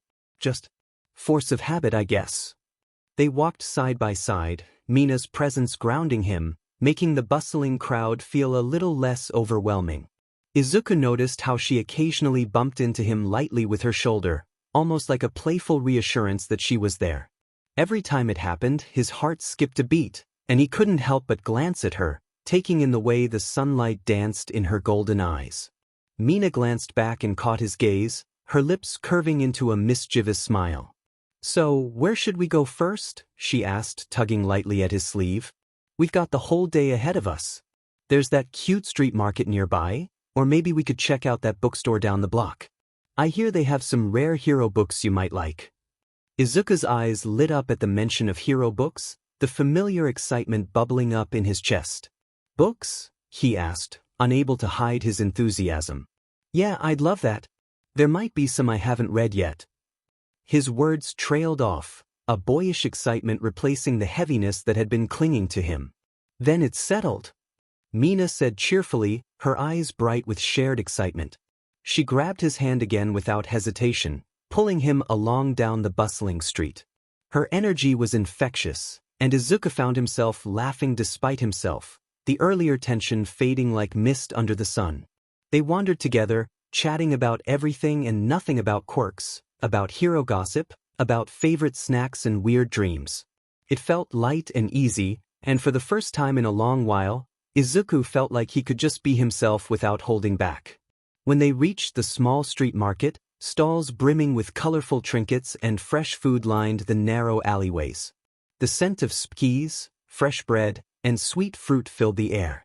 Mina darted from stall to stall, her eyes wide with wonder, and Izuku couldn't help but smile as he followed her lead, finding himself more and more drawn into her contagious excitement.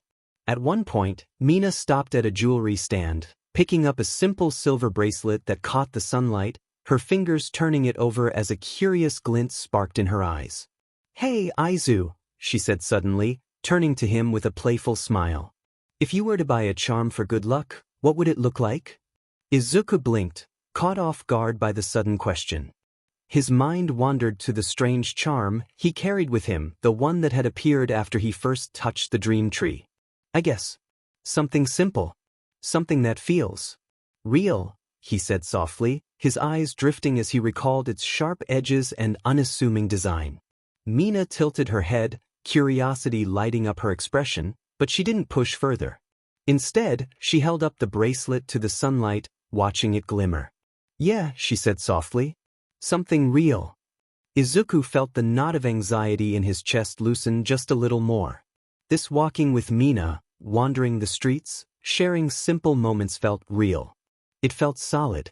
For the first time, he allowed himself to believe that maybe this connection, this moment, could be stable. His fingers brushed over the trinkets displayed on the table, moving almost unconsciously until they stopped on a small, sharp-edged pin. As he picked it up, a strange feeling settled in his chest. The pin's silver sheen shimmered in the light, and it twisted between his fingers like it had always been meant to be there. The woman behind the stall noticed his interest and gave him a wide, toothy grin. "That one caught your eye?" she asked brightly. Izuku startled at her words, the busy noise of the market rushing back in. He realized he'd been so focused on the pin and Mina's presence that everything else had faded away. Around them, the crowd bustled and shifted, brushing past in constant motion. The woman studied him curiously when he didn't answer. "Not much of a talker, Well, I'll tell you what, if that pretty girl there gets the bracelet, I'll throw that pin in as a bonus." Izuku opened his mouth to respond, but a faint smell caught his nose, smoke, distant but distinct, like a dying bonfire. He frowned slightly, distracted. Before he could speak, Mina's voice cut through his thoughts. "Deal," she said quickly, but then added with a sly smile, "However, I did notice a dent on this bracelet. Would that perhaps mean you could sell it for a little less?" Izuku found himself stepping back slightly as Mina and the woman began haggling. The energy of their exchange was quick and lively, the sounds of Mina's laughter mingling with the vendor's animated replies. He let out a quiet breath, his shoulders relaxing as the crowd seemed to thin around him. Reaching into his pocket, he pulled out his phone, scanning through notifications with a practiced glance. Hero news reports, a fire in a residential area, a villain's sighting, just the usual. Nothing jumped out at him immediately, but the smell of smoke was still faintly there, lingering on the edge of his awareness. He raised his head, his eyes searching the skyline, but Mina suddenly stepped into his view.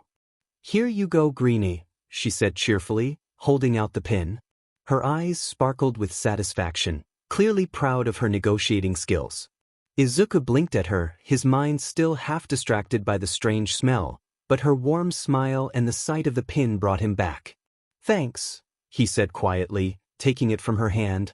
For a moment, he just stared at it, the edges pressing into his palm as if grounding him.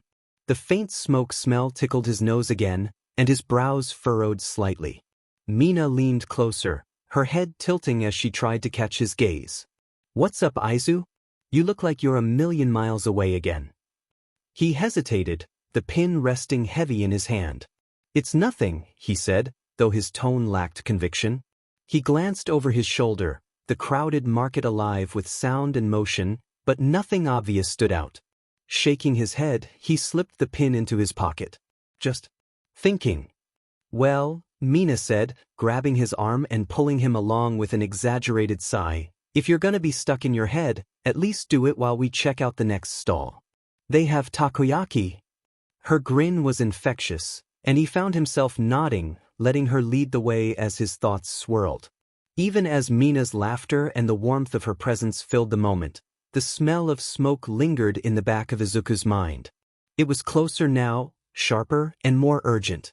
His vision blurred, and a cold wave of dread clawed at his chest. Something was wrong, really wrong. His body reacted before his mind could catch up, instinct screaming as he surged forward. "Mina!" he shouted, tackling her to the ground just as a cascade of blue flames engulfed the market. The evening sun dimmed, swallowed by the inferno. Waves of searing heat roared past, and Izuku felt the familiar crack of the chitinous armor on his back as it took the brunt of the flames. It burned God. It burned eating into his flesh even as his quirk absorbed the heat. His ears rang with Mina's cry, her voice cutting through the chaos. His mask formed on instinct, snapping into place as if his body knew it would need to endure.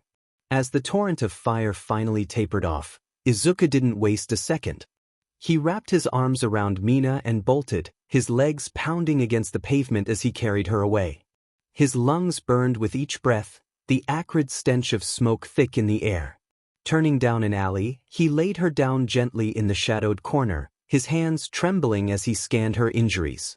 Her right hand was red and blistered, her left foot showing signs of a light burn. All across her arms and legs were scattered signs of red.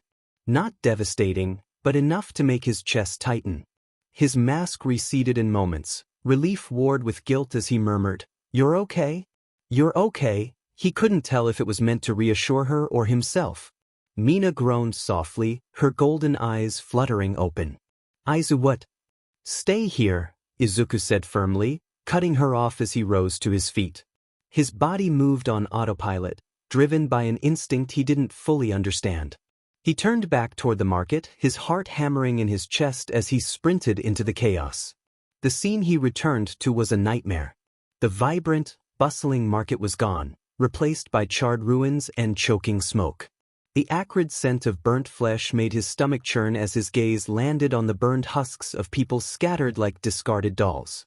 A few survivors stumbled away, screaming, their cries echoing through the twisted remains of stalls. And there, amidst the carnage, stood a man in a trench coat. He moved lazily, as if browsing the remnants of the market with casual indifference, the flicker of blue flames dancing along his fingertips. Izuku's blood ran cold. His fists clenched tightly, the sharp edges of his mask scraping against his skin. Every fiber of his being screamed at him to act, but his feet felt like they were rooted to the ground, his mind caught between fury and horror as the man turned slightly, his cold gaze sweeping across the wreckage and landing directly on Izuku. Blood, if it could even be called that anymore, pounded through Izuku's veins like war drums. The thundering rhythm filled his ears, matching the tremble in his bones. Every heartbeat was a declaration, a reminder. He was still alive, even when faced with something that had scorched men and women to bones around him. With a sharp breath, he flexed his hand. The familiar weight answered his call. His nail slid free from its resting place within him, unfolding like a limb he'd long since grown used to. The metal shimmered darkly in the ghost light of the blue flames, its edge catching the infernal glow. Heat soaked into his skin, eager, greedy, and his body responded in kind, swallowing the pain and transmuting it into something else. A pressure, a tremble, a fire in his chest that didn't consume, only quickened. The man before him didn't speak. He didn't need to. A living patchwork of scorched flesh and apathy, the stranger twitched 2 fingers. That was all. And death answered. A wave of searing blue heat tore down the road, devouring stone, ash, corpses, stalls, and air alike in its path. It howled like a creature with no mouth, radiating enough force to peel skin from bone. Izuku moved. He didn't think couldn't. Instinct took the reins, dragging him beneath thought and into something deeper. His body unraveled, dissolving into shadow and vapor. The black miasma surged forward, escalating through the flame, and for an instant, he was the dark part smoke, part wind, part will. He reformed in a blink, not behind the flame, but within its heart, bursting forth just inches from the trench-coated man. The heat clung to him like a second skin, blistering the flesh of his palm where the nail met flesh. He ignored it. The nail came down in a slash, a breath away from his enemy. And the man's dead, colorless eyes widened just slightly. That was enough. The nail struck. Metal met flesh, then bone with a sickening crunch. The trench coat tore, and blue blood sprayed from the man's shoulder in a brief, burning arc. It hissed as it hit the ground, igniting the cracked cobblestones with a ripple of flame. Izuku didn't stop. Couldn't. If he gave the man even a second of an opening, who knew what would happen? He twisted with the momentum, letting his feet drag sideways as he spun, nail biting across the man's chest with a follow-through slash that carved glowing embers into the air. The sound was wrong, too wet, too soft. Like splitting rotted wood. The man grunted, but his eyes didn't flinch. Then he moved before Izuku could comprehend. A knee rocketed into Izuku's gut, and the world lurched. The blow was precise, brutal fire trailing behind it like an afterimage. Izuku flew backward, his ribs screaming as he hit a collapsed food stall, the wood snapping like kindling. He tasted blood on his tongue, but his mouth was fused shut with his mask that cracked and shards continued to fall to the street around him. His shoulders shook with a repressed cough, but pushed to his feet, fingers still wrapped tight around the hilt of his nail. Smoke curled around him, and for a moment he couldn't tell if it was from the fire or himself. Across the ruined street, the man adjusted his collar with one burnt hand. His other arm hung limp, twitching, erratically torn muscles scorched down to the marrow. But he didn't seem to feel it. Interesting, the man said at last. His voice was low and distant, like it had to claw its way up from somewhere deep and broken. You sure you don't just want to lay down and die, kid? Izuku didn't reply. He couldn't. He breathed in deeply and steadied himself. The man smiled thinly. No? You're something else, huh? Another flick of his fingers, and this time, the flames didn't come in a wave. They erupted beneath Izuku. The ground exploded upward in a burst of azure fire, pillars of heat carving the air like spears. Izuku flung himself sideways mid-dodge, form warping into mist once more, barely clearing the blast. The fire clipped his ankle, and pain flared white-hot along the bone. He wanted to scream, but with no mouth present to do so, all he could do was focus on the task at hand. He crashed into a side ally and ran, dashing, and reappeared above the man. And dived. He didn't strike like a swordsman. He fell like a meteor, nail reversed in his hand, body wreathed in the same twisting smoke that had once been deep within him moments before. The air shrieked around him, fire chasing his descent. The man raised his uninjured hand, palm open, and caught Izuku's wrist. The impact cracked the stone beneath them. They stood locked there for a heartbeat. Then too. The man's hand blistered, skin boiling as the weapon seared his palm. But he didn't let go. I wonder, he said, eyes narrowing, how long you'll last before you start to burn too. Izuku didn't answer. He went to pull his wrist free when the man's charred hand caught his neck and a flash of blue erupted.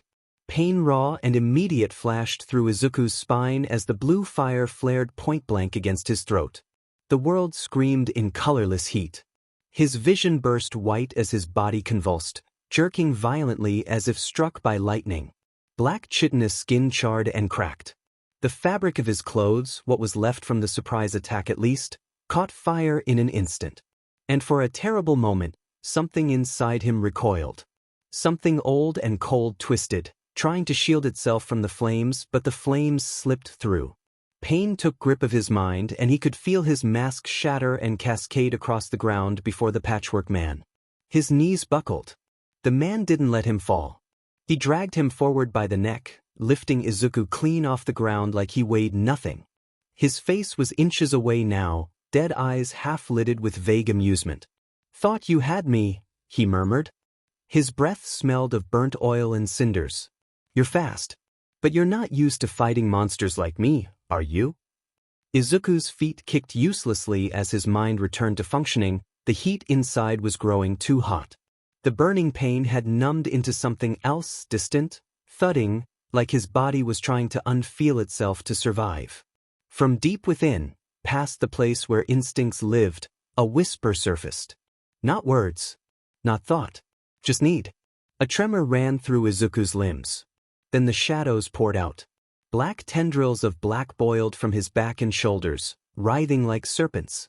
They lashed outward with a shriek like bending steel, one slamming into the man's chest with enough force to make the man stumble, eyes widening barely a millimeter. Another struck his arm, breaking his grip on Izuku's throat at last. Izuku dropped like a stone, coughing violently as he rolled to the ground, steam hissing off his skin. The man staggered back a step. Only a step. He glanced down at the charred crater in his chest where the tendril struck and laughed. Low, broken wheezing. Now that's more like it. Izuku didn't respond. Couldn't. He crouched low, one hand gripping his knee to stay upright, the other dragging the nail across the ground for balance. More black, void dark material leaked from his back, slow now, steady. Controlled. It didn't lash. It moved and wrapped around his chest, filling in wounds and leaking cracked chitinous flesh. Izuku lifted his head. His mask had finally been shattered, mostly, portions still clung to his cheeks and across his mouth. His eyes burned green rimmed with black as energy surged through his extremities, wounds knitted back together as the internal heat bled through him. Inch by inch the mask reformed, covering his eyes wholly before the surface smoothed out. The man tilted his head, and his smirk returned. Ha! Izuku launched forward again. This time he didn't glide through mist. He tore through space. The ground behind him shattered in a small crater, the black tendrils coiling like anchors around him as he launched forward. His nail flicked out, a horizontal strike aimed at the man's neck, but the enemy ducked low with fluid, almost bored precision. Flames erupted where the blade passed. Izuku twisted in midair, both hands on the nail, bringing it down like a guillotine. The man nearly dodged it entirely. This time, the metal screamed as it bit into his shoulder, grinding past burned skin and warped muscle. The man's face twitched not in pain, but in irritation. His fingers tightened, catching the edge of the blade even as it sank deeper. Smoke rose between their locked grips. "You're getting annoying," he said, voice flat. Izuku shoved forward, tendrils of black spiking around his waist and arms, forcing the nail downward into another strike at the man. The man shifted his feet and fire bloomed in a ring around Izuku. A wall. A cage. The flames howled upward, cutting him off from the ruins section of the city. Orange and blue clashed in the sky above as the heat warped the very air. Izuku blinked through the smoke and caught a flicker, his opponent's lips moving. He attempted to comprehend, but was caught off guard as fire exploded from the man's palm, point blank into Izuku's chest as he reached through the pillars of flame. He coughed once, then twice. He couldn't seem to catch his breath as the flames licked across his body. His body hissed and bubbled in protest to the sheer heat and fire, trying to reform patches of armored black skin and coiling tendrils that melted and cracked. But it wasn't fast enough. The fire ate through him. Not just his body but through the energy that had filled him, the righting warmth that ate all heat failed in contact with the blue fire. Something deeper burned. Izuku staggered, choking, his vision doubling.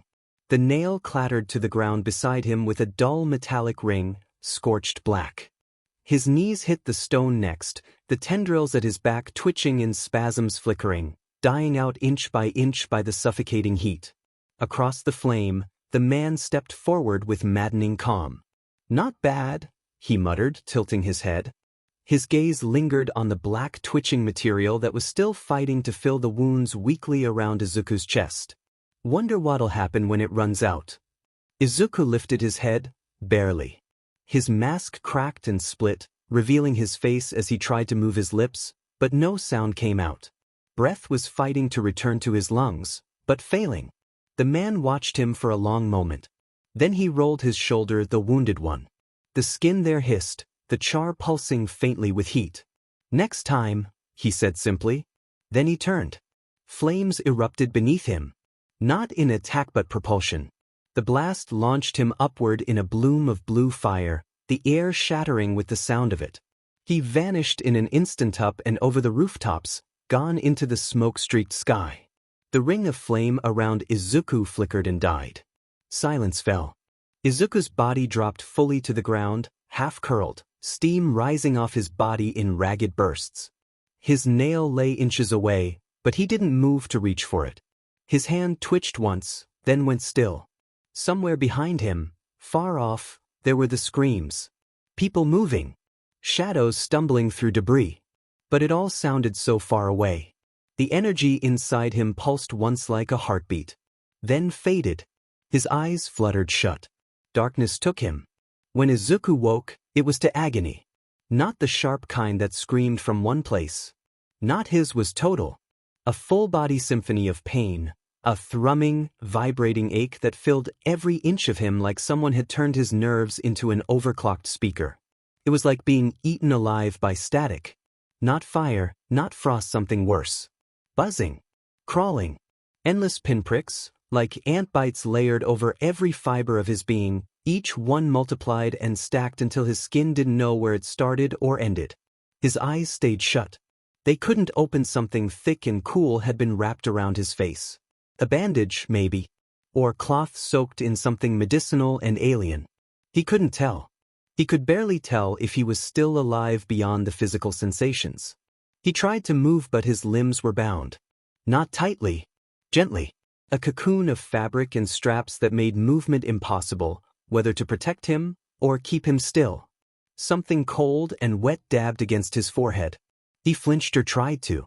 The motion barely reached his skull, more imagined than real. Then came the sound. Beep. Beep. Beep. Mocking. Measured. Merciless. A machine near his head pulsing out a slow, steady rhythm, each chirp dragging the seconds out like hours. He wanted to scream. To speak. To move. Nothing answered. No physical movement responded. He was a body without weight. Limbs without form. A breathless presence buried somewhere deep in pain and silence. Fina whisper. So muffled. Like someone speaking underwater just beside his ear. He couldn't tell if it was real or imagined, words or just intention. The sound floated by, dragging threads of warmth in its wake. Moments passed before something touched him. A spreading warmth, gentle but heavy, unfurled through his left arm and traveled inward through veins, nerves, marrow. Not fire. Not healing. More like a command to rest. A hand beneath sleep itself. Then darkness swallowed him again. He woke again. Everything hurt but less. The sharpness had dulled into a raw throb, like someone had sanded down his nerves with grit and ice. His skin felt tighter, as if stretched over bone that didn't quite fit anymore. The air was colder now, clinical. He could feel sheets beneath his back, but they didn't offer comfort. Only friction. Muffled voices passed overhead. Then something clicked, and pressure bloomed in his arm. Cold chemicals flooded in. He tried to flinch. He couldn't. Then the dark returned. The third time, it was harder to surface. He was sinking even as he woke. Thoughts scattered too fast to catch. His mind was syrup, slow and failing. Somewhere nearby, machinery hummed. A hand brushed his temple warm, then gone. Another injection. This time through his thigh. He didn't feel the prick. Just the void blooming behind his eyes. The fourth time, he woke up with a gasp. Not loud. Not strong. But real. Light filtered through gauze, and for the first time, he could see. Blurry outlines. A ceiling painted white with grime-streaked vents. Pale gray light washed over everything, the kind that never felt warm no matter how long you lay beneath it. His eyes darted slowly left, then right. Everything was still wrapped in cotton and fog, but it was real. His body didn't scream, it ached. Like stone weathered by time instead of fire. He blinked. A shadow moved across the light. For a moment, Izuku thought it was just a hallucination, another passing blur in the blur that was his brain. But it stayed. Closer now. Familiar. There was movement near his face, deliberate and cautious.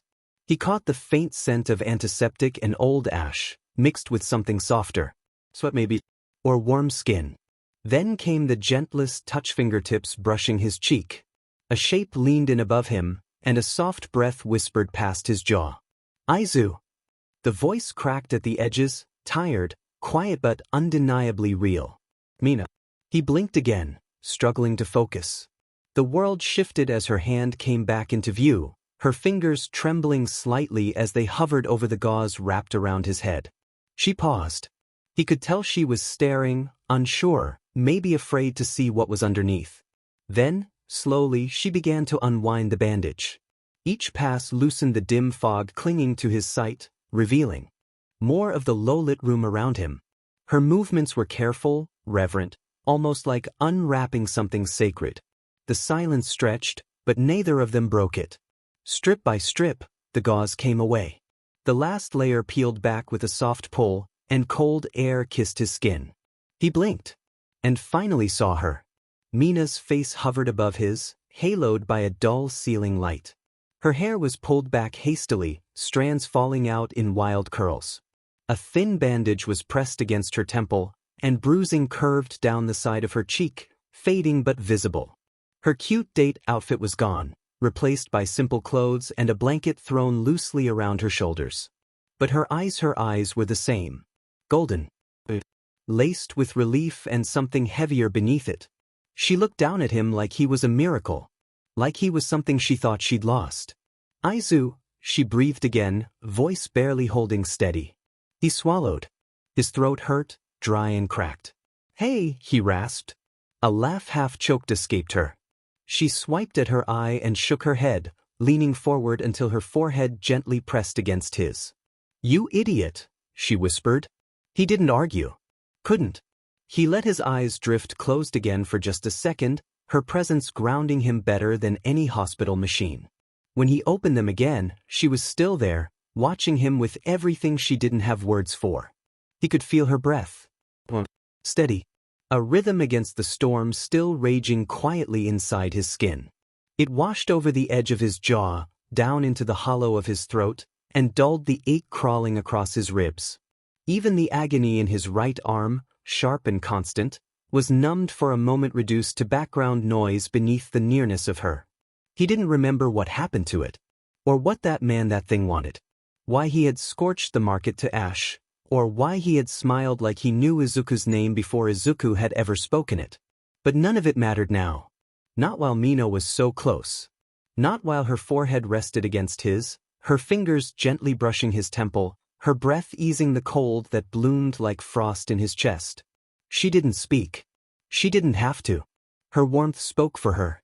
He breathed her in faint citrus, hospital soap, smoke. Beneath it, something unmistakably her. His body instinctively leaned toward it, toward her, like a flower curling toward light. She shifted just enough to meet his eyes again. I was so scared, she whispered. Her voice wasn't steady. It cracked in the middle, pulled taut with something fragile and too big to name. Her gold eyes shimmered as they searched his, hunting for something, maybe for proof that he was really here. Izuku swallowed hard. I'm sorry, he managed. It came out as more of a breath than a word. I didn't mean to. Don't, she said quickly, shaking her head. Don't do that. You don't have to apologize for getting hurt, Aizu. You didn't ask for that freak to show up, and she stopped herself, jaw clenching, eyes darting down to the bandages around his shoulders. You were on fire. He flinched at the memory not of the fire, but of her voice, screaming his name. I don't really remember it, he admitted, closing his eyes for a second. Just flashes. The ground breaking. The pause. Then softer. Mina let out a slow, trembling breath. You're lucky I didn't break your ribs dragging you out of there. He managed a tired smile. Would not have noticed. She smiled back. Just barely. Then her face twisted into something halfway between a laugh and a sob. You're such a little dumbass. Yeah. They stayed like that for a while. Her forehead pressed against his. His good arm moving, slowly, shakily, to rest at the edge of her shoulder. He was still cold, but it didn't bite as hard now. Not with her heat pressed so close. Not with the beep of the machine near his head forgotten and the pain just distant enough to ignore. And for the first time since he woke up, since the fire, since the dream, he felt like he might sleep again. Not from injury, but because her warmth bled into him like a tonic.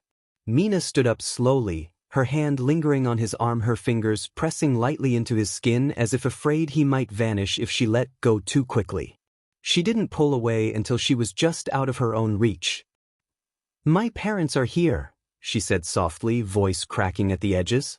They want me to go home, but I'm really happy you finally woke up.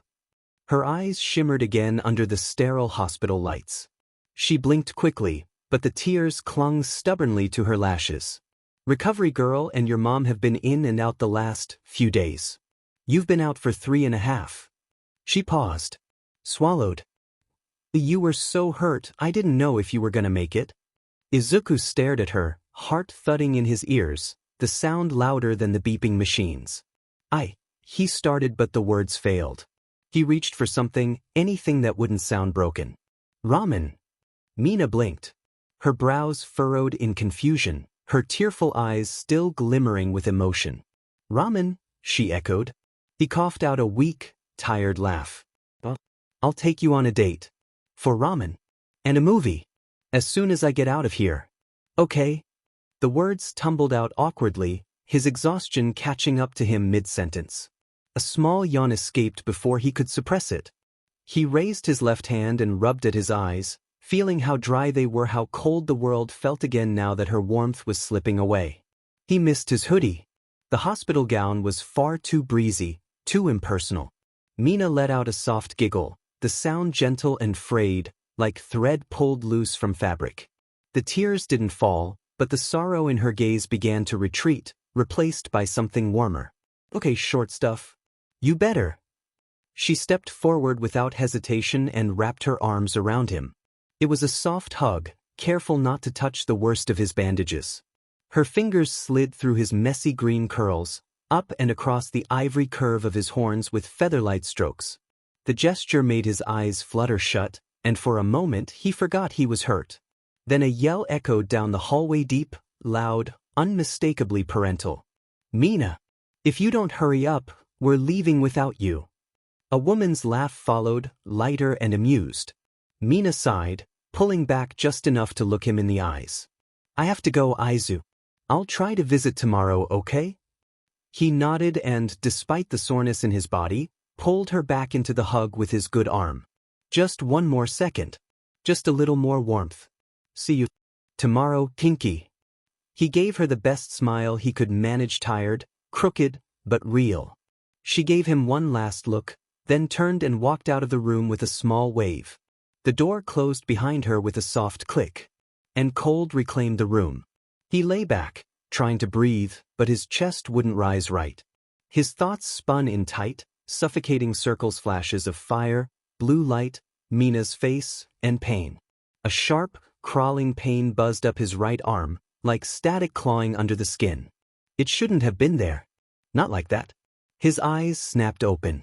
He threw the sheet aside with his left hand, panic already catching in his throat before he even saw it. His right arm was gone. From the elbow down, there was nothing. No hand. No forearm.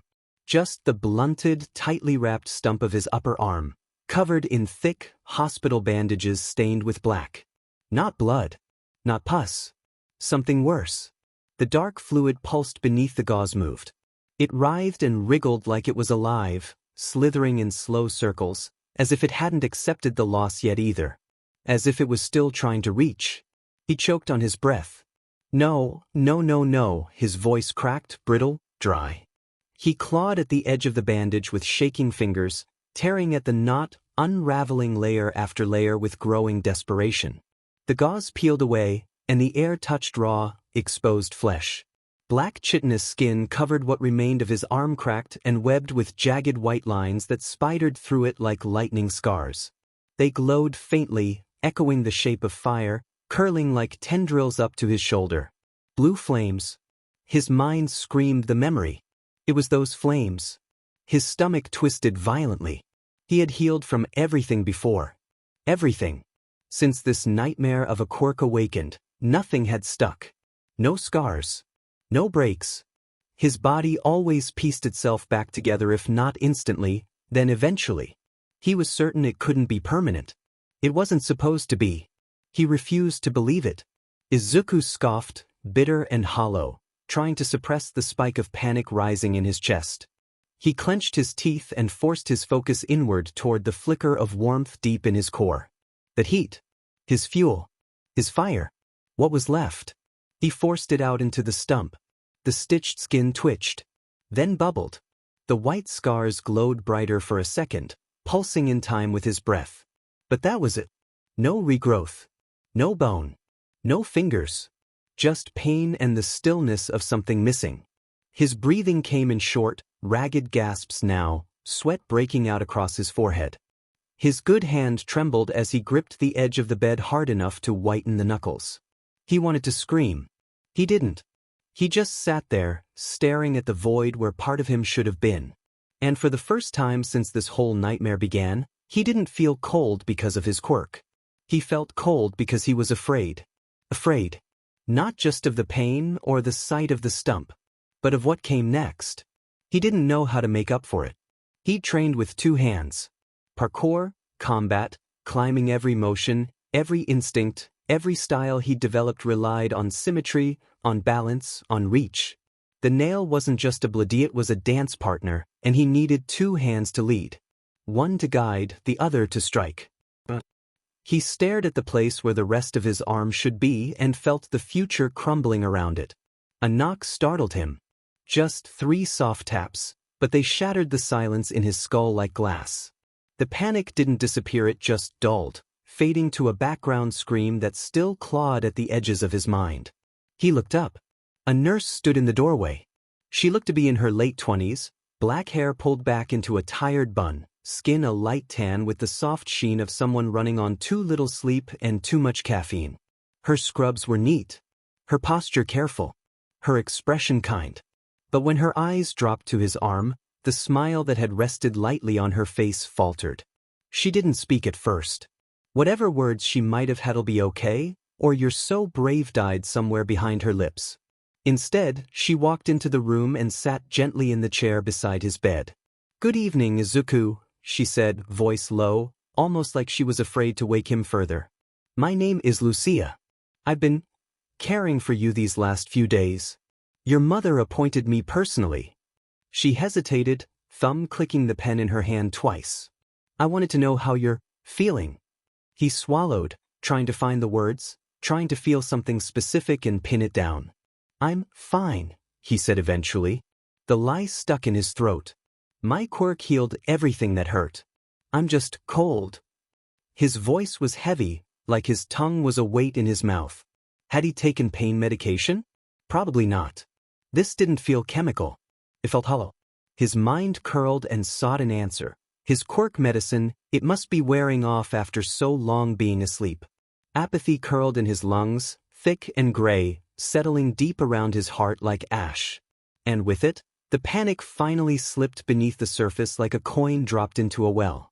"I want to sleep," he murmured, eyes already drifting downward. "Can I have more blankets?" Lucia blinked, startled by the simplicity of the request. But she nodded quickly. Of course, Izuku. I'll bring you a few extra. And I'll let your mom know you're awake. Normally we'd need to run tests, but, considering your quirk..." She didn't finish. She didn't need to. Her brows pinched with quiet concern as she stood and stepped away from the bed. "Sleep well," she said softly, then slipped out of the room. Izuku closed his eyes. He could still feel the shape of his missing hand, ghost nerves twitching with memory. But the dread, the pain, the fear, it didn't rise. It simply sank into the hollow that had opened in his chest. And he followed it down. His eyes opened, but not to the hospital. The dark stretched around him like the breath between thoughts. Silent, endless, familiar. And there it was. The tree. The dream tree stood tall and still in the center of nothing, its branches twisting in impossible arcs overhead. Pale bulbs pulsed along its limbs, cradled like lanterns waiting to be lit or extinguished. He stared up at them, the ache in his right arm somehow following him even here, into this place where pain wasn't supposed to reach. His gaze dropped to the stump. Even in dreams, it was gone. His stomach twisted. Disgust crawled through him like rot. Without thinking, Izuku reached up toward the nearest bulb. His fingers wrapped around. The smooth surface warm, humming with quiet pressure. The moment he gripped it, the shell cracked, then shattered, the fragments evaporating in his palm like ash. What remained was only a third of the full sphere. Incomplete. But it radiated warmth. Real warmth. Like his core. He turned slowly, taking in more of the dream than he ever had before. Behind him, where once there had been only black, now stood a pedestal. Atop it sat a great sphere, a glowing orb of simmering white heat. The glow was dim, barely 3% of its shape lit, flickering low and cold. His core. He knew it without being told. The orb felt just like that heat within him in waking life, quiet, starved, pulling at warmth wherever it could find it. Desperate. Slow. Alive. Around the pedestal lay chaos. His inventory scattered across the dream space like the aftermath of a dropped bag. Snacks, his notebooks, loose pens, his nail lying flat like a sleeping creature. Everything was arranged in haphazard disorder around the base of the tree. And there, resting against the pedestal, tilted like a broken relic, was his mask. It was cracked, chipped, entire sections missing like teeth knocked loose. But it was still there. Still his. Izuku stepped forward. The orb fragment in his hand pulsed gently in time with his heart. When he reached the pedestal, he noticed small alcoves carved into its base just large enough to hold pieces like the one he carried. He pressed the fragment into an empty slot. It clicked into place with a soft chime, like a lock turning after a long time shut. Something inside him stirred. He looked back toward the tree. Another bulb hung low, close enough to reach. Could he take one more? Would it help? He stepped forward. Thina pull. The ground beneath him lurched. The dream trembled. And he was waking. His eyes opened. The hospital's ceiling stared back. The cold returned, and the ache in his right arm throbbed again, but it was distant, as if muffled by the memory of warmth. And the pedestal was still there behind his eyes. Waiting. But that didn't matter, not now. He'd be back there eventually. When the time came, he'd figure out how his quirk worked, even if it still made no sense. If anyone was going to solve it, it had to be him. It's not like anyone else had a quirk as odd as his. Sunlight spilled across the room, warm and lethargic against the blankets that piled on top of him like a lazy ocean wave. A creaking chair broke the silence as he shoved the sheets off his heedingly for them to snag on his horn. He fumbled with them, frustration simmering beneath the surface. Doing anything with one arm was harder than it should have been. The feeling of lacking something once so intrinsically a part of him made his chest ache with a phantom emotion. It was unfortunate, then, that the feelings he should have felt about it were drowned in the all-consuming void in his chest. A soft laugh pulled him from the spiral, weak, full of more than mirth. His mom sat beside him, her red-rimmed eyes shining as they met his. She tried to smile, but it trembled. Another flicker in his chest, weaker, softer. It should have broken him. All of it. But the aching nothing inside swallowed everything, the pain, the joy, the fear, until all that was left was silence. He offered a weak smile, the best he could in the moment. She pulled him into a hug, tight, trembling, full of warmth he couldn't quite feel through the numbness. Only the seeping heat of her body's warmth into his cold skin brought any form of comfort. He just wished he had his medicine. Maybe then he'd be able to feel the hug as it should have been. Maybe then it would mean something more than pressure and heat. He knew it was more than that. He acknowledged the love within the gesture, but his body refused to produce the chemicals necessary for it to matter. She was here for him, even on a day she usually would work her long and exhausting shift, even when she could have been home. It meant a lot that she was here. Somewhere deep inside of him, lost to his quirk's drawback, was a him that appreciated it. He wrapped her in his good arm, his stump finding a place at her side. Her sobs grew harsher, her body shaking when he did so. Regret filled him, because even with his soul consumed by nothingness, bringing his mother more things to cry about. That was something he hated. Minutes passed, turning into an hour. He kept the conversation up the best he could with his mother. And when the police arrived, he told them what had transpired from his point of view the best he could. It grated on him, all of it, and even as the hours passed, he hadn't seen Mina once. In total, it took around 5 hours after he had woken up before he was allowed to get out of bed. He dressed himself into a set of clothes his mom had brought him, which getting into was much harder than he anticipated, and was followed by a long, emotionally charged car ride home. By the time he had flopped into bed and plugged his dead phone into the charger, exhaustion had taken its merchant's share.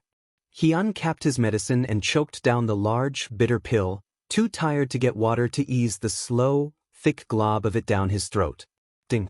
Then another. 3 more. 12. Notifications poured in, flooding his phone like rain in a drought. The hero forums were exploding. Tracked tags pinged one after another, flooding through the backlog like a burst dam. Normally this would mean hours upon hours of note-taking and quirk theories, but he was becoming one with his bed with every moment. A few hours of doom scrolling would be fine. He tapped the first one without thinking. The caption blurred didn't care. He just wanted the hit of serotonin that always came when the meds kicked in and the videos rolled. He scooted into a better spot, his body skiing in the warmth of his heated blankets like a black hole. Blue flames filled the screen. The caption blinked on the top of the video. Unknown villain strikes again. Blue flames spotted, number 12-inch. He swiped through the timeline, skipping ahead. His breath caught. There in the heart of the flames stood the villain. The one who took his arm. But something was wrong. The trench coat was the same. His skin still a charred patchwork, fresh burns over older scars, some of them clawed or torn, not burned. His skin peeled in burning embers falling away, only to be replaced by something new. Something wrong. Like the fire didn't consume him, almost like it rebuilt him. Renewing the fuel with something not right. Izuku's heart pounded. Charred buildings surrounded the man. Lights burst in their housings, sparks raining down, then a ring of fire exploded outward, distorting the video with heat waves. People screamed, shadows danced in the fire, in and out of buildings, holding things hidden in the flames. He knew this place. The realization hit like ice. The cold of his room crept into his bones, draining what little warmth he had left. Even the heated blanket failed to do its job. He and Mina had been planning to visit that mall. They didn't go because of him. She had planned something there, but he had been too afraid. The arcade. The one Mina always talked about. He'd seen her there dozens of times. It was also where he did most of his parkour. He swiped to the timestamp. Today. Within the last 6 hours. He sat up. His hands shook as he opened his messages. Mina's name near the top. His heart dropped. Her last message blinked at him. Mina, that villain. He showed up down the street and something blew up. Mina, I don't know what to do. There's some crazy people running around, corralling people. I'm hiding in the arcade, trying to melt the back of the building to help people escape, but it's not going so well. IDK, what to do? Mina, Izu, I think they found us. There was someone waiting around the back of the arcade. I think I found a safe place to hide, but... Sent, 5 hours, 42 minutes ago. Izu, Mina? Mina, please respond. The typing dots appeared. Mina, help. Izuku's whole body trembled as he stared at the message. Fear wrapped around his heart like scaffolding. What could he do? The cold in his chest surged, consuming the fear, dissecting it piece by piece. What could he possibly do with one arm? He wasn't a hero. He barely survived one real fight. A new ping hit his phone. Mina's location. In the middle of a forest. A headline surfaced in his mind like ice water. 12 elementary students missing, hero investigations underway in nearby forests. The nail masters were already searching that area. There were heroes nearby. The cold pulled back. Fear returned, propped up by a single thread of hope. He could report it. Leave it to the heroes. But could he really do nothing? Could he leave her there scared, alone without trying? What else could he do but try? The villain had already taken his arm, had more than enough reason to go. He'd still report it. He wasn't stupid. He'd done it dozens of times, could probably fill out the tip form one-handed, half asleep. His body twitched with adrenaline. His legs ached. The stump throbbed. He'd barely escaped with his life. He had only just gotten home. His mother's tears were barely dry. The cold creeped into everything around him. But what kind of person would he be if he left the girl who made his heart stutter behind?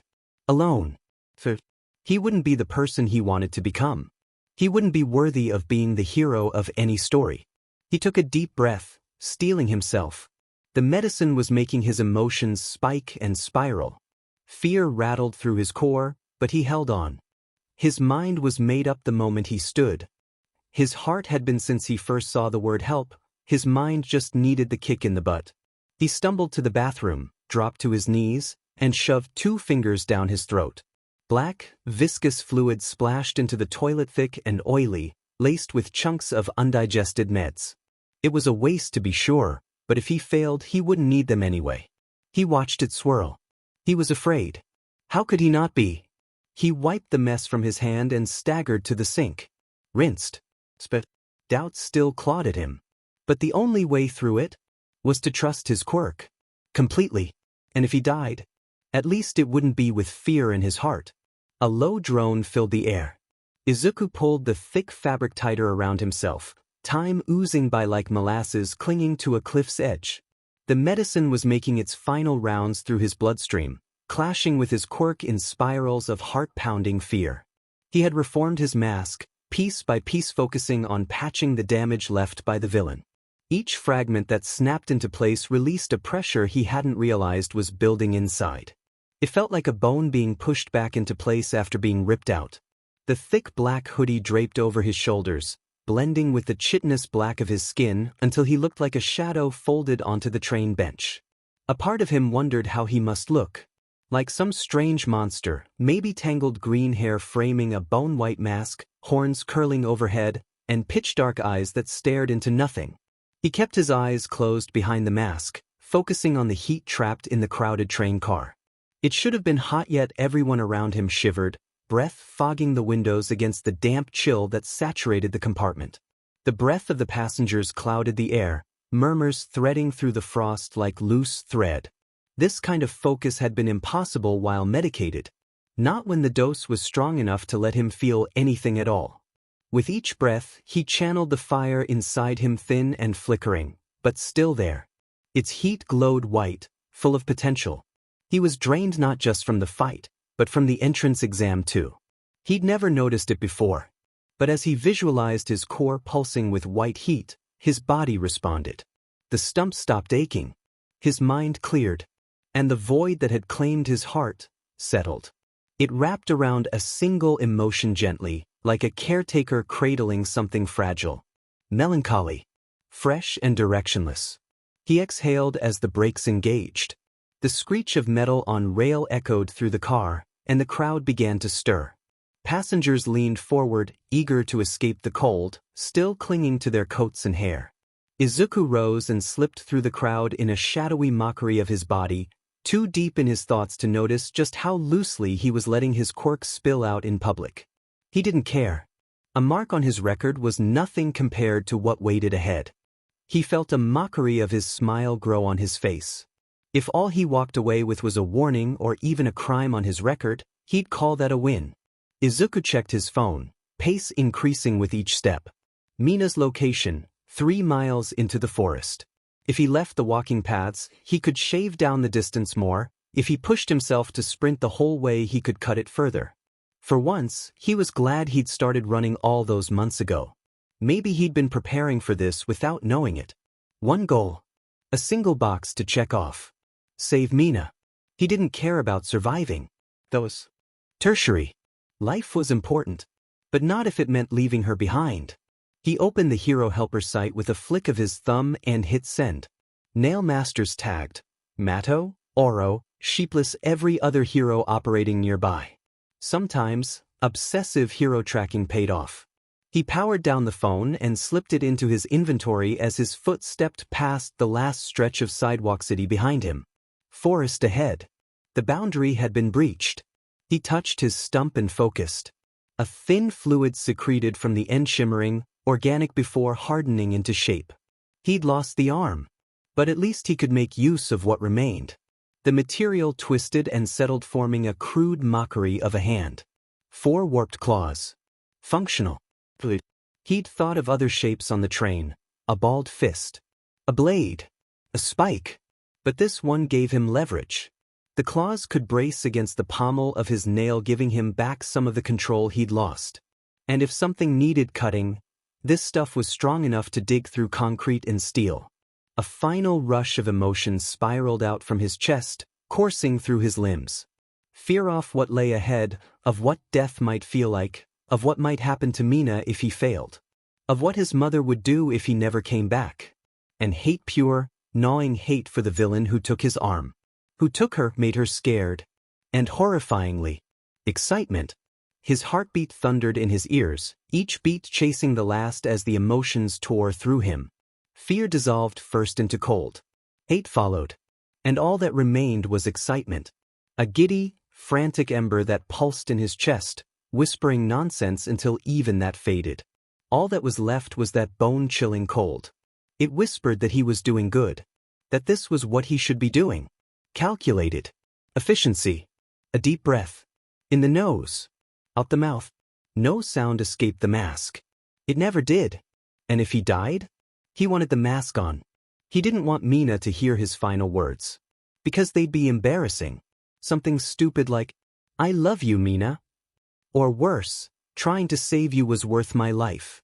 It was all true. Every word. And even knowing how foolish it sounded, he'd still say it. Because he was a love-struck fool. He knew that. Even if it was young love barely real, barely a fraction of who he was. It was still a part of him he treasured. Who said young love wasn't worth fighting for? Or that you shouldn't give your life for something that made your heart move? He bounced on his toes, loosening his legs with each motion.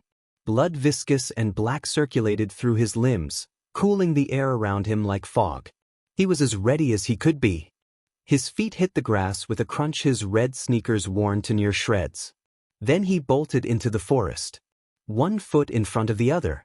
His body trained to master the concrete jungle of Musitafu, adapted quickly to the wild. Roots cracked beneath his soles. Branches splintered as he vaulted, twisted, flung himself forward. A tree loomed ahead and he faded, slipping around it like a shadow chased by the sun. Ridges gouged the bark in his wake like claw marks left by something not quite human. Cryptids work. Each step chewed away the distance. Each breath ragged, sharp pulled him closer to Mina. He burst into a clearing. His mind snapped to the map. Mina's marker placed her in one of the abandoned buildings ahead. He remembered this place. Vaguely at least. Once, he and Katsuki had played hero here, gotten lost, scared, and rescued by a pro. Back then, the danger wasn't real. It was imagined, because back then these buildings held nothing. But now each one was a danger. He drew his nail in a quiet flourish, crouching low. Let his mind wander just for a second as he scanned the clearing. He relaxed his body, letting the white heat leak out in a slow, steady drip. The same motion he used to fade, only now, it wrapped him in darkness. The twilight swallowed him whole. Like kin finding a part of itself. He slinked between the buildings, sold, crumbling things forgotten by time. It was strange. How easy it was to abandon buildings. Just like people. His steps made no sound. He slipped past dry grass, over cracked twigs. Voices drifted in the distance, some far, others far too close. It reminded him of old video games he would play, when time felt endless and the world safe. Crying echoed from the largest buildinga warehouse. It was dark on the inside, not even a flicker of light. The smaller structures nearby glowed faintly from within, blue fire bleeding light into the growing dark. Izuku crept toward the old warehouse. People prowled along its perimeter, each dressed like a walking fever dream. Thick coats soaked in sweat. Blue oni masks hiding their faces. Weapons slung over shoulders, all jagged and mismatched. They barked in a language Izuku didn't recognize. Their words echoed through the clearing like gunfire. Did they even realize the heroes nearby could hear them? Or did they just not care? Shio alone could flatten them all in seconds. He was glad he'd sent the anonymous report. They checked that site even on mission. She knew them. They were just those kinds of people. He was happy he had met them.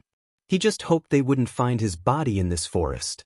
Izuku slipped through shadows, circling the edges of the building, hunting for a way in. After 2 full circuits, he spotted a jagged break in the siding 2 stories up. It wasn't ideal, but he could do it. He waited, still and patient. The guards paced in lazy turns, trading jokes and mockery between shifts. In between their laughter and mockery of the crying people inside, they would leave a section open, unwatched. As soon as the opening came, he dashed, closing the gap in seconds. He jumped, higher than he ever had before. He reached up, fingers catching a jagged piece of rusted siding. It bit into his skin but couldn't cut through it. He hauled himself upward, stabbing the claws of his false arm into the wall. The metal groaned, not loud, but enough to raise suspicion. It made Izuku's heart skip a beat as he listened anxiously for any sounds of them being alerted. Thankfully, The guard's laughter outside must have drowned out the noise. He slipped through the gap in the siding, landing quietly inside. Sobs and gasps echoed through the structure. He ignored them. Dozens of people stared, young and old alike, eyes wide in disbelief. Even at a glance, he saw half of them were bound. He smelled scorched rope. The distinct odor of chemicals that corroded and burned. Mina had been busy. A smile curled beneath his mask. He dropped to the cracked concrete floor with barely a sound. He slipped his nail neatly into his inventory as he stood from his crouched landing. The crowd parted as he approached. The empty sockets of his mask sent a ripple of fear through them. The youngest huddled behind the older. A middle-aged man with scaled skin raised trembling fists, the strongest of them, or close to it. Izuku admired the man's resolve, even if it was pointed at the wrong person. He dispelled the mask with a flick of his quirk. The feeling of the stale air on his face made him uneasy, exposed. The building smelled raw, like residue oil and trash, underlined with sweat and human stink. Still eyeing the crowd, Izuku pulled out his phone. 1 bar. Maybe less. He sighed and stored it back into his inventory. No calling Shio, Mato, or Oro directly to inform them. No real line to backup or a lifeline. He wondered how Mina's message got through. Then decided not to think about it. Data providers were all different, so likely this area was covered by hers better than his. He shook his head. He had to focus. He had his job to do, to get Mina and leave, maybe save all the abducted people. He was still working on it. He scanned the crowd. His voice barely rose above a whisper. Mina. The word echoed through the ruined building. Quiet, but compared to the fearful silence, it rang like a firework. A beat passed, then came the familiar shock of pink hair threading through the crowd. It was matted and dirty, pulled back into a loose bun that barely held it from her face. Her golden eyes found him, scara dark and gleaming in the low spill of light through the broken walls. He couldn't ignore the flutter of a dull emotion in his chest, so insistent to be noticed. Her face was streaked with grime, save for a few clean tracks, evidence of recent tears. The clothes she wore were ripped in places, the sleeves of her shirt completely ripped off. Izuku spotted the missing fabric now wrapped around the wounded. He forced a smile, flexing the muscles like he'd practiced relief without substance. It wasn't what she deserved, but it was all he could offer. She almost called out, but instead it slipped out soft, Izuku? Tears welled instantly. The shimmering beauty of her eyes gleamed with emotions too heavy for her to hold alone. She rushed into his arms. He hugged her back. She smelled of sweat, oil, and a faint trace of vanilla. He held her a little tighter, memorizing her scent, then let go. His mind had already made the trade, her safety for his life. He would have made the decision even if he was on his meds. Let's get you out of here, he murmured. First to free everyone. She nodded, swallowing thickly. Wiping away fresh tears, she stepped beside him. Within minutes, the last rope hit the ground. Acid and nail made quick work of the frayed restraints. Once the last strand hit the ground, Izuku pointed to the back wall. How long to melt through the back wall? The second floor's thinner, maybe half an inch. Down here could be worse.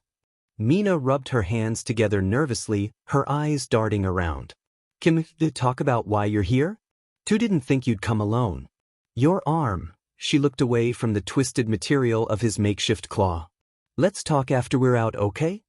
His smile was soft. Reassuring, hoped. Start melting. I sent the location to the Nailmaster's theory in the area, and should be close. I'll distract the villain and his gang until they get here. Ethi, in a breath, his stomach churned. You just get them and yourself out of here. His words came out soft and quiet, but full of conviction. He ignored the weight building within his chest. You were just hurt. Yesterday you woke up from nearly dying. Her voice came out harsh, but faded as acid pooled in her palms, its sting tickling his nose. I'm sure. And when we're out we'll go on that date. He smiled, confident this time, and gently patted her shoulder. Trust me. She looked into his eyes, her golden gaze searching, so bright, so close, he had to fight not to get lost in it. He nearly missed it when she spoke again. If you get hurt, I won't forgive you. And if you die, Izuku. Her voice sharpened, eyes narrowing as he tried to hide behind a shy smile. I'll try not to. I mean, hey, I survived last time, didn't I? He stood in a flash, leaned down, and kissed her forehead. It was warm, slick with sweat, but hers. See you soon, Mina. He didn't give her a chance to answer, was already climbing, already gone, slipping through the broken opening. He didn't look back. He dropped into open air, the twilight chill sharpening into the cold grip of night. His shoes met grass with a crunch.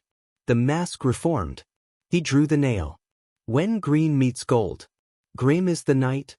When love must hide. When warmth gives way to fear and pride. Green and gold, like jewel-toned flame. Flicker in silence, bearing no name. Eyes blurred with tears not shed. Hearts loud in chests, words unsaid. What truth lies wrapped in trembling breath? When danger whispers love, to death. Still, through the dark, one vow holds tight. To reach the dawn, to fall or fight.